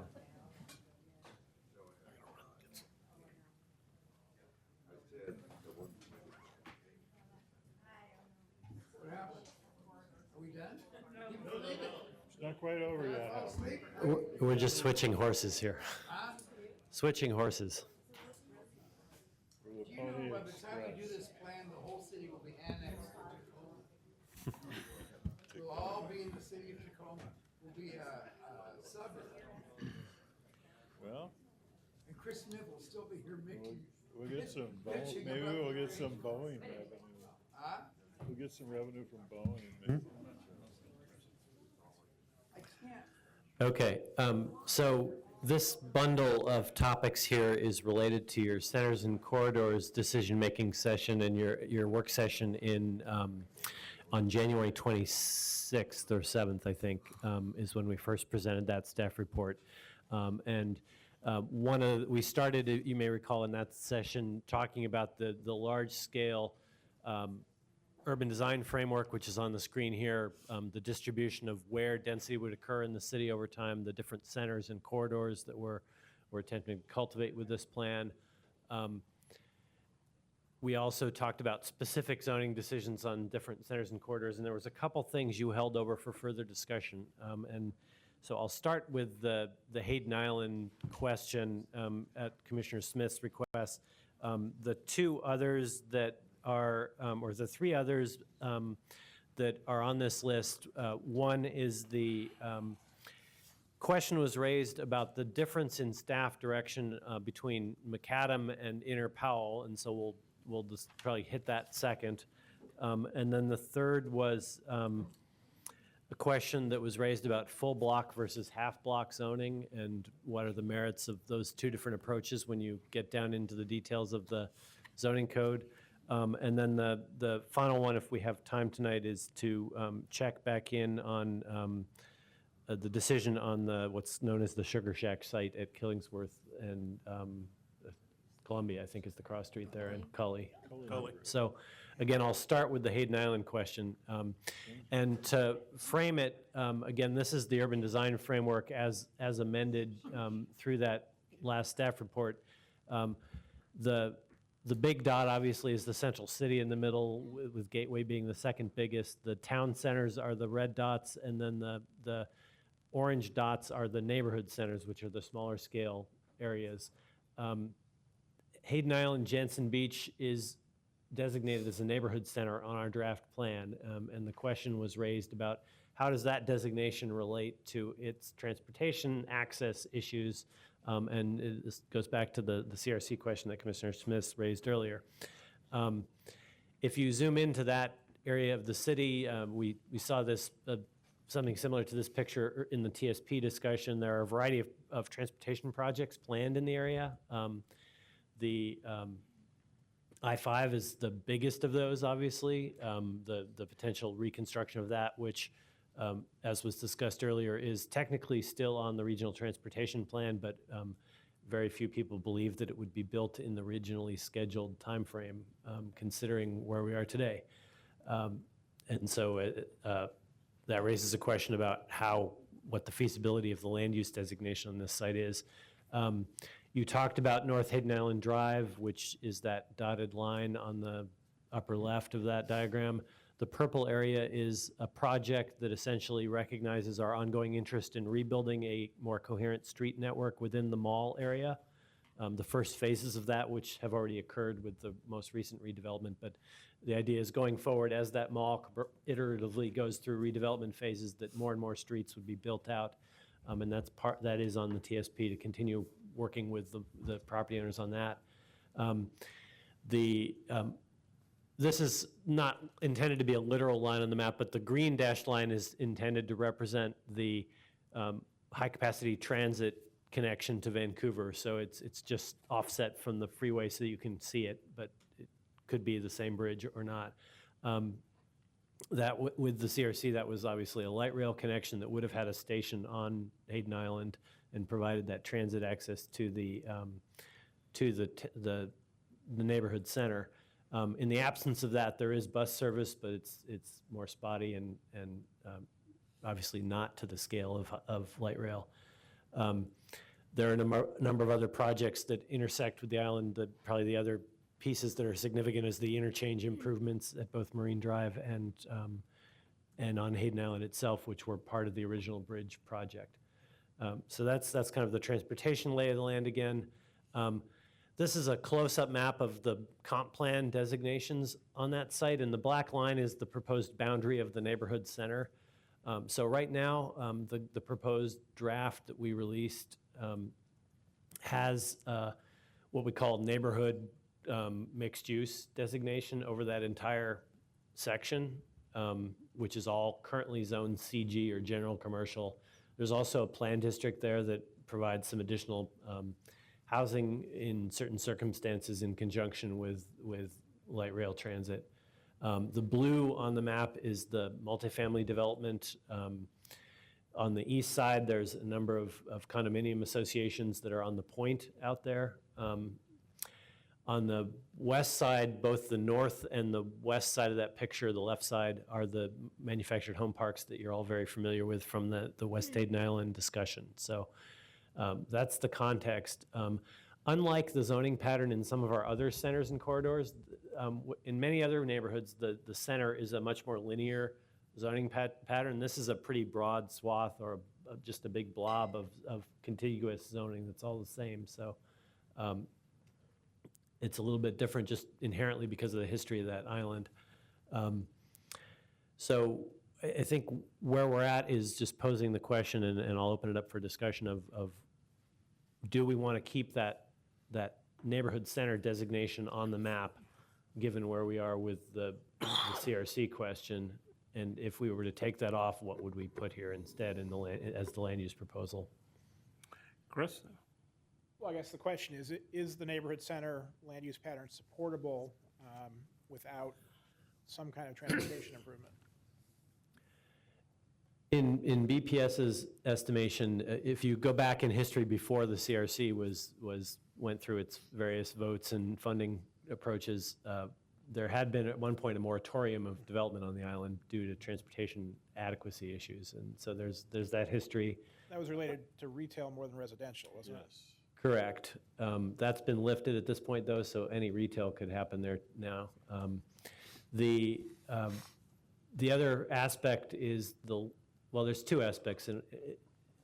Neighborhood centers are supposed to be transit served. So there's what is the transit plan? The light rail connection was that transit plan. The other aspect is emergency access and services. There's no secondary access to the island. There have been two other proposals in the past for secondary access. One through the West Hayden Island plan that you all debated as a separate, entrance to the marine terminal. The other in conjunction with the CRC, which would have been a local bridge to Jansen Beach.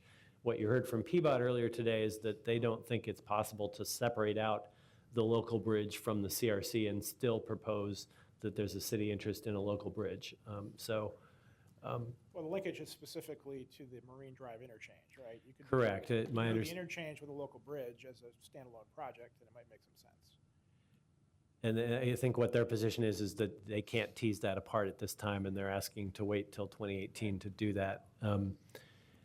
And so there's maybe several scenarios for the future of the plan for this island. One is that we put things on hold until 2018 and it remains a neighborhood center until then, but it's got some caveats or something.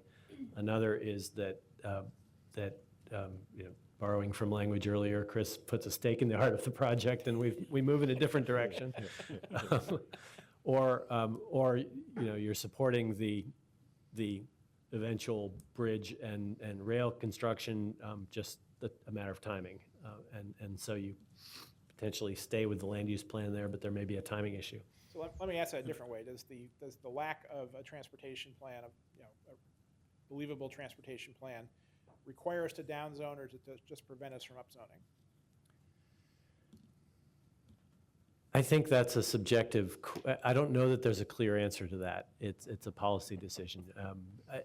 And obviously there's some differences of opinion if you talk at the state level or at the regional level or the city level. I think the current plan district was based on, the current zoning and plan district was based on the CRC. And so there's a fair question about whether that's the right tool to have on that island in the absence of that project. ODOT has the ability to write us a letter and say, this planned development will screw up our interchange, you can't do it, right?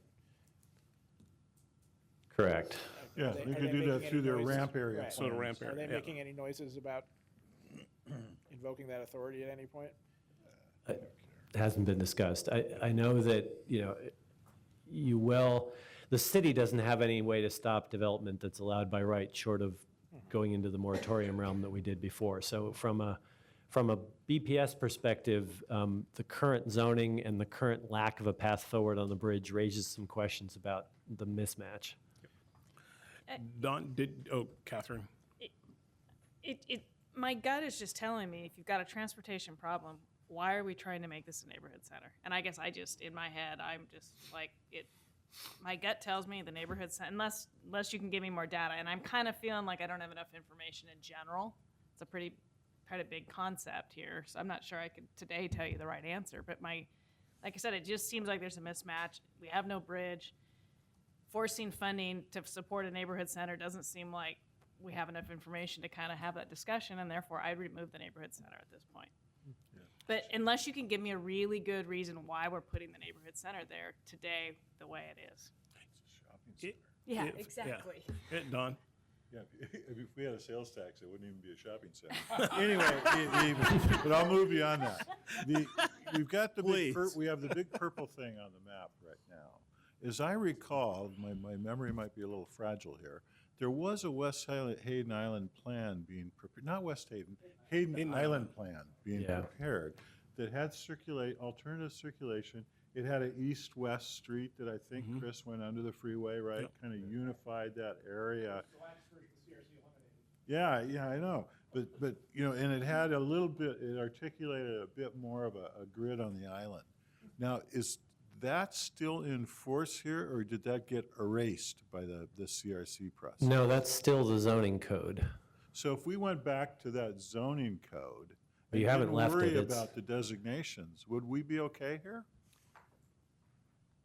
No, because the zoning code effectively allows a mixed-use neighborhood center, which what we're saying. Without the transportation.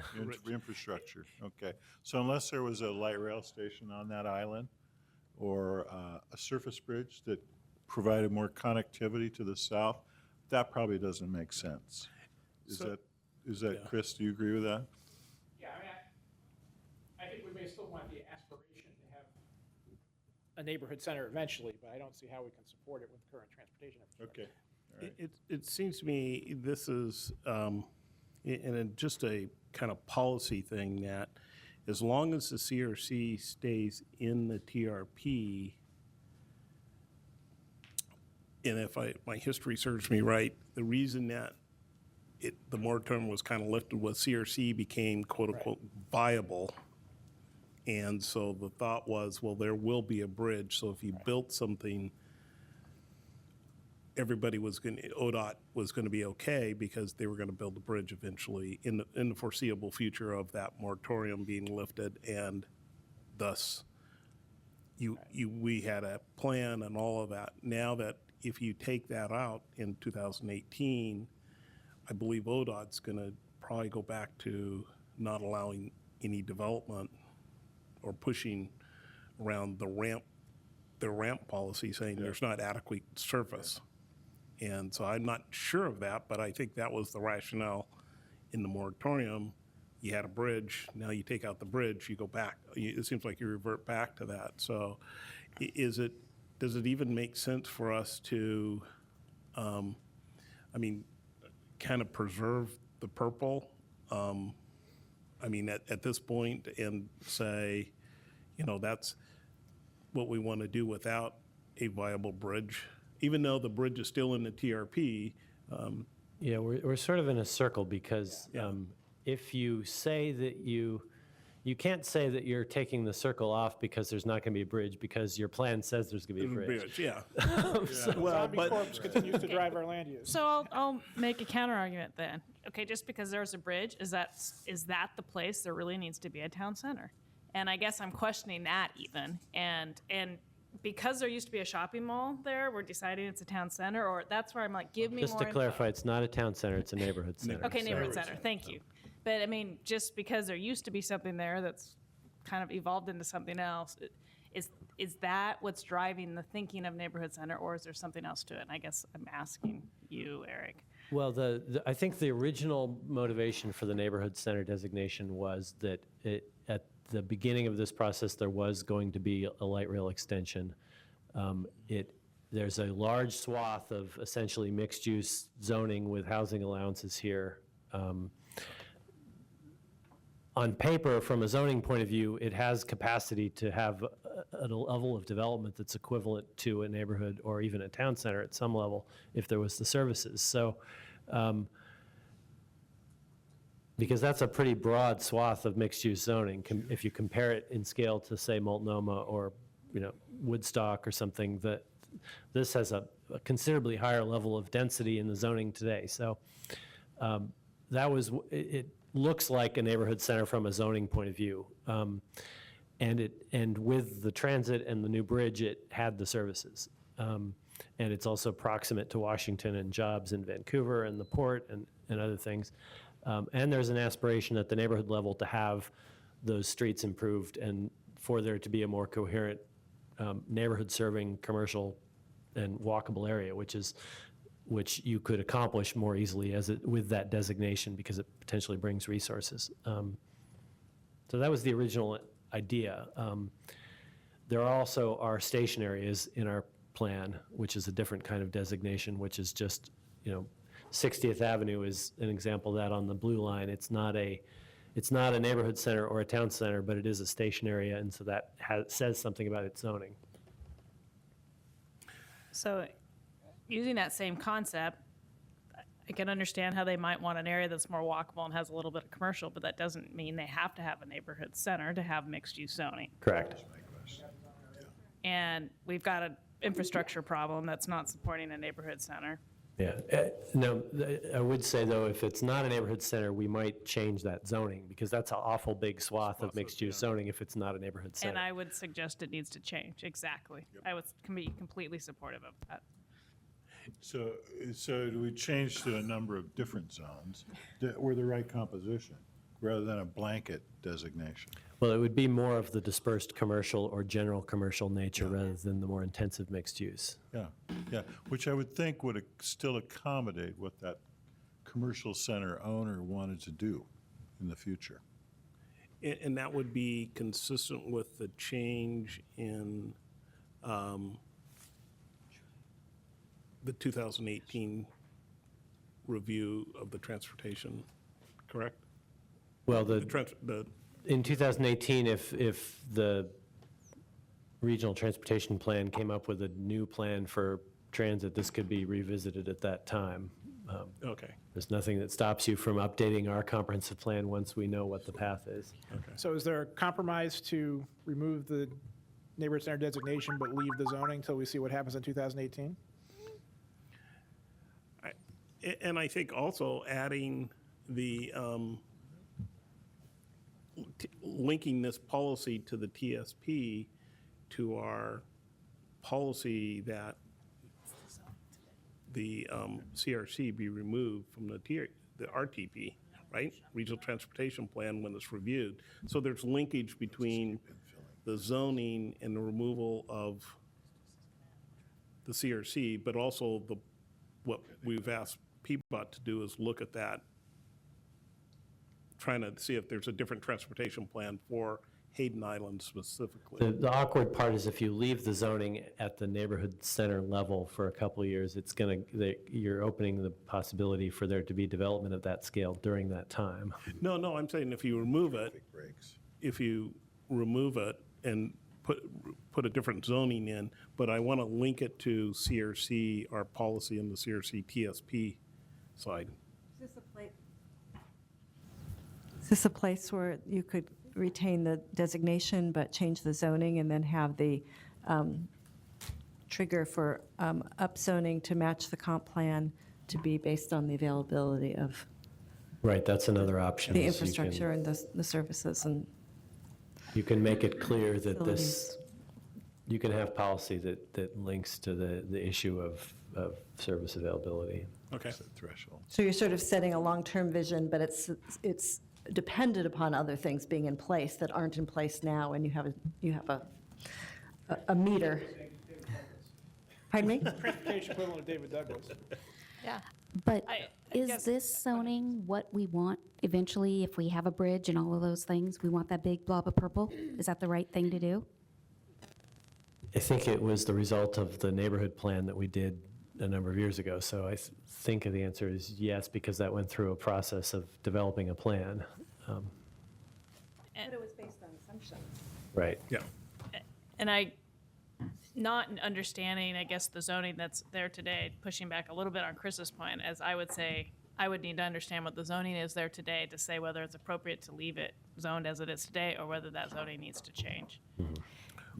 I think I think what Deborah proposed was actually downzone it, right? Right, it's actually similar to the Herald Street light rail station example that we brought to you 2 weeks ago, where we did a neighborhood plan back in '98 that assumed a light rail station was going to be built. So all of the zoning was predicated on that light rail station being there.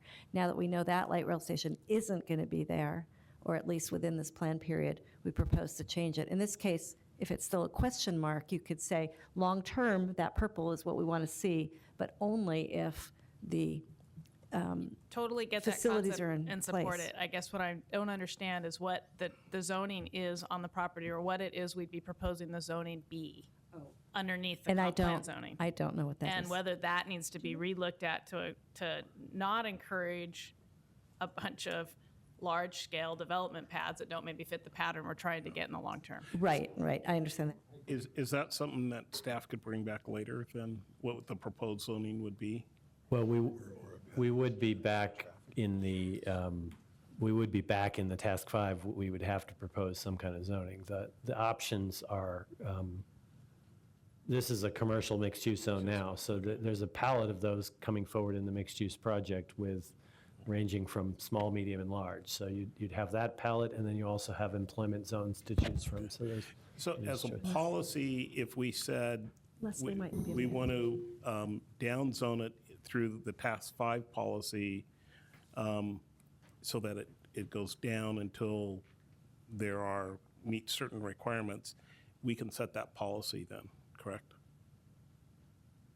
You can, I guess the limiting factor, which may be what Catherine is getting at, is that it's not that much of a down zone to go from the neighborhood to the lower density commercial. There's still quite a bit of commercial that can be allowed by that. So, the unintended consequence of having some interim development that's going to preclude the desirable thing later on, but also not be desirable.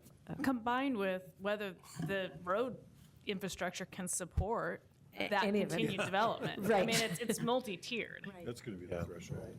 So right now, I think it's neighborhood commercial and general commercial, and the neighborhood has seen a lot more development there, and they're very nervous about it, like very nervous about it. Because of traffic? Yeah, because of the traffic and the road can't really support it, and they really, even though they just did the plan, not just, but they did the plan, 6 years ago, I think they would love to just downzone even further. this is our North District liaison. Good. Thank you. So it is a conundrum because there's probably not a commercial zone you could put on that site that is servable, but without some kind of a change in the transportation system. Well, I guess that seems problematic. So. On the other side of the coin, there's not a danger that there's not a real market danger that there's going to be a large-scale mixed-use project coming out of the gate in the next 2 years on that island. It's just not economically very likely. So that means maybe you go back to the moratorium. Yeah. Yeah, no. Don't use the M word. Yeah. Is there, I guess, we're just, it seems like a catch-22. Every time we propose something in the commercial down zone, we still don't achieve what we're looking for because they still can do quite a bit of development within all of the commercial Well, zones. I think let's take this back to a more general comp plan policy level, and there's a variety of tools that we could use, but I think the options, again, are sort of, which I started to hear was, okay, let's indicate that this town center or this neighborhood center is not ripe yet in the comp plan in the short term, and work out the land use implications of that. The only other alternative, which was discussed earlier, was more strongly assert the need for a local secondary bridge to the island in the short term. And that, you heard from PBOT, shouldn't happen. So it sounds like the viable option is to say that this town center isn't ripe, or this neighborhood center isn't ripe yet, and ask us to work out the land use options for implementing that. Sounds good. That's also a de facto statement. We don't believe the CRC is going to be built, right? There will be a Well, bridge. There's gonna be a bridge. I don't, so that, Some kind of bridge. just to be clear, though, that is going to come back with some zone change policies in TAPS 5 Well, yes, we'll have to give you options for that. for that. Okay. Everyone comfortable with that? Yeah. Thank you, Great. Yeah, we could just change it after Chris leaves. See Chris. So moved. Okay, so the next thing I'm going to go to is a discussion of two different mixed-use corridors in South and Southeast Portland. One being Inner Powell between Chavez and roughly where the orange line departs over the viaduct there, and the other being Macadam, south of South Waterfront. I guess what used to be known as just Macadam before they had the North Macadam term. So This that's is Cesar Chavez. So This is a Eric, comp plan map. Chavez down to 17th? Chavez from, Avenue. 17th to 33rd, 39th. So this is a land use map.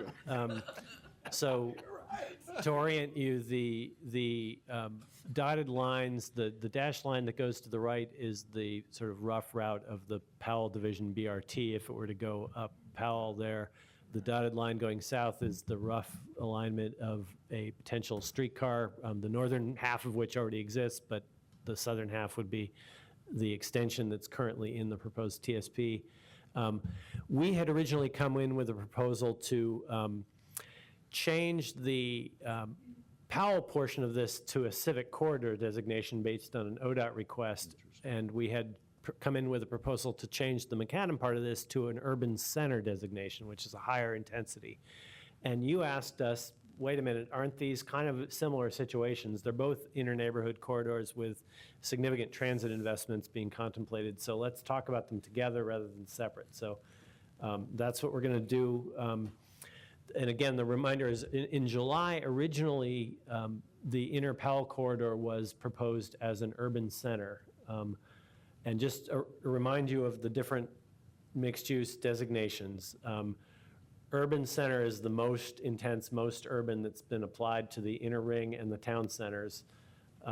The neighborhood mixed use is the next level down, and then dispersed mixed use is even further below that. Civic corridor is kind of the, actually I skipped one. Civic corridor is between the urban center and neighborhood center in scale and is applied to the larger streets. So really the question here is, should these be designated civic corridors or urban center because of their proximity to transit investments in the central city?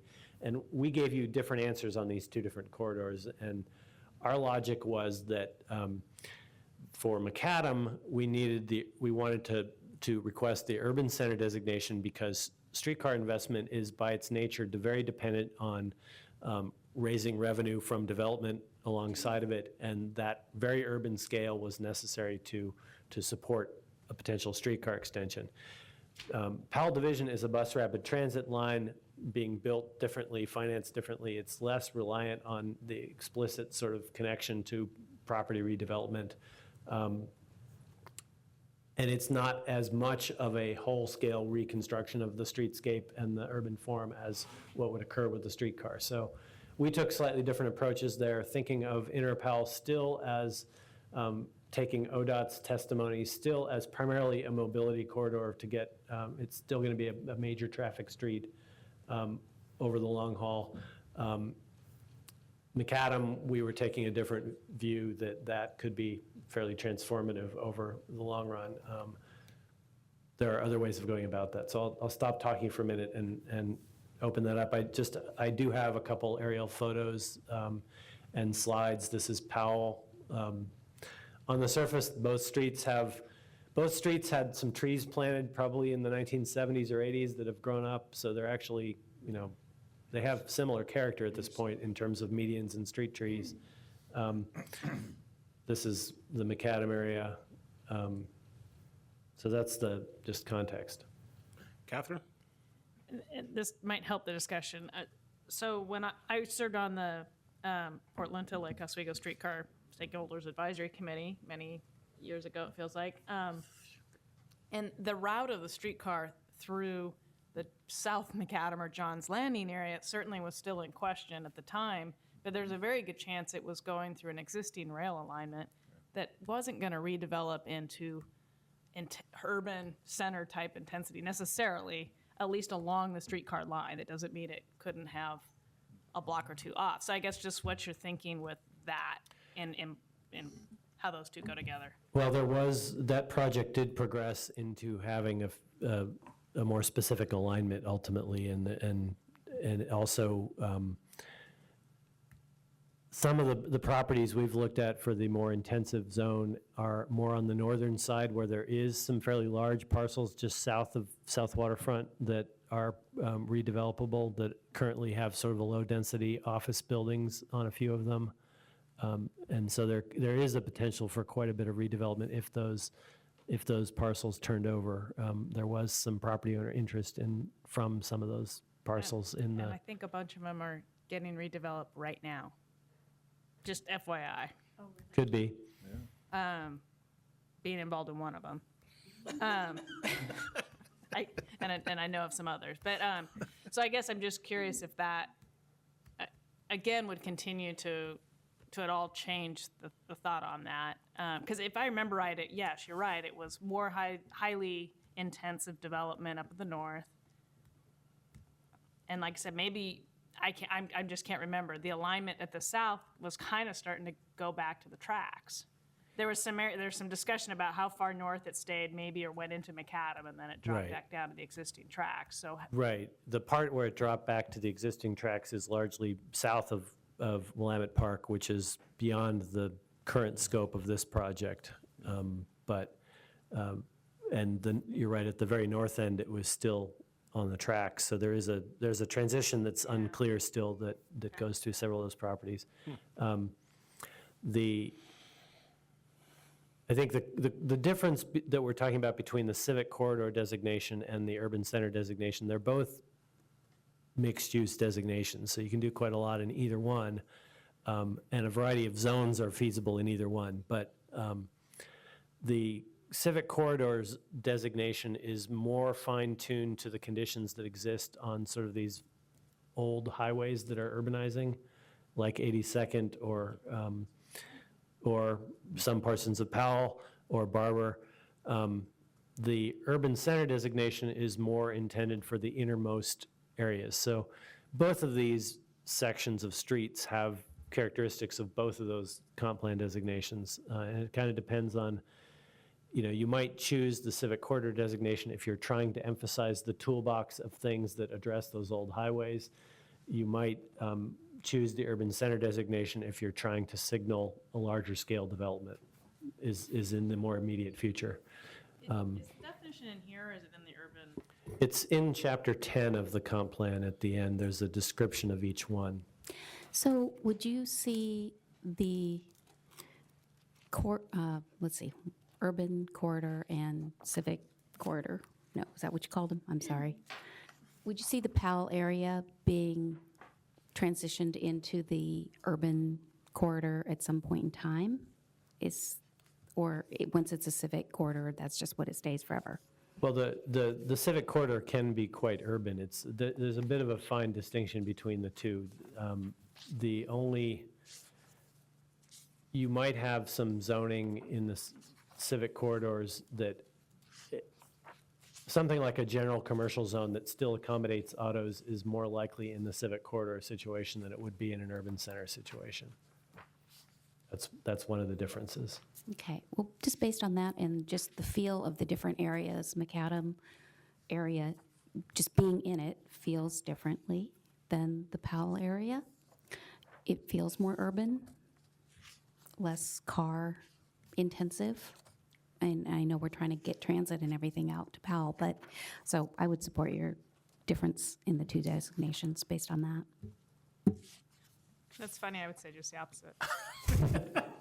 I was going to say. For whatever it's worth. I mean, I guess that's kind of why I'm struggling looking for a definition. What I heard at the last meeting, I think, that when this was discussed, it was only discussed briefly, but what I heard was that it felt incongruous to have different recommendations for two close-in corridors that are both getting transit investments. And that, I heard that, I think, from Commissioner Smith and maybe from Chair Baugh. Yeah, and I was just going to say, I have a hard time differentiating between Macadam auto traffic and Powell auto traffic. Now you put transit, one's a rapid transit bus, but the other's a rail. And they're different in investment strategies, but they're still trying to do some of the similar type of things in terms of redevelopment. And I'm trying to differentiate why Powell gets the civic corridor when I look at traffic, when I look at, I don't know what the redevelopment potential is on Powell relative. I would grant Macadam probably has a higher level of potential redevelopment, but I think that inner part of Powell has there's a lot of parking lots, especially Cesar Chavez south, or not south, but west, down to Cleveland, and then you get past that, there's other spots. So it seems to me, some of the things may be redeveloping, but Powell's really a blank slate at this point. Just a reminder, too, that you had testimony from ODOT that says they prefer the civic corridor designation, and I think they're nervous about traffic on both of these streets. Yeah, well, yeah. Don? I see these as two very different places. You know, when I look at McAdam, and I worked on kind of, you know, the streetcar concepts for that also, and have a sense for opinion over there, but just the physical setting is different. It's on the river. Yeah. It's on the Willamette River. Much of the district has views of the rivers. Much of the district's connected to a trail system along the river that goes right downtown. It's really, you know, a whole different situation than Powell. Powell doesn't, you know, eventually you end up at the Ross Island Bridge, and you go over and you go downtown. So, you know, it's a whole different entry sequence to this downtown city center on both of those streets. So I see them as very different places. Powell, you know, may redevelop in a real good way, but McAdam's got a leg up on that. Oh, yeah. From my I- perspective. Yeah. Yeah. I think Powell's, there's really some beautiful areas, especially to the north of Powell along there. It's just really quite nice, solid neighborhoods. Yeah. You know, and there's the high school, there's the park to the south of the high school. You know, but I really see these developing differently. I don't disagree, but so here's what I'm starting with. I'm trying to understand how one of those designation, besides, let's say, streetcar, is changing, but how it changes the character of the area we're talking about, depending on the different designation. And not that they're both unique area, not both unique But they areas. could still be designated the same and have different Right. geography. That's what I'm getting That's what at. you're saying. Yeah, that's I agree what with I was that. trying. I'm just trying That's to, and kind I'm of not my- finding. I don't Let's understand call the them the same nuance thing. difference. I mean, it seems like this is a nuance difference. Can you remind us of some others that are either one of these designations? Yeah, so it might help to just different streets, like 82nd Avenue, if you're, sections of it are civic corridor designation. Barber is a civic corridor designation. And Outer Sandy, Lombard, as you go out to St. John's, is a civic corridor. An example of an urban center designation is Inner Sandy, Interstate, MLK, Hawthorne. So the inner big streets that are in that more urban part of the city where where we are seeing a lot of mixed use. I don't know if you can answer this question, but in terms of investment, if you're an investor and you own property, let's say on both, would you look at that designation and make a different investment strategy based upon corridor, based upon those two different designations? Not the street, I mean, just the designations.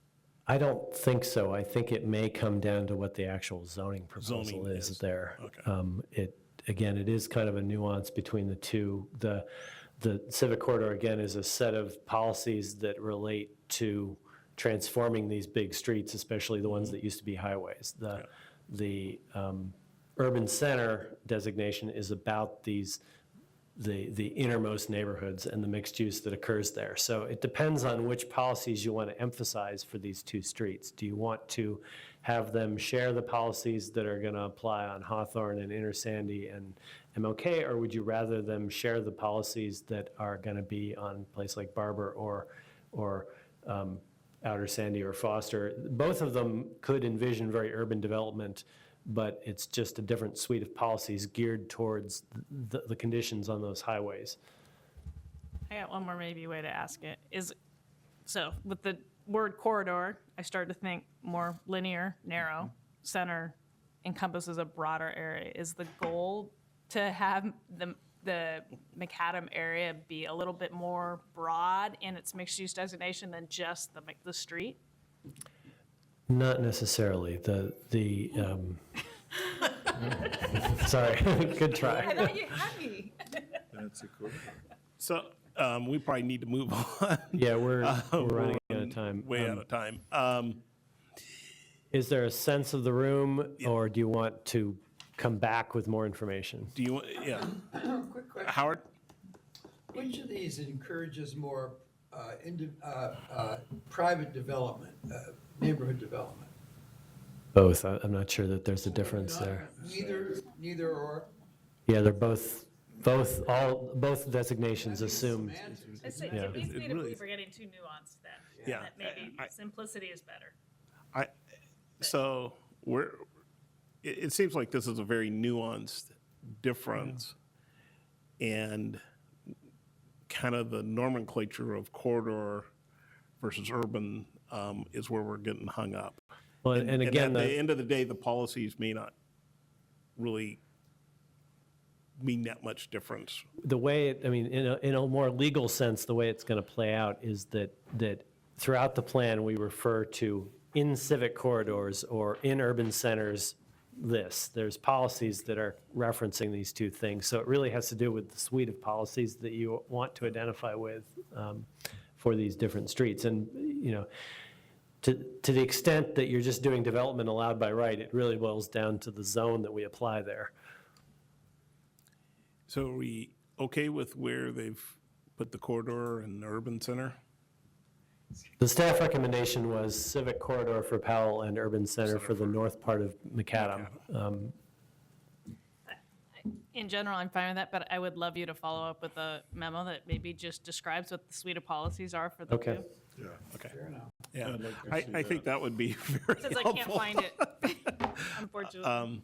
But I think I think I'm okay with it. I just trying to differentiate what do urban centers get that maybe That's my corridors question. don't. Where's the value of either or? in Yeah. So, Okay, well, that's a reasonable follow-up. okay. Given the time, do we want to hold the other items over for a future session, or? Why don't we do that and wrap up? Keep pushing Sugar Shack. Sugar Sugar Shack. Shack and full block versus half block zoning. So there's two items. Well, let's take do you want to try to get to the Sugar Shack and half zones tonight? I want to leave it in 10 No. No? No? I could, but sounds like we were losing some people. No, if we're going to go ahead, I'll stick it. So What do you want to cover? Sugar Shack Okay, and half zone. half zones. Let's try it. Okay, well, let's do Sugar Shack first. I think that'll be a quick one. What's the issue there? Okay, so I actually don't have slides for this one. It's one site, but it's just the site that is at Killingsworth, Cully, and Columbia Boulevard. So it's a triangular site. We had initially recommended an employment designation on this site in our July draft. We got testimony asking us to reconsider that, and currently it's zoned commercial, I believe, EX. We got testimony asking us to reconsider that and apply mixed use. The logic of our initial employment recommendation was that it's next to the industrial sanctuary, kind of a transition between the Cully neighborhood and the heavier industry, and we thought an employment zone was appropriate in that transition area. What happened since then is Living Cully was the testimony, and there's a specific proposal to do housing development there, affordable housing development there. And so it could be a potential catalytic redevelopment in the Cully area that provides additional housing. The trade-off is, as with some other things we talked about today, it is directly abutting the industrial sanctuary, but in this case, the site is large enough, and you could potentially orient the development to Killingsworth, which is more the community street rather than the highway there. I believe it's 2 acres, is that right? And so, about right. and it's configured in such a way that there's a lot of flexibility in how you do the site planning. It's a nice gateway site into the neighborhood. And And they're building housing right across the street from it right now. there is housing across the Across street, yeah. To So, the south. just, it's just south of, across Killingsworth. Good. South there, so, not Killingsworth, but Lombard. Yeah, I think we're good. You're good with that change Do they back do to that? mixed use? Have they purchased the site? Do they control the site? Do you know? Not to my knowledge. They still are short, though. Who's they? Living Collie Partners, so it's a consortium with Hacienda, Verde, Habitat for Humanity, I believe, is part of that, and, And GoFunding. what? And they're taking public funding. Right, and they've been doing a big fundraising drive. Yes. So I think they control the site. I think that, right, as you say, they're still in the due diligence, but So we'll change that back to mixed use in the proposal. Do we want to take on the full block versus half block zoning? That's probably a 15-minute discussion, so it's sensitive to time, but. Well, let's hold off on that one.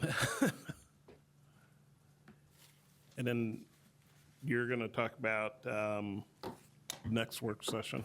Yeah, so just to review what I think we held over, we held over the full block and half block zoning. I wrote down that we're going to come back with a little matrix of what policies apply in civic corridor versus urban center, so to see if we can illuminate that nuance a little bit more. Well, I think we're okay with it. We just want to see. So I'm policy. going forward with the staff recommendation on the map, but we're going to give you a better description of the policy differences so that you can weigh in on that. Okay. There's some PBOT project follow-up because we didn't get through all of PBOT's agenda. Two items from PBOT. One was, I think we didn't talk about the streetcar and transit stuff. And then the greenways. And the green loop. Green loop, right. We also held over the residential lot pattern decision. We got through part of the discussion, but we're going to come back to that. And there's three of those. That's Eastmoreland, Concordia, Concordia and South Burlingame. South Burlingame. Okay. And then we did, just to briefly talk about what we did do, we did confirm the TriMet site earlier. And we did talk about CRC and the hierarchy policy and the street vacation policy. And we got through the natural hazards and truck route issue in St. John's. This thing, and then the Hayden Island Center discussion. So the next session is on April 14th, and we have a draft agenda that we had circulated with Chair Bob, but we'll update that to confirm if any of these things that are still left from tonight need to go onto that agenda. My recollection is it was full, so we might have to do. It is full, so something's going to get kicked off of that.